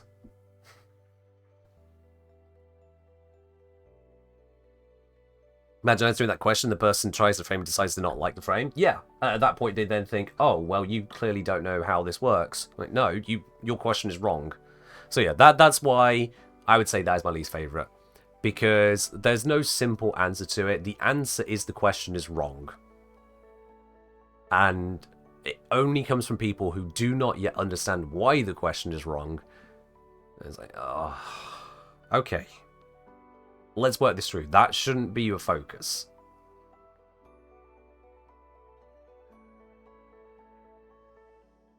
Moon, you've been listening to something else because I didn't even mention the Pope. No. What? What? Unless you're saying that someone else may have asked that question, you're like, why are they asking it? Anyway. What do I do to learn which mods are good with which frames without going through all of them one by one?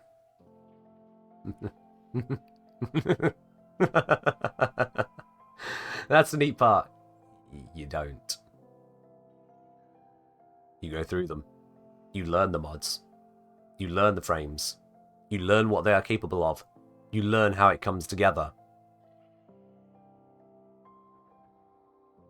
And yes, it is one by one. Because how are you going to learn about two different frames simultaneously? That's not how it works. You can't learn Chroma and understand Varuna. They're different. You go through them. And you learn how they work together. Good luck. Or just play Rhino only, says Sunbathe? Yeah, sure. Do that. Why not? What draws you to Warframe in particular if all the games are out there? I think I touched on this earlier. Warframe is casual. It respects my time. It is enjoyable in as much of a burst or as little as a burst as I wish to do. I am not overly penalised for not being there. Sure, I could have got more. That's the same in anything. Sure, I could have had the login days and whatnot. That's the same with anything, really.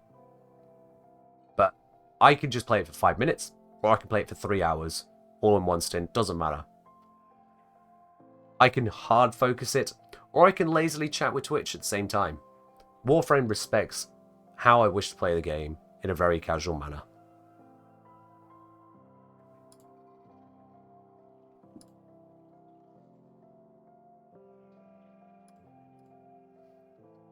So yeah, simple as that. Any advice for someone who's super indecisive and can't decide which frame they like best? Don't. Who says you need to like one the best? Ew. What kind of an idiot would have a main Warframe?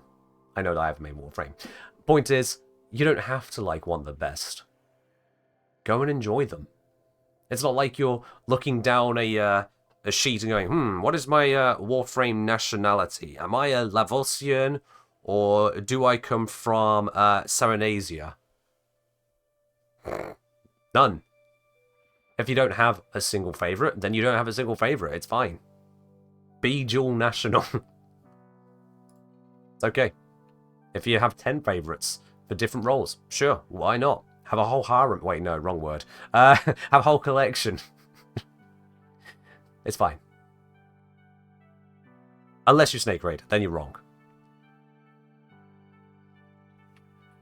Would you become a Cephalon if granted the opportunity? No. That requires death and leads to abuse. No. Thank you. Would you rather be an egg or a tea leaf? Now, this is an interesting question. And I don't know if it's an interesting question because Queenie intended it, or if they accidentally stumbled into making this an interesting question. Because both of these things have different definitions than they may first appear. Both of these things have two different definitions than you may have expected. First of all, tea leaf. How many of you here, I wonder, know what I could be referring to a tea leaf as, if not as literally a leaf of tea? How many of you here know what a tea leaf is in certain parts of the UK? You were just curious? Were you even asking this question that I'm reinterpreting it as? Because in parts of the UK, under what's known as Cockney rhyming slang, a tea leaf is a thief. A tea leaf means thief, hence Cockney rhyming slang. And then an egg, well, for egg, we're not going to go to Cockney rhyming slang. For an egg, we're going to go to the queer community. In the queer community, an egg is someone who has yet to realize themselves and come out to their identity.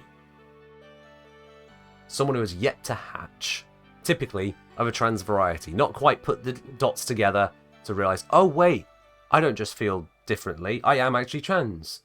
That's an egg. So would I rather be trans but not yet know it? Or be a thief? Well, a thief is a criminal and trans is just a person. I'll take the egg, thanks. Cheers. And if that's not what you meant as your question, then your question is utterly bizarre. But at least maybe with that, I've taught some people here one or two new things. That's why I've decided to willfully misinterpret that otherwise very odd question. It's fine, Tom. You can always catch the replay to figure out what's the difference between an egg and a tea leaf. Be queer, do crime. I'll still pass on the second bit, thanks. I'll still pass on that. What's your least favourite ability? Anxiety? Probably decoy, just because it is so utterly terrible. Like, of all the things that could happen with creating an entire holographic Warframe as a decoy from the Trickster, instead what we get is that. It's just so bad. It's just insultingly bad. So yeah. Hey, passives are considered abilities, Solomir. Passive abilities. Sure. Eldest Eidolon? Cheers. Cheers indeed.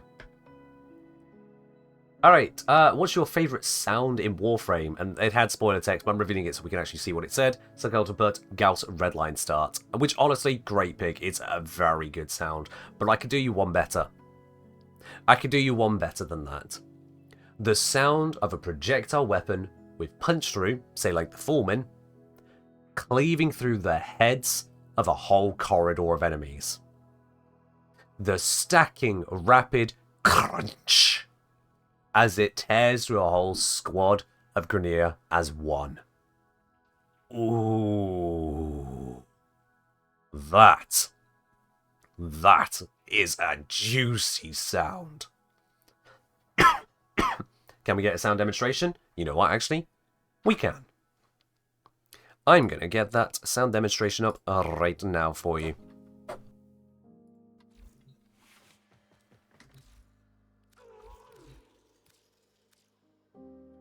Diriga's going to start zapping them, which could screw it up, so let's get rid of Diriga.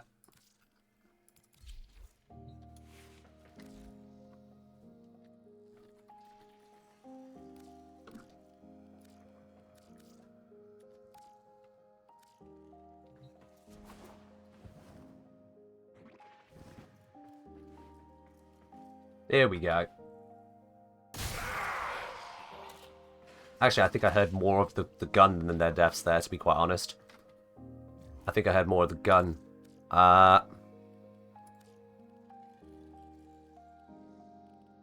It would probably be sound effects, wouldn't it?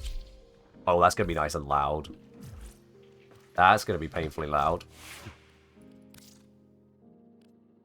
Let's go with the older Foreman.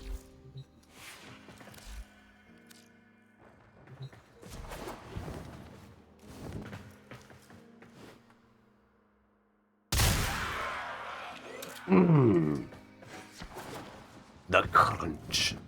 The squelchy crunch of it all.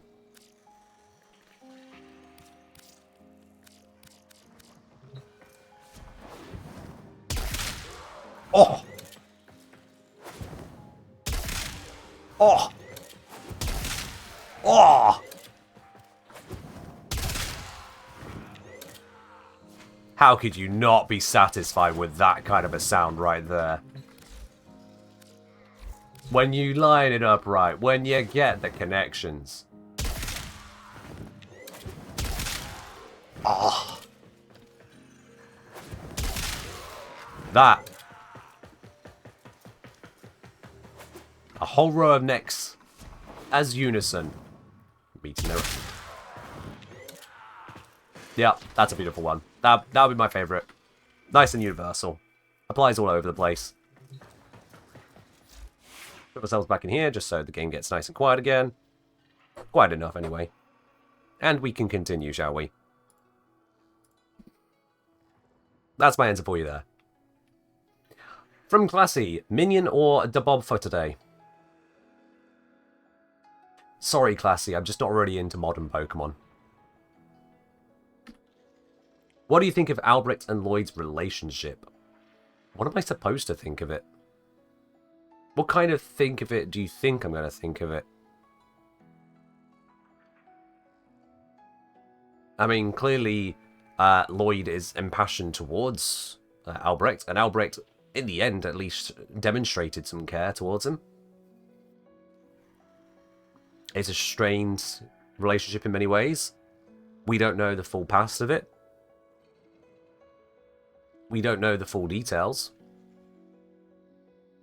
They're going to say they were roommates. Here's the thing, though, is that you can have that amount of passion and care for someone without it being sexual. Just saying. It doesn't have to be a gay relationship for two people to give a damn about each other after working together for years. People can just get along and care deeply about one another without it being sexual or romantic.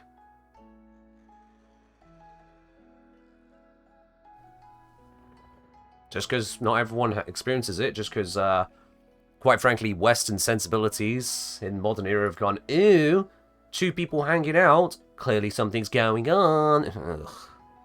Please get over it. Please, just get over it. Definitely felt romantic. Did it feel romantic because there were romantic elements being portrayed? Or did it feel romantic because they portrayed a deep care for each other that you don't usually experience between characters?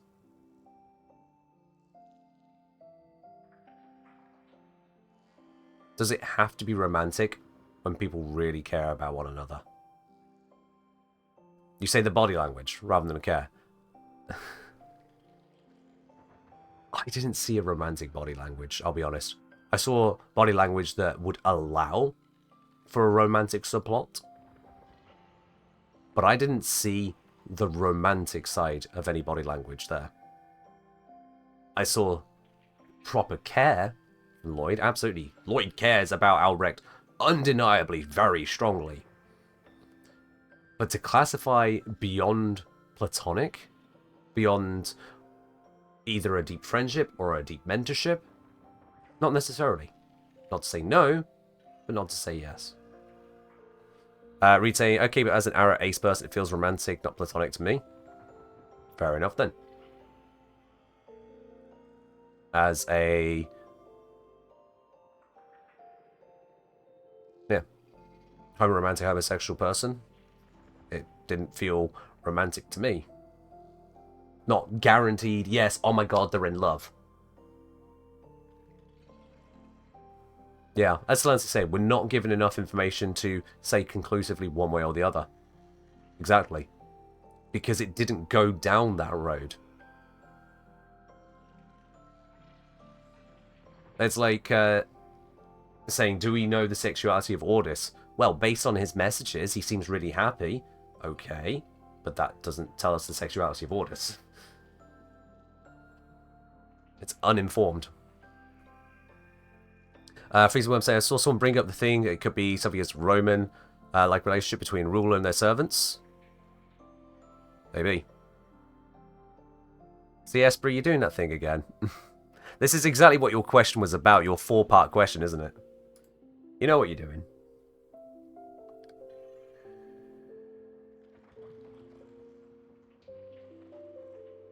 Definitely feels a bit like Dagath. I'll be quite honest. I kind of glossed over the Dagath lore a bit much. A lot. To really weigh in and compare. But yeah. All I think of Albrecht and Lloyd's relationship at this point in time is that it is clearly more Lloyd than Albrecht. At least in demonstrating the depth of the passion. Whatever Albrecht's reasons are to either be honestly involved or manipulatively involved, can't say. That remains to be seen. Power imbalance is more blatant in the romantic aspect. There's definitely that, yeah. There may be a romantic element. There may have been a sexual element. But we don't know. What we do see is a strong relationship. An a strained relationship. One that has been hurt? Yeah, absolutely. Massively. Nearly torn apart entirely, but one, at least in Lloyd's part, that has found some healing and some recovery. And still has a way to go. But yeah, the way that people immediately jump onto, oh my god, this is definitely a gay relationship. Gay... Two men interacting positively and gay are separate things. Please. Just like two men being romantic and two men being sexual are two separate things. There's a lot more nuance to life than that. It's a bit weird thing to get hung about. What? Who's the weird thing at this point, Emma? When you say it's, which who? Which what? It's obviously okay.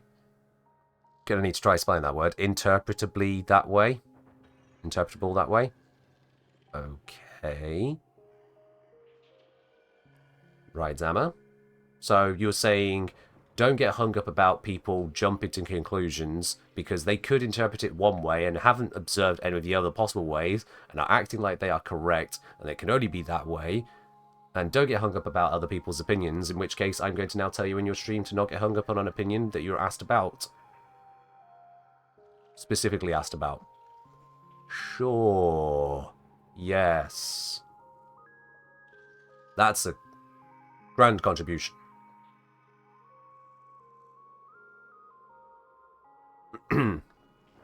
Tries to say, I'm a gay man, I just want to see more queer people in media. Maybe it's projecting, but where I'm from, you don't see that in media in any but a negative way. You know what? That's far too political for me to even weigh in on. That's far more political than I want to go down this way. Absolutely. From Freezer, well, on a side note, do you think we will be able to take down the man in the wall? Or will he win? Or maybe we stop him without, like, stopping him? I don't know which direction do you going to take it. We're seeing the start of a long-term, I think they said, like, 5-year story plan. We got a long way until we find out more to give us an idea as to where we're going. Yeah. What's your favourite type of cat? Friendly ones. Friendly, but not overly needy. And still plenty independent. And ones that don't throw up on the side of my bed. Yeah. Esprit say, I want to say this seriously, not as Twitch Esprit, right? The way Lloyd talks about Albrecht is the same compassion I talk about my girlfriends when I'm in a relationship, because my experience makes me think romantic. Okay. Alright. Again, not saying they won't be romantic. Not saying they won't be sexual. But I'm saying that we haven't seen enough to draw those conclusions. Maybe it will be. Maybe it will be. Maybe it's unrealized. It's just from one side. Maybe Albrecht sees it purely. Has come around to it being a platonic but deep connection. Whereas Lloyd did have those lustful feelings. Who knows? But we don't have the fucking information. Yeah.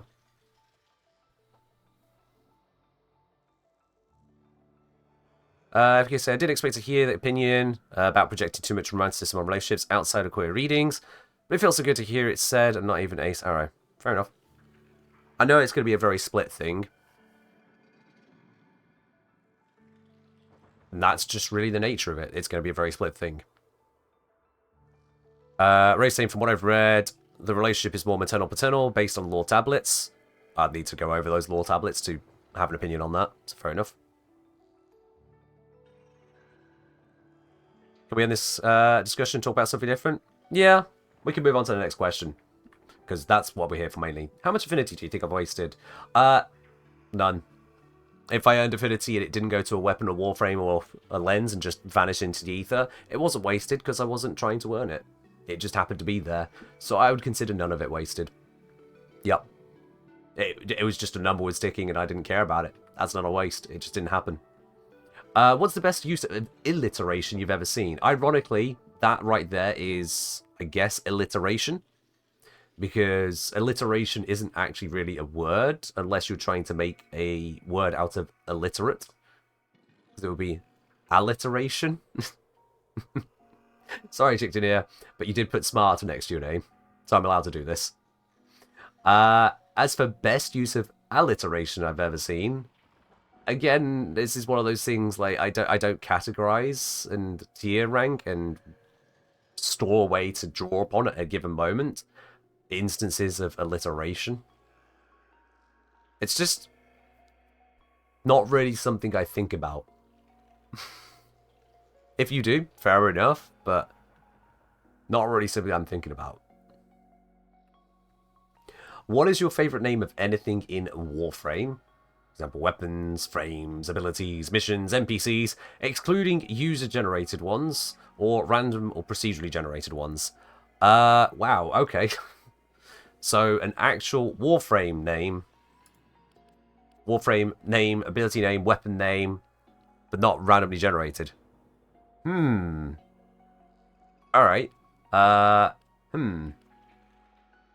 Chicken Noodle didn't even know the different words. Yeah, alliteration isn't the word for alliteration. It's alliteration. Alliteration isn't really a word. I double-checked, just in case you knew a word I didn't. And I went scouring through Google dictionaries and whatnot. And I found absolutely no consensus, which shows it's not actually a word. Yeah. In terms of Warframe names, or ability names, it's a name in Warframe. What's the best? Is, again, one of those, like, where do you start? Where do you try and define best? How? What are we... What is our criteria? How are we expected to possibly achieve this? Kind of wild to me. And, I don't really have a proper answer for you. Maybe just Warframe to keep it simple? Yeah. But then none of them are the best. None of them are impressive enough as a name for me to go, wow, yeah, that's the best. Yeah, I don't really have an appropriate answer to give on that, Mythic. I don't rate the names of things enough to create a favourite. I just don't. Sorry. What's your favourite year and why? Superlative questions. It's all superlatives. Alright. What's your favourite year and why? 2023. I got sponsored to go to Canada. I mean, that's a pretty big moment right there, considering I've not had kids or got married, one of those, like, really big things, and that I really did not care for the end of my degree and graduation at all. It's kind of hard to pick a favourite year. Otherwise, hey, why not the one where I got sponsored to go to an entirely different continent?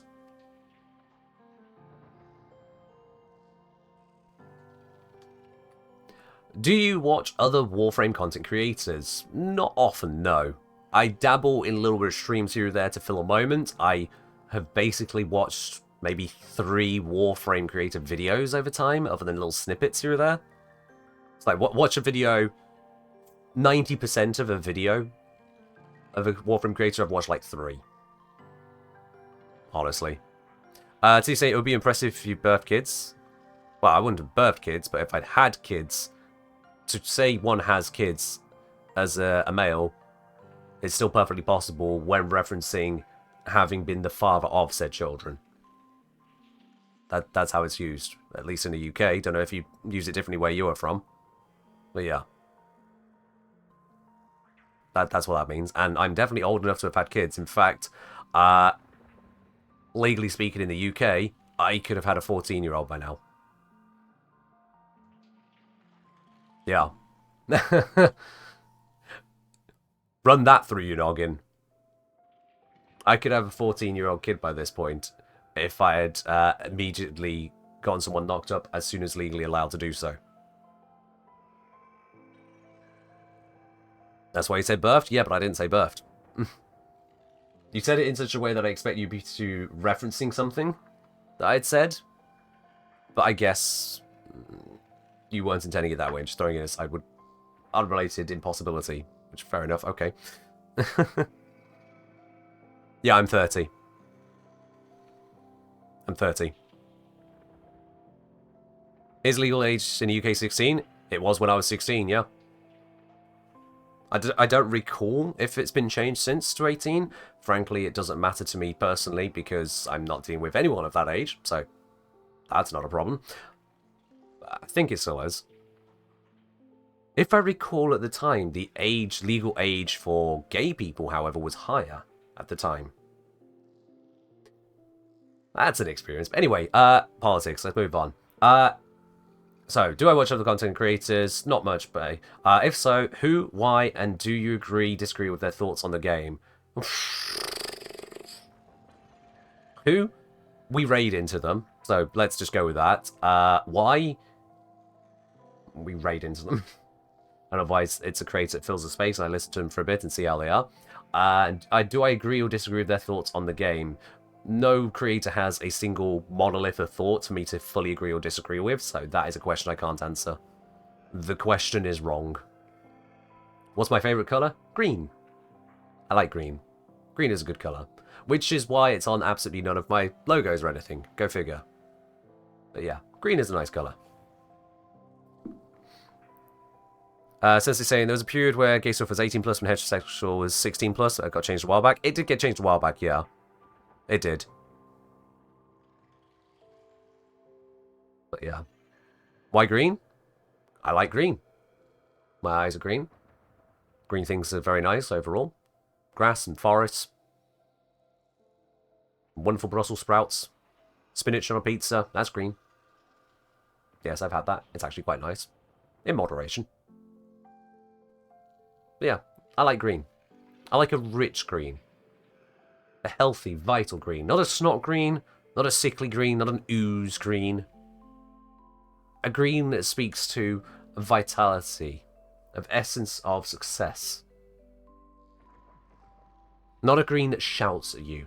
Not a green that demands your attention positively or negatively. Not a green that tears at you. A positive green.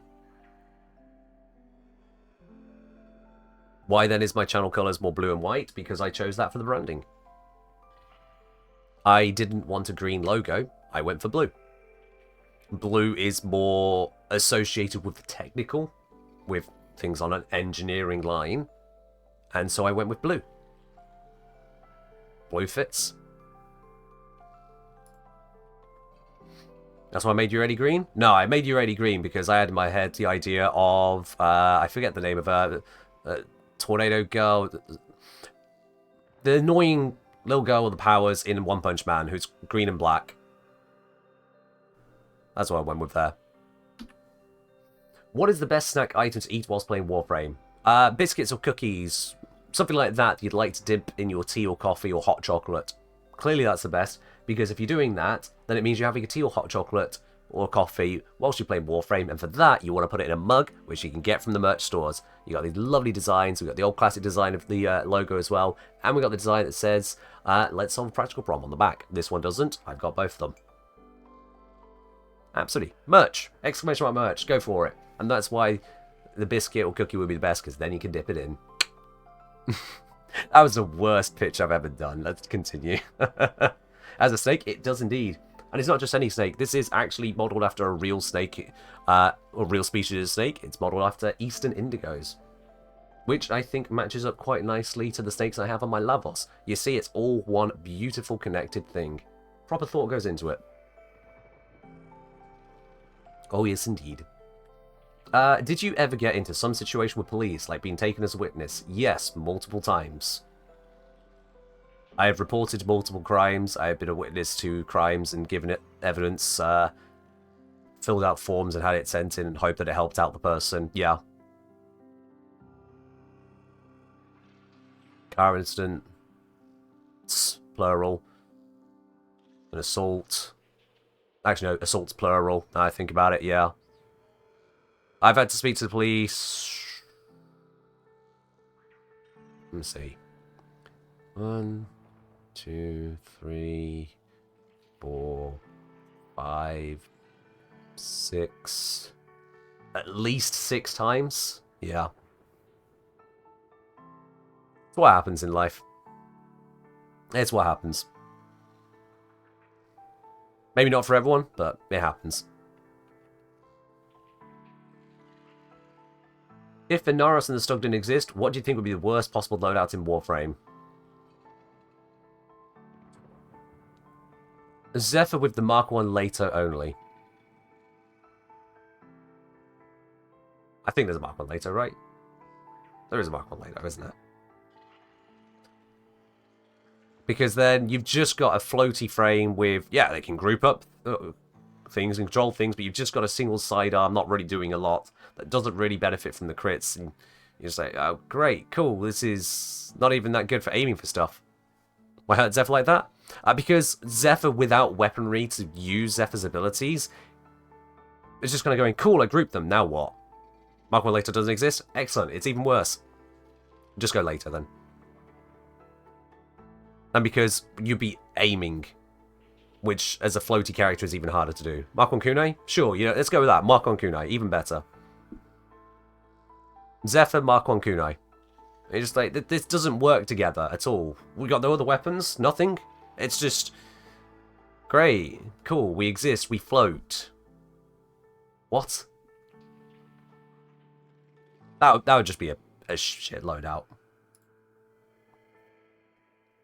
Alternatively, Eurali with just a heat dagger. Take your pick. Are you on a skateboard, or do you get to use a weapon? But Eurali can actually kill things, like deal damage over time, enough with the abilities to kind of count. Zephyr's abilities don't have the same damage vulnerability to them. You've got a bit of grouping, you've got dodge, you've got tornadoes. It's not going to be much on its own. You kind of need the damage to get somewhere.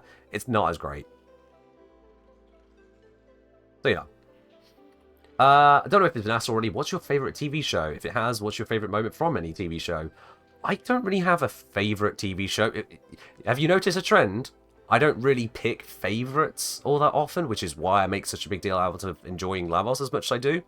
I don't really pick huge numbers of favourites just willy-nilly. I really like a variety of sci-fi shows, though. So things like your Star Trek, Stargate, Battlestar Galactica, Notice the Stars. We've got Babylon 5, Firefly, those kinds of things. I really do enjoy sci-fi films. I really do. Star Wars, as a TV show, don't know if I watched a Star Wars TV show, to be quite honest. Doctor Who, I've gone off Doctor Who. The Eccleston era is good. Tennant era is good. Smith era is good. Capaldi's era, not so good. Jodie's era, really not good. And now, having seen the Return of Tennant specials, not good. And the first episode with new guy, whose name I haven't learned yet, bad. It's not good, no. So I'm not going to watch any more Doctor Who, quite frankly. I'm tapped out. I'm done. I'm done. There you are. So watch Firefly, have to get it. I recommend it, yeah. I do recommend it. If I had to pick a favourite moment out of all of those, though, a single favourite moment, that is a toughie. And this will make no sense if you haven't actually already seen it yourself. There is a particular Stargate episode that comes to mind. A particular Stargate episode in which two characters get stuck in a time loop. And on realising that they are stuck in a time loop where any consequences of their actions will not be realised, they decide to get up to all kinds of ridiculous shenanigans, including deciding to goof off golfing through the Stargate. This great, heavily controlled portal to other planets, and they decide to hit golf balls through it. Which is just silly and ludicrous and great. And Curl O'Neill, one of the characters stuck in this time loop, is there, about to do a swing, and smack it, and as he goes for it, the commander, I forget his name, screams out over the comm, "Colonel O'Neill, what the hell do you think you're doing?" He just comes out of the swing, slams the club down, goes, "In the middle of my backswing," and time resets. And it's just this throwaway moment of ridiculousness. I can't do it justice. 1, because I'm not those characters. 2, my voice is down. 3, you haven't got the entire show happening. I could just say it's stupidly fun, and I like it. So that's what comes to mind to pick a favourite moment, because I guess we're just picking moments now to count for favourites. Do I like the movie Edge of Tomorrow? It's alright. I feel like the final reset, the way it happened, didn't need to happen. It's a thing with films feeling like they need to create happy endings all the time. Like overly happy endings sometimes, but sure, whatever. It was overall a good film. Did I watch / enjoy Altered Carbon? I couldn't get into it. I watched a couple episodes and just... it didn't grab me. It didn't. That one I felt swung perhaps a little too far the other way of overly edgy sci-fi dystopian. That the actual pacing wasn't really there to get me invested. I gave it like maybe 4 episodes. I can't remember. But yeah. were miserable endings. Not necessarily miserable, just endings with gravity to them. Endings that don't feel like they're trying to be a Disney film, to wrap it all up nicely with a little bow on it. So, give you an example of what I mean there. Both a good example and a bad example at the same time. Perfect. The Avengers Infinity War film. You know what is great about Infinity War, if you stop watching after Infinity War? Is that through all the story, all of it happening, you go in thinking it's an Avengers film, and by the end you realise, oh my god, this was actually a Thanos film. This is a happy ending for Thanos, and for everyone else, oh dear god, he actually pulled it off. We tried our best, well they, our good guys, our heroes tried their best, and it failed. The story ends on a loss for the good guys. A serious loss. And they're told, cool, I've had what I wanted now, I'm leaving. And that's the end of it. You lot move on with your lives, I'm moving on with mine. Bye. It's like, bloody hell. I didn't know anything about that potential storyline. I went in watching the film. I actually went to cinema alone to watch that one, so I didn't even have anyone with me for it to react off. It was just, alright, cool, so they're going to fight this Thanos guy. Let's see how this goes down. Oh, shit. Shit. Gone. Now, the reason it's a bad example is because they then just go and undo it all. Every consequence was basically kicked on the rug. Cool. Alright. Bitch. Own some consequences for once, please. So yeah. I mean, you have a good one. Catch you around. Hope you enjoy the rest of the replay if and when you get around to it. But yeah. So I don't require bad endings. But when something is clearly geared towards a bad ending, and then it just Hail Marys in a beautiful ending, it's like, no, don't Deus Ex this, or something like that, whatever else you have. No, come on. Let things actually end appropriate to the story you're making. If your story is supposed to end on a positive, then angle the positive. If all things point towards, well, yep, that's fallen apart, at least we limped through, then it fell apart, but at least you limped through. Which is something that Doctor Who failed at. It made every point of it limped through with the whole Flux storyline, and then just didn't seem to give a shit that it basically had declared the entire universe deleted. Plot armor the true villain all along? Yeah, pretty much. Yeah. Anyway. That was a...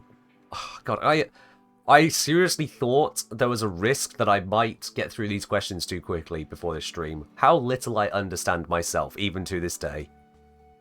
How little I understand myself, even to this day. So Kelton, if you could incarnate any weapon, what would you choose? Thankfully I answered this earlier about what weapon I'd create, and that would be the Amprex. Let's incarnate this, make it a big ass, heavy, wide, redonkulously, almost cumbersome laser beam of doom. A deep, throaty doom. Larkspur? I don't remember enough of the Larkspur to say. No. Bigger, bolder, blinding. Doom! Incarnate. Have I ever played the smash hit video game Warframe? I don't know if that one's been released yet, so might not be up my alley. How many minutes of Conclave have you played or suffered? Probably about an hour or so, when you add it all up. Including the event we had recently, because that was technically Conclave, so yeah, probably about an hour. Probably about that.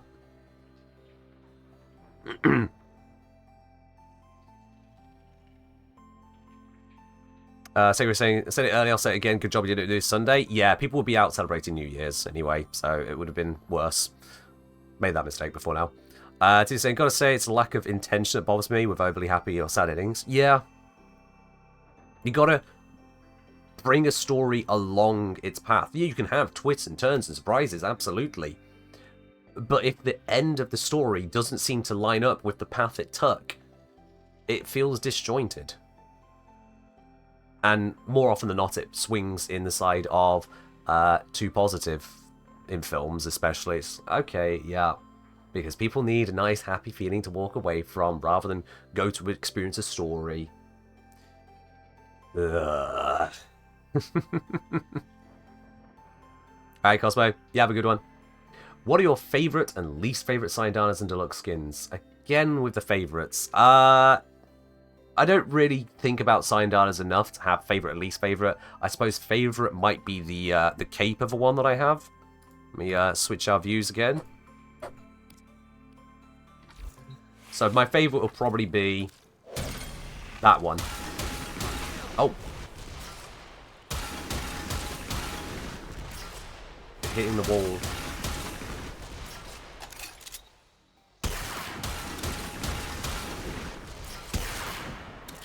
There we are. She'll stop now. That cape right there, that Syndana, that'll probably be my favourite one. Oh, there's another one. Stop. That's probably it. I should turn my audio back down again on this before I forget and obliterate my ears at another point. That was pretty close to doing it. There we go. Much better. In terms of least favourite of those cosmetics, for the deluxe skins, I think I'd actually go with Valkyries. For those of you who don't know about the... did I put it on a thing? The Carnivix skin. When someone says you should get shredded, they don't mean quite literally have your muscles torn apart by giant claws. Just... What are these proportions? What? Why? What?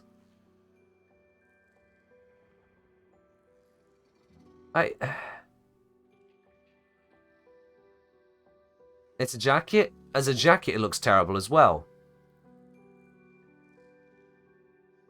And it just...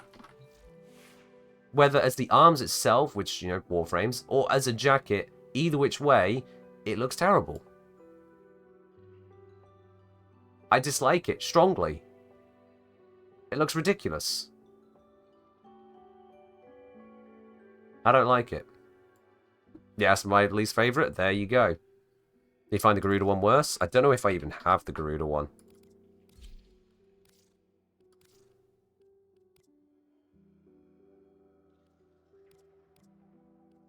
I don't think... Is that it?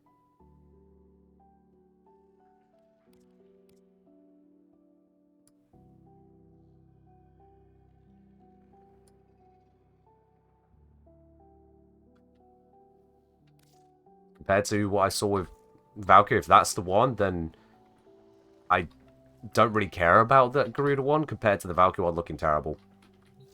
The Valkyrie one looks terrible to me. I just don't like it. That was the question. That was the question. Right. What's your favourite piece of art? Okay.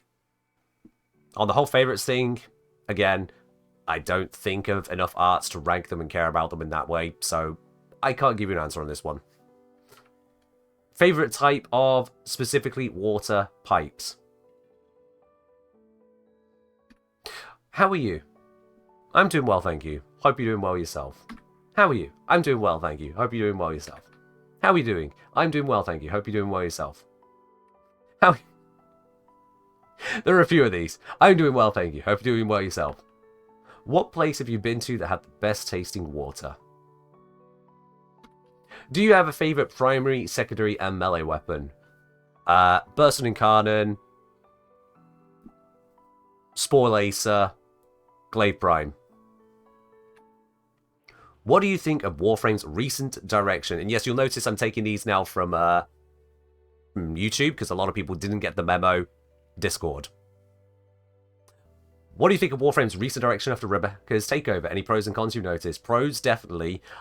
The focus on actual gameplay, and certainly the refocus on quality of life is huge. You can really feel the change in having a major player at the helm, and it's grand. Beside the blanket statements, new player experience, what addition, change, rework is specifically needed to improve the game right now? Technical terminology. Rebecca's takeover? Not takeover in a violent way. Reb became the creative director of Warframe. That's what. Is my voice dead by now? It's dying. Actually, it's held on much the same all the way through, hasn't it? Yeah, I'd say technical terminology, keywording. That's crucial. Because at the moment, it does honestly feel like... Also, I realise this is a really wide one, and you couldn't see the full questions. There we are. Fix that for you. It does feel like that some of the things being implemented are being implemented so incorrectly because of the lack of keywording. To give an example, the Topaz Archon shards, I don't know if this has been fixed yet, but they are introduced with an absolute bonus. So the critical bonus they were giving is after all mods. It's a final bonus, as it were, and that is insanely powerful. It turns out that is not intended. It's supposed to be a modded bonus, which would be far less powerful and much more in line with the expected value for such a thing. But the fact that it was added so clearly incorrectly, part of that comes down to the lack of keywording, because if keywording was there in the first place, it would be much more likely, I would say, that whoever was implementing it would understand the design that was intended right from the get-go. And this goes further then to players who started using these shards and were testing them, not sure what to expect. Not sure, looking at the shard, what is this bonus supposed to be? And players were looking at it and going, well, it's likely to add up this way, therefore it's got to be additive with mods, right? Because otherwise it would be ridiculously expensive. But it turns out, oh wait, no. As we say, I think that's more in the hands of the programming team rather than the creative director, though. Yeah, but this second question wasn't specifically about Reb. That didn't say, what do you think Reb should champion changing? So I was answering the question as it was directly. They did change Topaz shards? Yeah, Topaz shards have had some changes. If I recall, they still need some changes. That's the point. Like, these things they clearly worked on, ready to ship with the update, and what got missed is making it actually do what it says. And then do it correctly. Bit concerning. It's not like they've reinvented the wheel. It's not like an additive to mods bonus from a shard is brand new. It's not a new thing. So yeah, that's one of the reasons why I feel that a keyworded system and a proper review of things would be huge for Warframe, so that players can read things and know what they do without having to go asking 20 different people, oh, does it work this way? Did it get patched? Is it still bugged and whatnot? That's terrible. Quite frankly, that is a terrible experience and a massive barrier to entry for people. And then it also leads to clearly developmental issues. It took me a moment to get that word out. Developmental issues.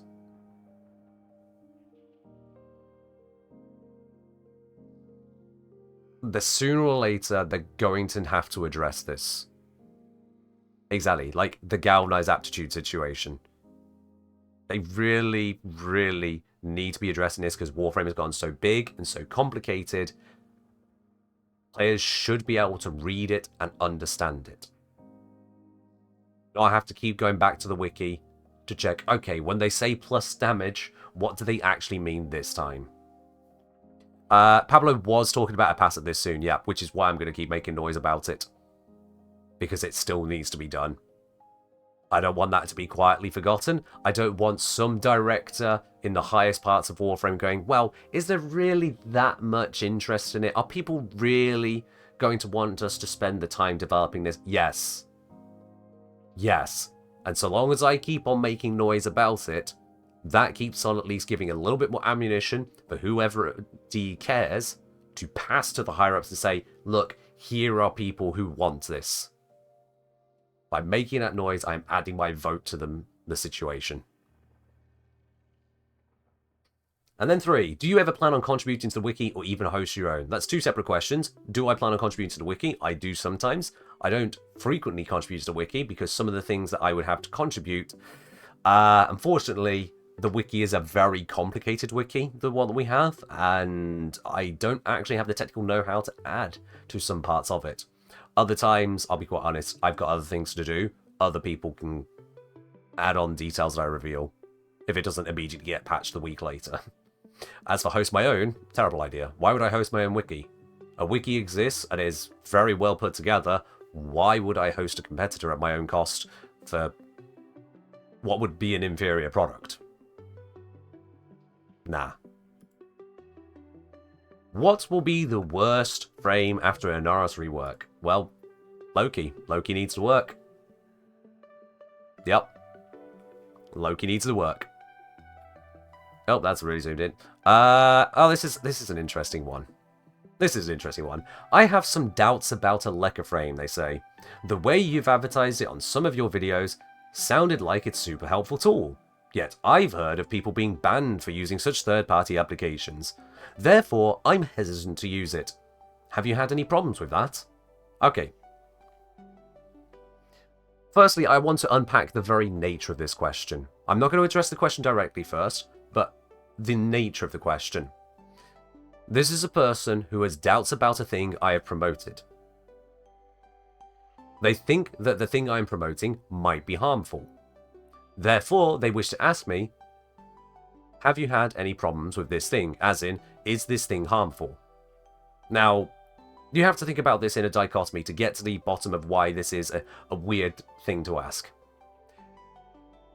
If you go up to someone who always tells the truth and ask them, do you tell the truth? They will say yes. If you go up to someone who always lies and ask them, do you tell the truth? They will say yes. So having asked someone, do you tell the truth? And they say yes, what have you learned? If I am an honest creator and promote things which I believe to be safe, and you ask me, do you think this is safe? I will say yes. If I were a dishonest creator, promoting anything, even if I knew it was harmful, and someone asked me, do you think this is safe? For the sake of my promotion, I would probably just say yes. So, what result do we expect to get from that? It's the two guys conundrum. I'm exactly referring to that, yes. And here you can't just ask me what the other person would say. So you got to think a little bit more thoroughly on your question here. You got to think, where are these actual concerns coming from and how can they address their concerns? So because they're not doing that, I will do it for them. They have heard of people being banned for using such third-party applications. Let's unpack that as well. They have heard of, do they know, people who, being banned, are we certain of this, for using such third-party applications. So this one specifically, or a third-party application nebulously. This is so vaguely couched in possible othering terms, they're asking me to address, have I come across any issue ever related to a Leca frame that may in some way concern this person because they have become concerned and would wish for me to address their concerns, the concerns of which are so nebulous in nature they are unable to actually quote one. Or at least have chosen not to here. They do this despite recognizing that I have promoted it and that it appears to be super helpful. It's like, come on. Come on now. So, let me address you directly on this, rather than going for those potential third-party programs and those potential people being banned. Let me help you out on this directly. I have had, over time, 4 people since the promotions I put out claim that they had issues with their account after using a Leca frame. 4 people. Of those people, one person, followed up with further information when I asked to try and help them out. The other 3 just made that claim and then fucked off into the distance. Well, I can't really help you then, can I? That one person I did look into it, I took it very seriously, I took it as high as I could, and discovered they had not been banned for using a Lecker frame. They were banned for other purposes. I cannot go into further details than that. Suffice to say that that means out of all of the instances of the entire community of people who have interacted with a Lecker frame, of all of the instances that have come by me, not a single one has had even the shred of an indication of it being a Lecker frame. Now, this sounds like I'm making it guaranteed safe. I can't do that. This makes it sound like it is no issue whatsoever. I can't do that. So I want to make this very clear now. It is a third-party application. It is being continuously updated by someone other than me and other than Warframe. It has no legal connection to Warframe in that they do not endorse it, they do not support it. All third-party applications are used at your own risk. However, you should yourself be able to understand the difference between playing a game and then cheating in a game, or breaking a game, or in other ways violating the rules of that game. A Lecker frame, to my understanding, doesn't do this. It does not give you an unfair advantage over other players in a game-affecting manner. It does not interact with the game in a way unintended by Warframe. It doesn't break any of the rules they set out there. If you are still concerned, however, that it may in some way threaten your account, then don't use it. If you are scared of using it, don't use it. But I use it, others use it, and I have come across absolutely no evidence otherwise to suggest that it is not safe to use. It is an organizational tool, a tool which brings information together, information made available through legitimate means to understand what is your inventory, where can you go to get stuff, who is available to trade with, and what are the actual values of the things you have. It doesn't play the game for you, it doesn't actually put anything into the game for you. The most that it might appear to do that is to put an overlay on the game, which isn't actually in the game itself, it's just providing some information on your screen to let you know some things.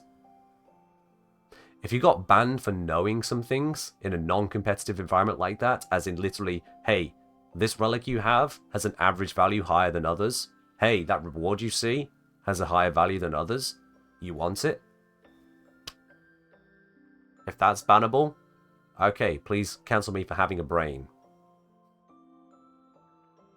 So, I've been over this a number of times. This question keeps on coming up, and it's usually couched in similar things of, oh, is it really safe to use, Mr. Kengineer? I know that you're promoting it on 6 different videos, but would you tell me that and then leave me to just end up in trouble? I might get banned. Why would you tell me to use something that'll get me banned? Oh, for God's sake. If you don't trust me, why are you asking me? That's how it really feels. If you don't trust me, why are you asking me? So no offense, Hermelu. I hope I haven't offended you on that one, but at the same time, like, have you done anything about your doubts? Or just come back to the source again to say, hey, I have feelings that it could be bad. Your feelings don't even suggest that it's this that's bad, just you've heard of people being banned for apps.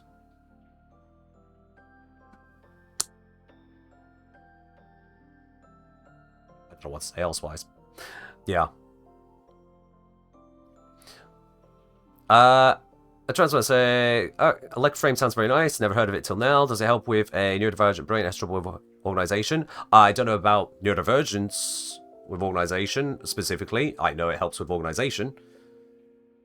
Honestly, I'd recommend just checking the app out. I do have a video going over some of the features. The app has been updated since that video with an even cleaner UI and yet more features. Honestly, I just say check it out. Seriously, if you're on PC and you would like to improve the organization of your inventory to better understand what you have, what is worth selling, what is worth keeping, just to make things more fluid, give it a look then. And if you decide you don't like it, then you uninstall it. Simple as that, really. And remember, it is not associated with Warframe. It is not endorsed by Warframe. It is used at your own risk. Due diligence. Up next, we have, are you staying hydrated? I'll count that as a hydrate. Cheers, DP Mini 12. Appreciate it.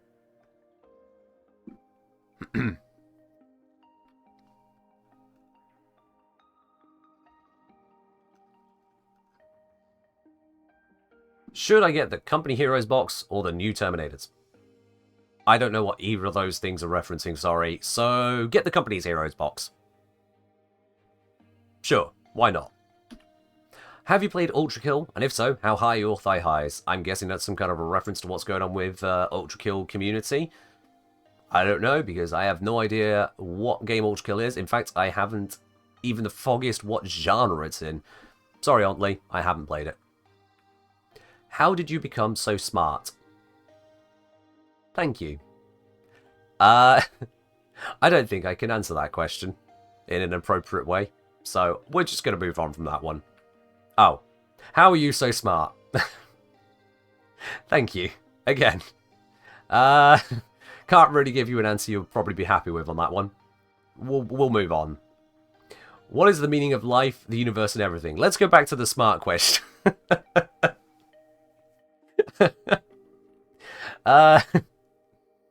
What is the meaning of life, the universe, and everything? People saying 42 are incorrect. People saying 42 are not smart. You did not pay attention. Do I need to bring up the actual quote? What was the question that led to 42 Hitchhiker's Guide?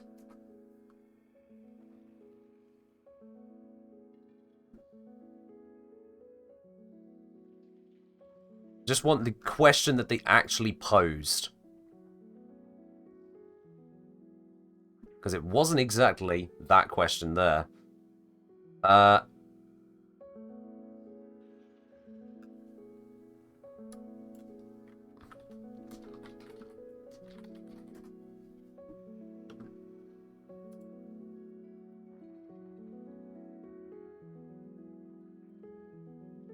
why is this so hard to look up? Okay. For God's sake.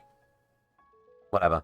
It was somewhere along the lines of, what is the answer? The ultimate answer to everything, to life, the universe. They weren't asking what is the meaning of that. They were asking for the ultimate answer. To life, universe, and everything. The ultimate answer. Which isn't necessarily the meaning of it. They asked for the biggest and all answer. But yeah, it also then never led to having the proper question, because they set about getting the right question.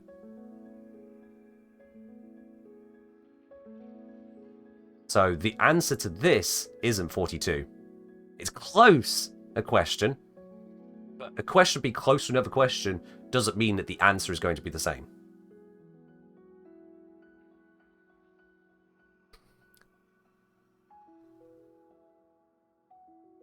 Torrent says, as I recall, the only answers that could be applied to those questions are entirely subjective, and therefore the objective answer being impossible. Actually, the real reason given by the writer was, there's no reason, he just put it in there. It was just a number. But if you'd ask me for the meaning of life, the universe, and everything, to be experienced. And use the living person that you can act as to go and experience. That is the answer. And it requires you to keep going and finding more experiences to continue that answer. To experience it. Live, proliferate, die? Proliferate and die? Those are just things that happen. Experience. Whether here, in games, in family, in friends, in traveling, in politics, in education, in research, in whatever you do. Go and experience. Seek experiences. Revel in those experiences. And when you have those experiences, know that those were the experiences you chose and the experiences that came as a result of your choices. For better or for worse. And whatever experiences you have, Those experiences are yours. No one else's. Always and only yours. That is life. Experience. Because what separates us from the death of the universe, that everything that isn't alive, is that we can experience it. The dust on the ground doesn't experience. It exists. The bricks in our building don't experience, they simply exist. The star that burns in the sky doesn't experience, it just exists. But we experience. All living things do. And that is life. As it is the fundamental difference, it is therefore the fundamental meaning. To live is to experience. So to experience is to live. Question from Powerhouse. Hi, I played a little Warframe a decade ago, then got into Destiny, but I'm done with Destiny now. Lying back into Warframe, was completely overwhelmed when I start again. Depends how far you got. But honestly, if you didn't get very far at all, if you just want a quick start guide, because you only played a little a decade ago, Warframe's a completely different game since then. Completely different game. So, Powerhouse, head over to my YouTube channel. That is The Kengineer over on YouTube. On the front page of my channel, you've got the short right there, and it is literally just a 1-minute video. What to do if you're new to Warframe. What to do if you are new to Warframe. Because in that 1 minute, I give you all the absolute basics to get you started. Bam! You know now where to go, what to do, and you can go and experience it. Ta-da! You have your meaning. The stream has been going for nearly a quarter of the day? Yeah. Yeah. Yeah. Let's keep going. What is the meaning of life? Oh, for God's sake. Preferably in Warframe answer terms. Carl, help, brother? Carl, help, brother. There you are. What is it? Oh, for fuck's sake, you all think it's so special, don't you? Oh, really early. Yeah, they were early to the post, not realizing that they were days late for the Discord stuff, but sure, why not? Would you rather a Warframe with no skills, but can use weapons, or a Warframe with skills, but can't use weapons? Well, this is actually pretty easy to answer, because a Warframe with no skills, but can use weapons is called a Naros.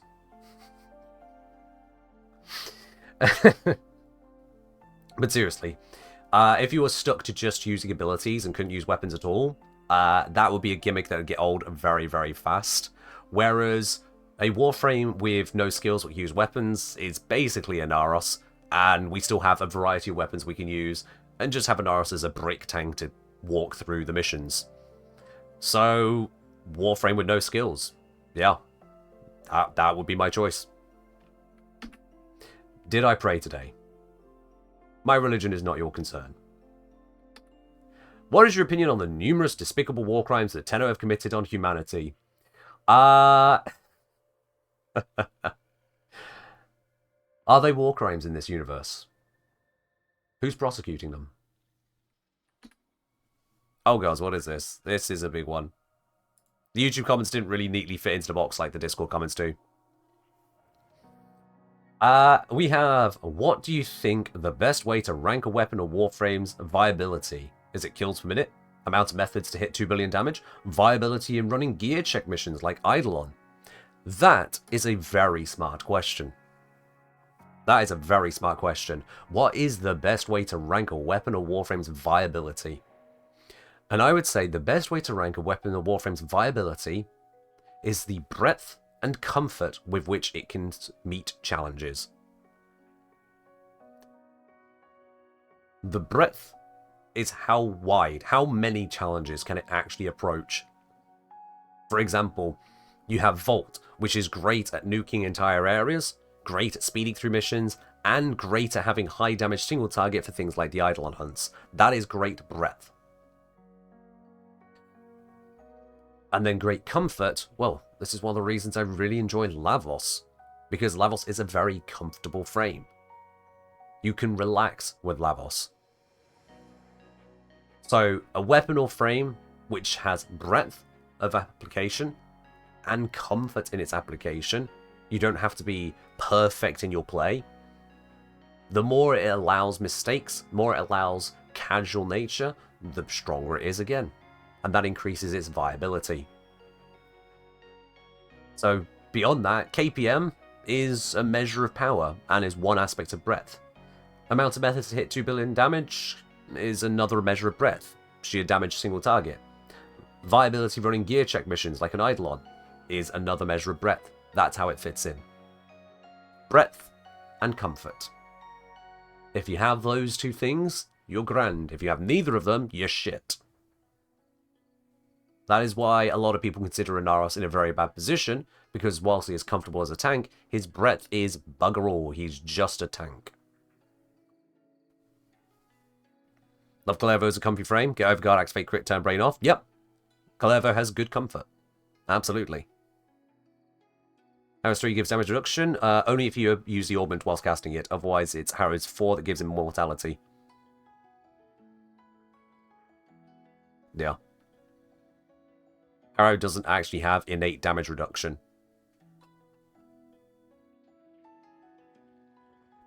Yeah. Alright, who would be the best and worst frame to bring to a couples dance competition? Best frames would be Octavia and Zephyr. I was thinking about this one earlier. Reason why Octavia and Zephyr? Octavia is obviously a masterclass in keeping the beat, keeping the tempo. She's great for it. And Zephyr, in dancing, to pull off some of the most amazing moves, you're going to need to have quite some athletic prowess. Or a very dainty partner, quite frankly. But here's the thing. Zephyr is so floaty. For once, you can make full use of that.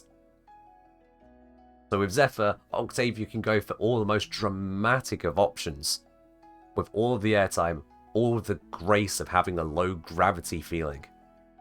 That, I think, would make for a very interesting couple for a competition. That could sweep.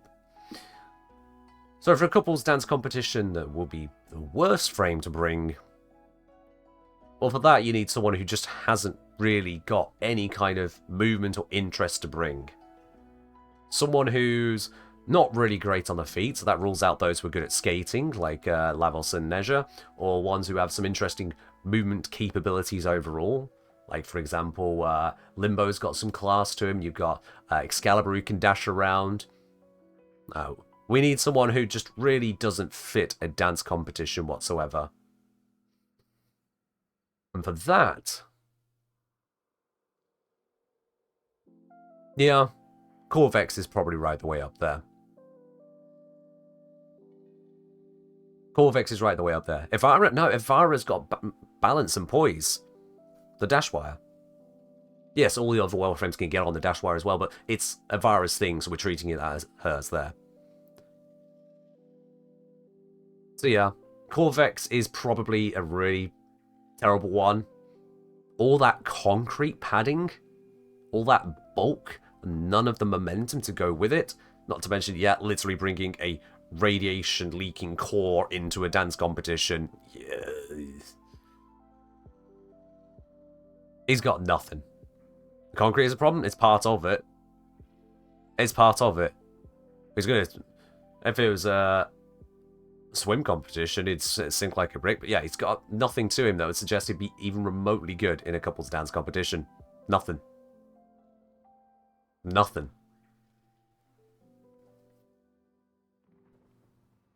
No, there's no movement abilities. But he's got a good way of linking up with his partner. He really knows what he's doing there. He knows how to link up. Get that synergy going.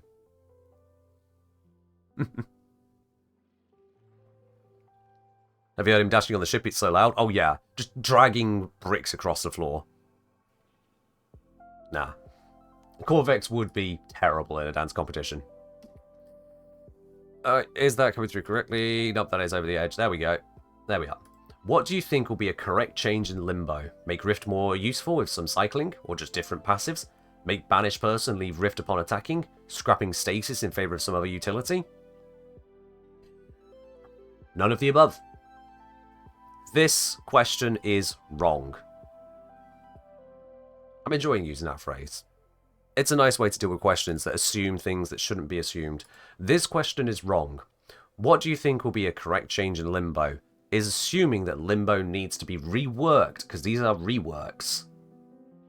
These are changing the very nature of the abilities. Limbo doesn't need to be so aggressively reworked.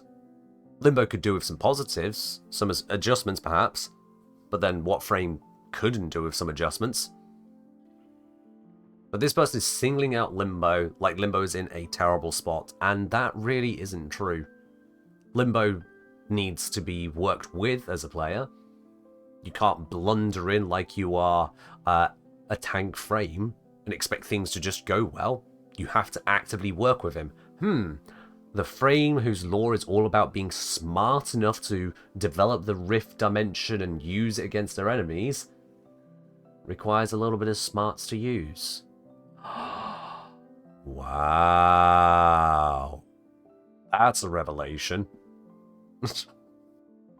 So yeah. So I'm saying 90% of Limbo complaints are you just can't AFK with stasis anymore, which is honestly, yeah, that really comes down to it. You have to work around Xmas units. Oh no.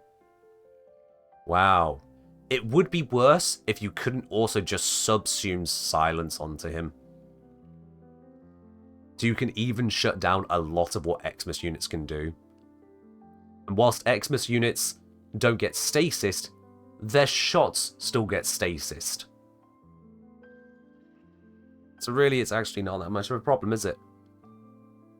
Nullifiers are a pain for Limbo, yes. And that's really about the long and short of it. Which also affects a number of frames, so there we go then. Limbo doesn't need a rework. Nope. Do you prefer a complementary color palette or a monotone gradient color palette? I don't have a preference. Pure and simple on that one. I just don't have a preference. At all. Color palettes can be color palettes. So long as the color palette is nice, sure, that's it. Alright, catch you around. Oh god, that's going to be wide again. Let me just make sure that lines up. Oh, that's alright. There we are. Do you think they would replace standing reward with token reward, like Mother tokens or Zaran tokens? I work 8 hours a day. Standard. So in my day off, I tend to grind as hard as I could, but with the standing reward like Cetus, Fortuna, and the new Necromite, I fall back behind very far and fast. Okay. I get it. I get it. How many questions are left? I'm honestly not sure at this point. Do I think they'll replace it? I think they won't. Simply because they haven't made changes to other syndicates once released in that regard. So no, I don't think they'll change it.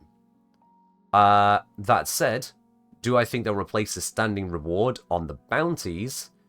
Ignores that you can bank standing for the Cavia Syndicate. You could just go out into a mission and pick up the Voker. So it's already there. You can pick up the Voker, and not only that, a bounty has a maximum of 5,000 standing per bounty. Voker, you're guaranteed to get a 2,000, 2 lots of 1,000, and then the others might be the lowest, which is 500 each.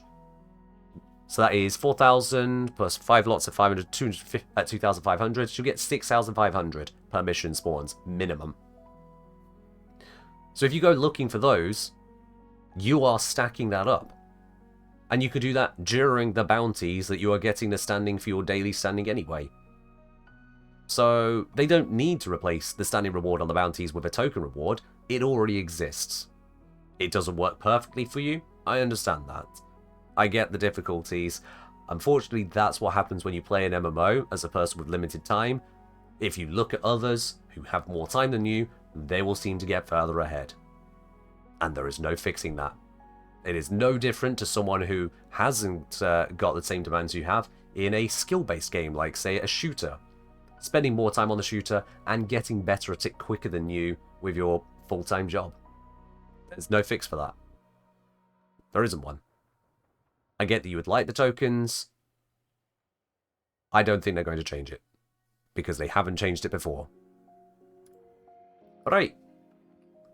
We have still got more. What's your ideal morning look like? Warframe related answers only. Alternatively, non-Warframe related anecdotes are golden. I don't really play Warframe in the mornings. I do other stuff near enough all the time in the mornings. So Warframe related answer is not on Warframe. Ideal morning, I get up with my alarm feeling properly well rested. That happens about once a month, maybe. Get a nice lovely shower, get breakfast, obviously with a cup of tea, and then get on with the day, whatever the day holds. Preferably without finding cat vomit on my bedsheet. That'd be great. I'd like to not have that tomorrow like I did today. Yeah. Not really sure what else to put on that one, sorry. My slice of life isn't exactly full of amazing intricacies. What's the most efficient way to farm void traces? Pre-made group of people speedrunning captured fishes. Yeah, just that. What if we could combine all primed main mods like Yu-Gi-Oh's Forbidden One, respective to each weapon type? I think that would cause quite the uproar. Anyway, sorry. How would you buff Trinity's kit, seeing healing and regenerating energy is everywhere? Duration. Just duration. Trinity's kit is actually still usable. Yeah, you don't want to focus as hard on the healing aspect. The energy regeneration, though, is huge, by the way. Don't overlook that. Certainly if you've got a pre-made team, you can really lean into that. Really lead into it. Hey, Cinema's got there. There we go.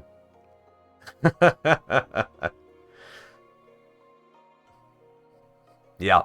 Yeah, that was a pun. Massive pun. All about Raw. Anyway, yeah, with Trinity. Trinity just needs duration, really. Trinity stuff is very short-lived, and that makes it a bit of a pain. Yeah, she's got the energy to keep casting, but it's the fact of keeping casting. So yeah, having more duration, grand. That would be really grand for her. Aside from that, honestly, not that big of an issue. Somebody saying it's annoying how hard it is to stack Champion's Blessing and how easy it is to lose it. Yeah. Yeah, having, again, the higher duration on that makes it easier that casting it short of the duration running out, like, significantly, wouldn't feel as bad. Yeah, Trinity, duration, really. That said, I did, in my one small change video, have a different change for Trinity. For Trinity, I said her passive is pointless. Her passive makes it where you revive people a second faster. 1 second faster. It's a terrible passive. It really is. No one cares about that second. It's not enough.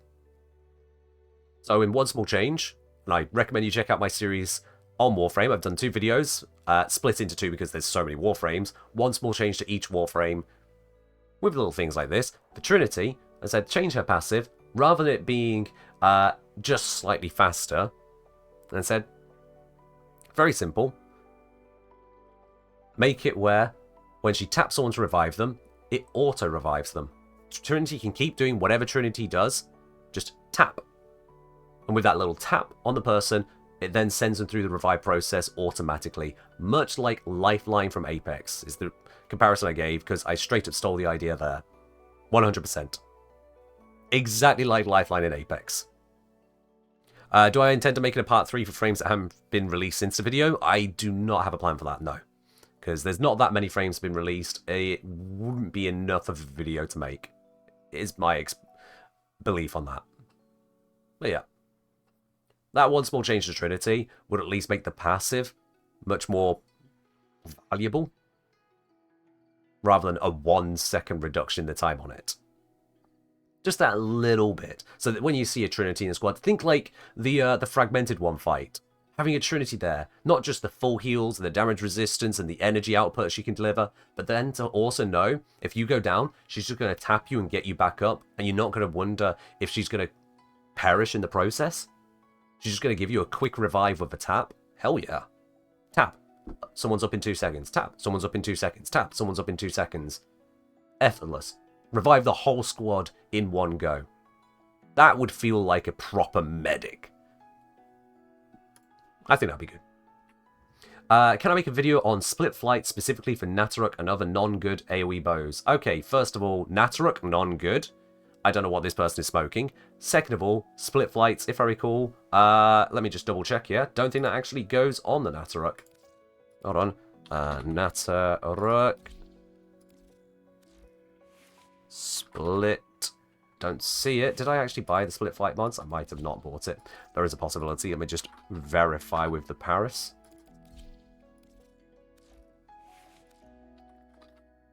Split flights. Yeah, it just doesn't go on the Natteruk. It just doesn't go on the Natteruk. So, nope, I won't be doing a video on that. Nope. You're saying the Natteruk and other AoE bows that happen to not be good.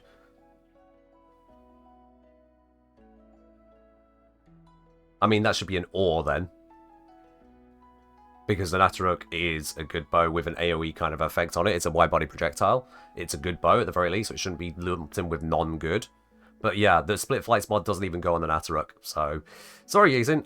No intention of making a video on that one.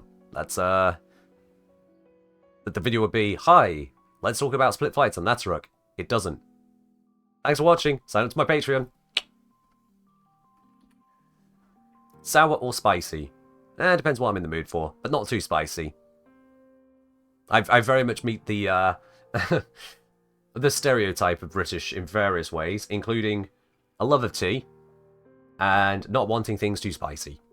And by my definition, too spicy is for a lot of people bloody mild. I acknowledge it. It's true. But yeah. Are Santa deniers real? Yes, they exist. How to get the peculiar mods, and why did you choose a wrench and cup as your logo? The fact they've combined these together with an and is curious, but sure, why not? How to get the peculiar mods, you get 2 of them from Rotation Sea of Elite Sanctuary Onslaught. It's a low drop rate, good luck with that one. The other one, I believe, comes from Barracutia when they bring it. Cool. Can we know what the next video will roughly be on?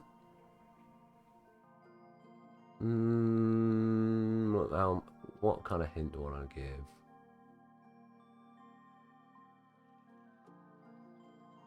I explain some very basic aspects of Warframe in the next video. But it could be a while because I still don't want to do the video with this voice, but it might be required. Yeah. Why did I choose a wrench and a cup as my logo? That is a very good question. And it's a question I'm surprised doesn't get asked more often. To be quite honest, why would I choose a teacup and a wrench as my logo? Well, when getting the logo, I was working with a friend of mine who is a graphic designer. They offered to do it up for me. And very simple. I wanted a clean logo. I didn't want to have some of these energy drink brand looking logos that you see all across streams. They have no character to them. Nothing. They all look like they're designed by a 13-year-old who's been chugging Monster all his childhood. Ew. So mine, I wanted it to be much simpler, flatter, something that you could just draw from memory even if you're not good at drawing. That was part of the idea there. Similar to the ideas behind flags, but more complicated than a flag. I wanted it to show technicality, because I have a technical approach to things, and I wanted it to demonstrate Britishness without saying British. And on the sideline, you're basically ending up at where it represents. The teacup and spanner, another word for a wrench, the teacup and spanner is the representation, the combination of great British technical sensibility. That's it. It just kind of says it without having to say it. I'm the engineer. I solve practical problems. Teacup and wrench, right there along the way. And using the wrench as a spoon, just kind of being practical about it. It's there to hand, it stirs it, job done. That's the whole point. If I didn't say it was a teacup, you'd have thought it was a coffee one. Interesting. And do you drink a lot of coffee, F King? Is coffee your preference over tea? Because quite possibly, that'll be it. The handle is a nut as well. Goes with a spanner. Yep, that was an intentional design decision, yeah. It just kind of works. Have I ever actually used a wrench or spanner to stir a drink? I have, yep. I have. It's not my preferred way of stirring a drink, but I have. You don't like either, but most people you know drink coffee over tea. That's it, F-King. That's the entire distinction then. You see the mug, and you decide that it is a coffee mug. When I went for the description, the design, as a cup. And it is a teacup. In fact, there is a distinction between mug and cup in terms of shape. But, you know, then we're starting to quibble things, especially as I sell mugs on my merch store, not teacups. But there we are. There we are. But yeah, that's the idea behind the wrench and cup, or teacup and spanner, as I refer to it as. It is the teacup and spanner. That is internally the reference for the logo. It is the teacup and spanner. But yeah, that's where it comes in. British technical speciality. Without saying any of it. Why does Anaris get so much flack? Like, he's not bad per se, he just fell off with the damage meta. Well, it's because his abilities might as well not exist. His first ability is cute and works with his passive by forced combo. Well, technically forced combo. In opening up enemies for finishes, but it doesn't really do enough to care about. Opening things to finishes is done in so many different ways, it doesn't really add a lot. Here's two... Is the Devour one. I had to remember 2 and 3 which way around they were. Is Devour, and it's just so bad, it's barely worth mention. Even though that your allies can use it, it doesn't really signal to allies to go use it, so outside of extremely dedicated play, it's not great, and allies typically can just sort themselves out for health anyway. His 3 is pathetic and locks you up whilst being pathetic, and his 4 is basically just a shitty armor buff. Augmented, it becomes a shitty armor buff that you trade out for a little bit of status immunity. All that he has to offer is just not interesting. Do I extend my pinky finger when drinking a cup of tea? It depends on if I feel like it or not. Pure and simple, really. So yeah. Inoros just doesn't bring anything to the table worthy of note. He has little token bits here or there, but it's just not much at all.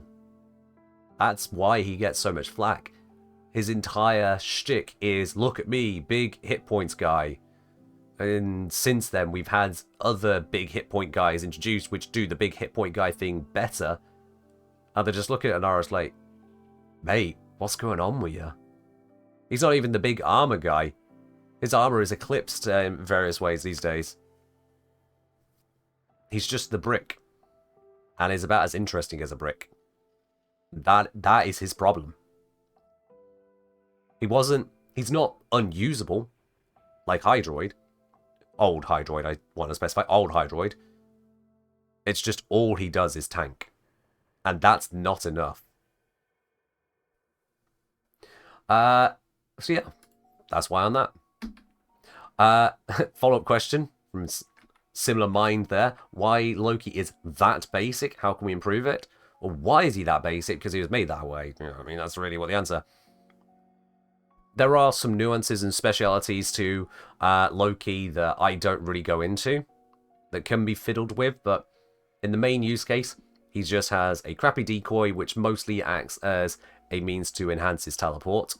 He has his teleport, switch teleport specifically. He has invisibility. Just that, it's just called invisibility. And then he can disarm enemies. Cool. He's just not got a lot going on, quite frankly. Just invisibility and just teleport and just disarm in an area. It feels like there should be something coming from it, and there's just not. There's no cohesion, there's no real interest in it. It just kind of falls flat. Now, as a starter, it would be great, yeah. Except for the fact that invisibility is ridiculously powerful in Warframe. So, that's where I can understand why D might go, do we want to hand that to a new player? I understand that. Your first access to proper invisibility in Warframe is actually quite a bit later in. Not counting Wukong, which you still have to work to get, but that's not the same kind of invisibility. it takes a bit of time to get to invisibility in Warframe. So, what Loki really needs is an identity. Because right now, he lacks one. Through and through. He needs an identity. And once that is figured out, then the abilities can be figured out around that identity. Until then, the idea of Loki the Trickster with Invis, Teleport, Disarm, and Decoy doesn't land. It just doesn't land. So yeah. Would Avara be the true first Invis frame to a standard player to get? No, Loki would actually be it. Because you then make your way around the star chart, you get Neptune, you get Loki. You're going to get Loki before you're going to farm Ivara out. Just straight up. Ivara, you need access to tier 1, 2, and 3 spy missions. So you also need to make your way around a lot of the star chart and then actually farm it out, which is a lot longer. I think Octavia is even further ahead.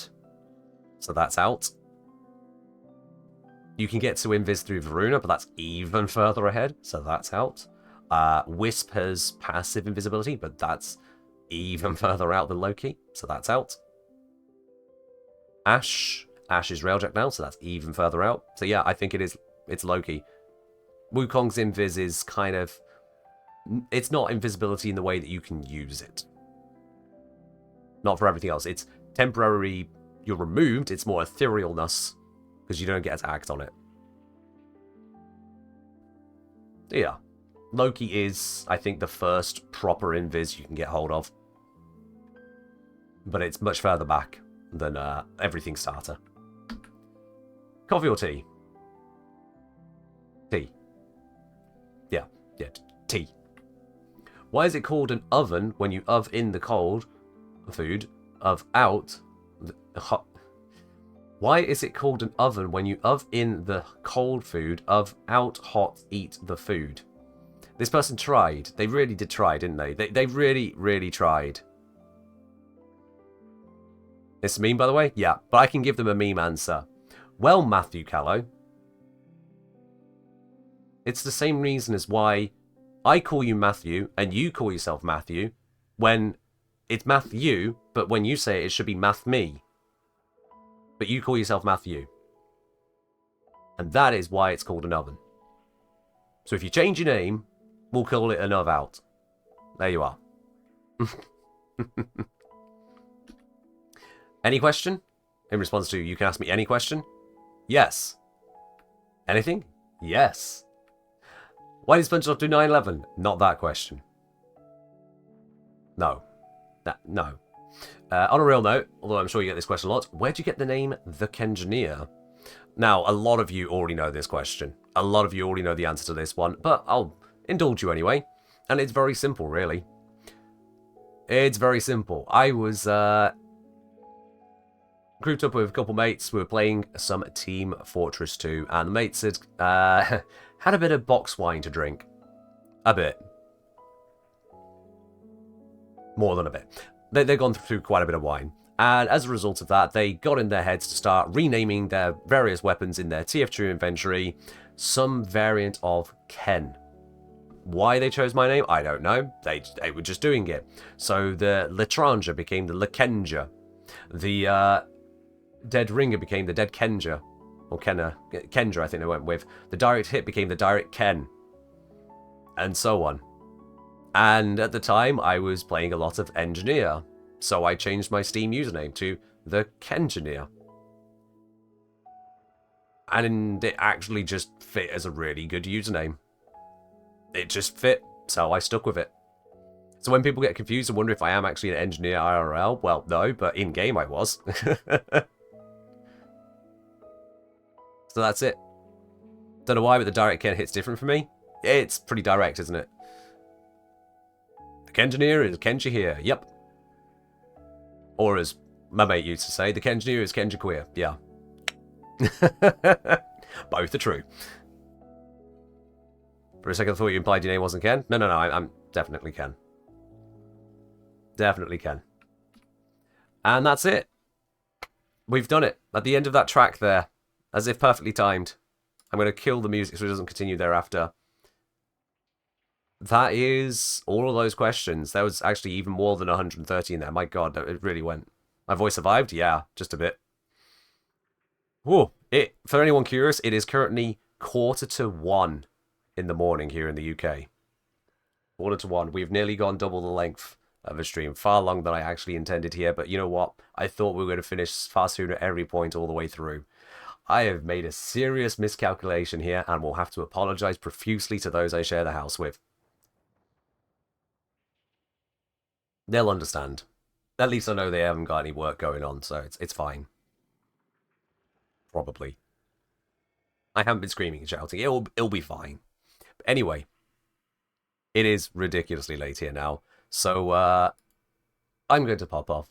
Thank you very much for joining in. I hope you have enjoyed learning all these lovely little tidbits right the way through, from Warframe stuff to Ken stuff to that long and interesting date anecdote that was requested. Giveaway? Ah, did I not tell you? Not enough people entered. I'm kidding. It's fine. Yeah, if you haven't already grabbed a ticket, last chance to grab it. Last chance to grab it. Grab your ticket, exclamation mark ticket for a chance to win it. Let's do the draw on the Sanctum Supporter Pack, which I definitely did not forget because it is so late in the morning. Oops. That is an oops on my side. It's 1 ticket per person. Or again. I mean, yeah, there's only been like, what? How many subscribers we had today? 1, 2, 3, 4, 5, 6, 7, 8, 9, 10. 10 subscribers today. So, about 1.5 subscribers per hour. Nice. Poor Ken. Yeah, anyway. I'll give you guys just one last moment on grabbing those tickets, and then we'll run it through.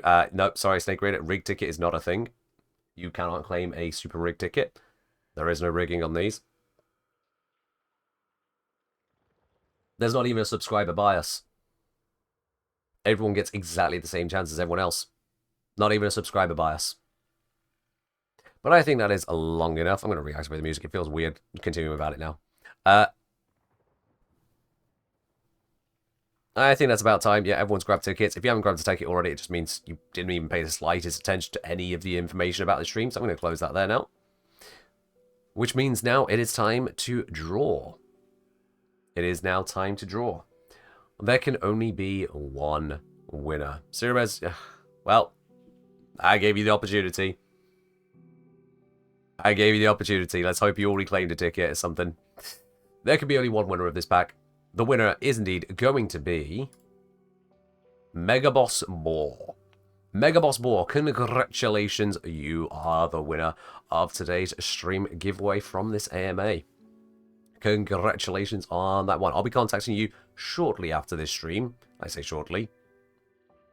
I won't pass out. It'll be fine. I'll contact you shortly after the stream to get hold of your Warframe username and platform. You have 24 hours to respond. Let me know on that, and we'll be able to get the pack sent on over to you, whatever platform you're on. But everyone else, that is all that we have got time for, and then some. It's all that I've got for you today, more importantly. I'm going to go collapse into bed now. You have yourselves an absolutely wonderful weekend, and I will see you, if you're around, on Sunday for some Warframe prior to the turn of the new year. We've got one more stream to do, and then the year is done. Thank you very much for being here. I'll catch you in the next one. Bye.